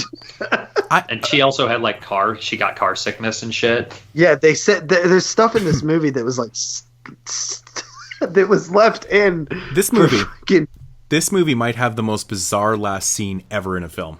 Oh, yeah. I hate that scene. So our fucking lead here, the female detective, you know, does it not feel like a fucking like early 2000s TV show? Like fucking Final Moments. Yeah, but I'm looking at where it says right there. I found the review for that. It's on the Wikipedia page. It says CSI Roma, so you did steal it. So where the fuck does that shit come from? She gets a call and then finds out something. It's the same ending as, I don't even want to say it, but you have a picture of it on this right here. It's the same ending. Oh my god. So fucking stupid. It's terrible. I don't even understand why it was in there. No, that's what I'm asking. I'm like, what the fuck was with that scene, man? Like, it's just... Can we just spoil that? Wait, what are we talking about? Who gives a fuck, right? Yeah, just say it. Just say it. It's the same ending as Necromantic 2. Yeah. She finds out she's pregnant for no reason. Oh yeah. But And like then it just ends. after she defeats this dude, she's like gets a call and they're like, yeah, and the way they tell her like, hey, you're pregnant. I'm like, what the fuck? Congratulations. Who talks like that? I think it was just to say like that. Oh, now you can move on, and it really has. This is why it's quintessential to have rewatches, because I watched the card player. I watched the card player when Anchor Bay put out the DVD, I think in 2004, because it was like a new release for them. And I remember not minding it, but I wasn't watching with a critical mind either, with a critical eye. I'm gonna be honest, I still like it. This movie is bad. It's fucking bad. It might dude. have some plot issues, but I dug the concept. Dude, I swear, if this was not an Argento film, are you seeing it differently? Like, there's no. If this is Bruno Mattei's film, you're giving this movie 2 out of 10. Really? If this Bruno Mattei, I mean, it's shot decently. Look, is it though? When you really I'm break pulling a it down JP and here. you actually really dissect the logistics of the plot, yeah, it falls apart. But on the surface, I can, it's a technology horror film. Narrative-wise, this thing's worse than fucking Phantom. I agree. Do you guys know who the DP was? From Irreversible. Yeah, that's right. How did why? It's like doesn't even. That is crazy. Argento asked Gasper no. Yeah. The DP. You should have asked him who writes a good script. Who wrote this damn thing? Dario. He always writes probably with somebody else. You know what the other crazy thing about this is? Claudio Simonetti, of course, from Goblin Does the Music in this, is like... It's horrible. That is not a good moment for Simonetti at all. Like the ending soundtrack, but like in the car, it's fucking awful. I don't get it, dude. Like, man, most of his soundtrack or scores and shit are like really good.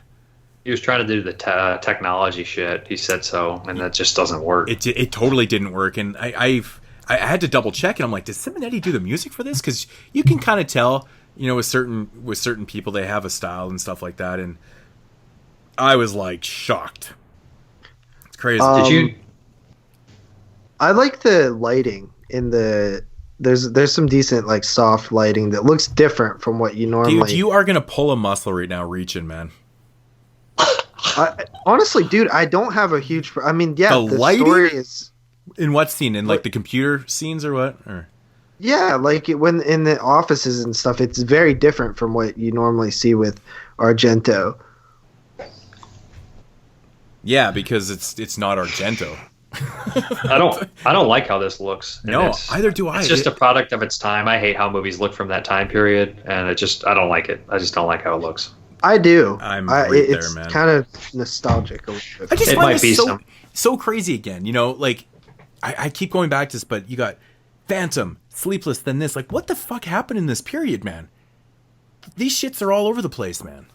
Crazy. Wanted to hire Dario Argento. It's just really, really ugly. Really, really ugly. In Jeremy's words, man, it's an ugly film. I mean, it's not as ugly as Phantom. Oh no, Phantom looks way better than this. I like the way Phantom looks. I do too. But I like the way Phantom this is better looks looking too. than this one. This one's fucking bad. The DVD of Phantom is dog shit, so we don't even know how it looks. But Jeremy, you saw an HD print of Phantom? No, I think that was standard def. Okay, I can't wait until Scorpion releases all three. I want to see even what this movie looks like on like a high def, like the color correction and stuff. Maybe it will change it up. I think Sleepless is going to look phenomenal. I agree. So I think Phantom will look decent. I do. I really do. I hope so, man, because bring out that those set pieces and those wardrobes. Phantom's going to look really, really bad or really good. Yeah, it's going to be one or the other. I don't know which. Exactly. I'm afraid that we're going to focus way too much on the Julian Sands hamming it up performance at that point. It's fun though. If you put that movie into like with a group of people, you'll laugh. I don't know, dude. Julian Sands seemed like he was taking that role pretty seriously in the. There is scenes in there where it's so really he was making fun of the fat chick. He's hamming it up, fucking Fabio Ninja Turtle, man. It's awesome. I want to change my rating on Phantom to 5 stars out of fucking 5. The more we talk about, the more it goes down. I'm just kidding. It's amazing. All right.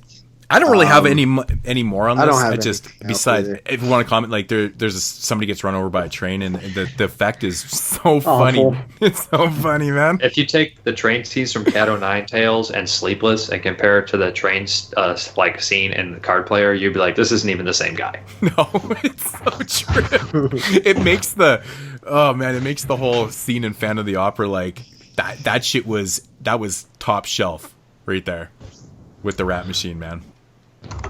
Compared to this, oh my god, it's funny. Oh, the guy from Dog Soldiers is in it. That's a thing. Really? Yeah, the Irish dude is from Dog Soldiers. Oh yeah, that's Liam Cunningham. Yeah, I just pulled. He's okay in this. He's the best actor in the movie. Dude, you could totally tell that like the script was like changed multiple times, and he totally gets done in. Yeah. In this shit, and what the fuck is with that? I lost interest after he bit it. This movie has more traps than fucking Phantom did.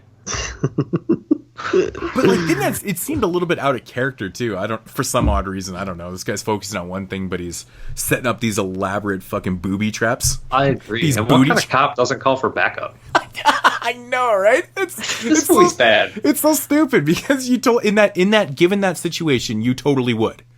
Yeah, and did you notice how he revealed how he found out with the audio tape? Like he heard the explosion. That's ripped from Watch Me When I Kill.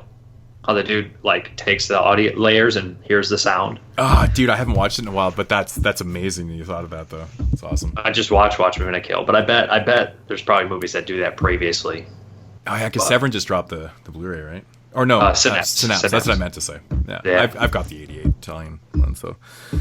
But yeah, Liam Cunningham, yeah. Awesome. All right, moods. I'm up first? Mm-hmm. Am I up first? Oh, yeah. Okay. Man, I don't really know what to say besides what I've already said. The Card Players is a fucking mess. It's just a messy movie. It looks shitty. I mean, really, it would work if if the narrative actually made sense and shit. I mean, it probably would make it a little bit of a better film, but that's just not the fucking case. But I can't respect the simple fact of mistakes like, a royal flush and a straight flush, and the straight flush is winning. I'm like, what the fuck is going on here? I'm like, that's clear as day, man. You can see this on the computer screen. This is completely wrong. It's just a bad, horrible script, man. I don't think there's anything. Yeah, but wasn't it like? Didn't they say that it was like fake? Or isn't that what they were talking about? Or the game made up its own rule or some shit. I don't remember, but it was stupid.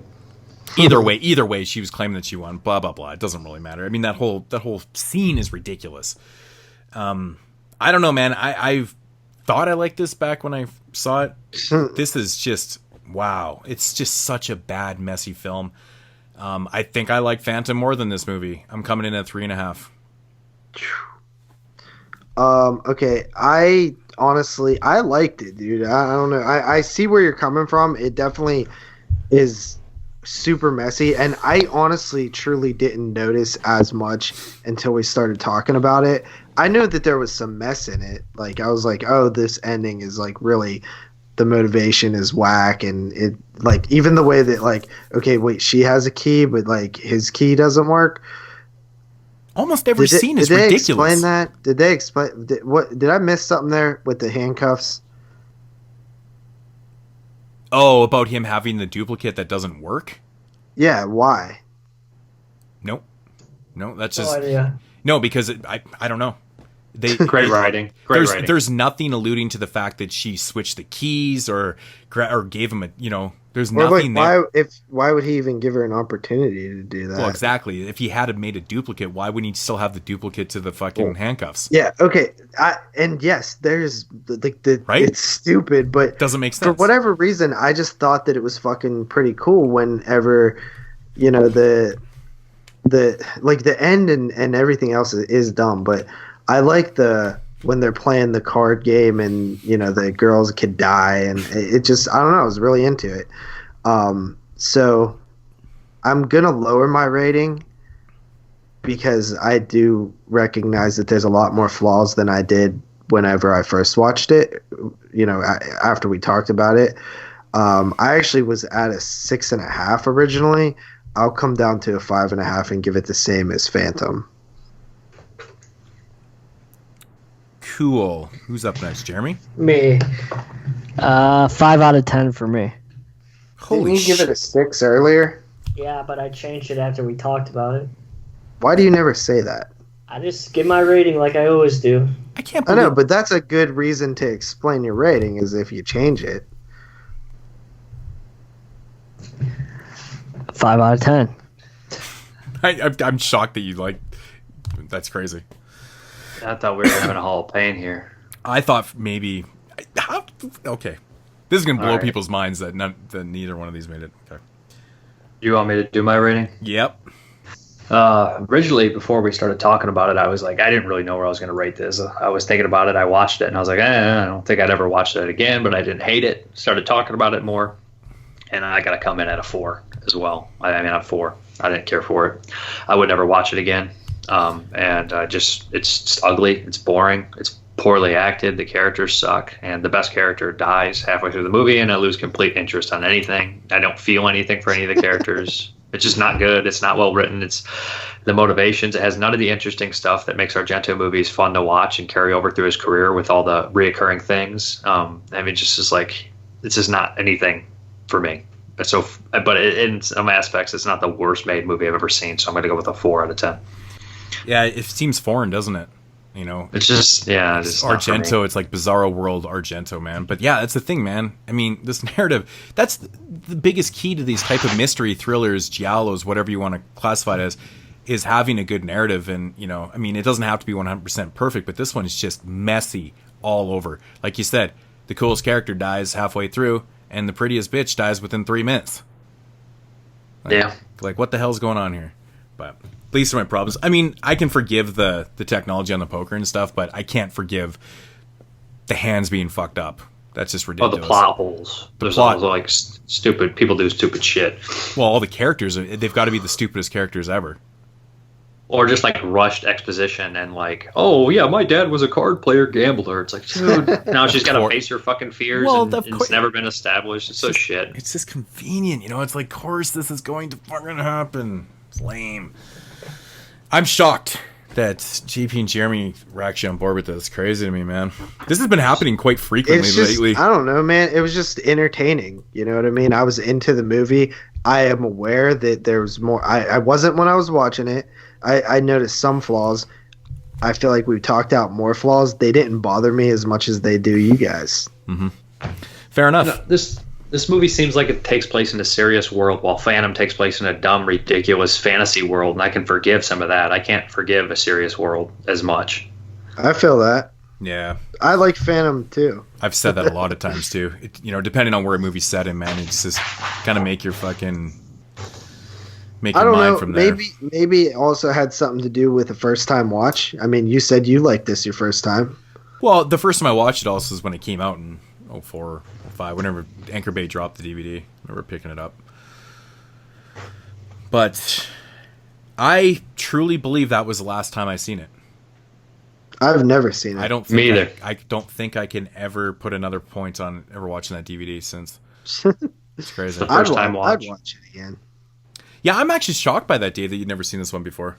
Yeah, that surprises me too. It happens sometimes with a lot of the later movies, like on directors. I won't watch them. Yeah, I feel. I can see why. Yeah, I know better. Yeah, have you ever watched? I mean, I remember you talking about this in one of your older videos too. You're like, man, I must have like 50 or 60 Jess Franco films. And you're like, I don't think I've even watched one of them before. Have you actually watched some of them now? I've watched at least probably like 20 Jess Franco movies, but I don't. A lot of them bleed together. Well, that's the thing, man. Have you seen any of his like post 2000 films? Absolutely not. Oh my god, dude! You wouldn't even recognize. Like, it's crazy. The depreciation is like the early Franco from the early 60s is actually quite good. It's like gothic kind of fucking. Those films are actually pretty decent, and then late 60s, early 70s got super sleazy. But fuck me, man. The 2000s are like shot on video. VHS, like, what the fuck am I watching? Shit, softcore garbage. Pretty much. Yeah, it's crazy. Pumping out 19 movies a year. It's nuts. And he's shooting 3 movies on one fucking set. Yeah, and well, that's really what he was doing. That's his MO. Splitting budgets and making 2 or 3, man. You know, quantity over quality at its finest, Always. right? Okay, well, that's gonna do it here, man. If we don't have anything else to say, I think we're pretty much done here for episode 166. Dave, I can't thank you enough for coming on. You were an amazing guest. Dude, you were awesome, man. Yeah, I awesome. vote we kick Jeremy off and bring you on permanently. He's like, no way, I can never stay up this late on Friday nights anymore. It's 4 in the morning. It's 4 in the morning. I'd come back at times. Yeah. Are you East Coast, Dave? Yeah, I'm in Ohio. So is it 4 now or 3? It's 4 o'clock right now. Yeah, it's 3 hours. Because isn't some parts of Ohio an hour? No, it's all in the same. Indiana. Oh, okay. All right. Yeah, And I'm Indiana with you sucks. on the East Coast. Yeah, Jeremy's only 3 right now. Only 3. Is he? God damn. Yeah. Me and fucking... I'm and then you only got to one. drive home, too. It's only 1 o'clock here, man. I'm gonna go watch a movie. I've been up for over 24. I've been up for like 25 hours. Sometimes I like that though. You're a Like, trooper, man. like you get kind of delirious, but then you get these wins, and you're like super energetic and bubbly. Shit. Yeah, everything's funny at this point. Yeah, really, man. Hopefully the sound's all right. I don't know. I feel like there's an echo in this room right now, but that just might be earbuds. I know my sound is different from earlier. It sounds fine. I mean, there's a little bit of reverb there, but it's not bad. It's really not bad at all. This room is way more spacious than the one that I record in. Yep, that'll do it, man. Get that natural reverb in there, but yeah, it is what it is. Yeah, again, Dave, thanks for coming on, man. I had a blast with this episode. Really, really good stuff.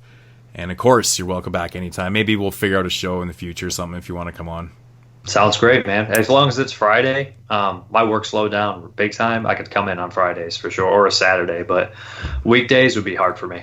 It's going to be Friday nights. It's pretty much the only time that we can do it ourselves. Yeah. And that's been kind of an issue even with Jeremy, so he's been missing some time because of it too. So, but yeah, it's just our schedules. They've changed over the years, and some people understand, some people don't. It is what it is, right?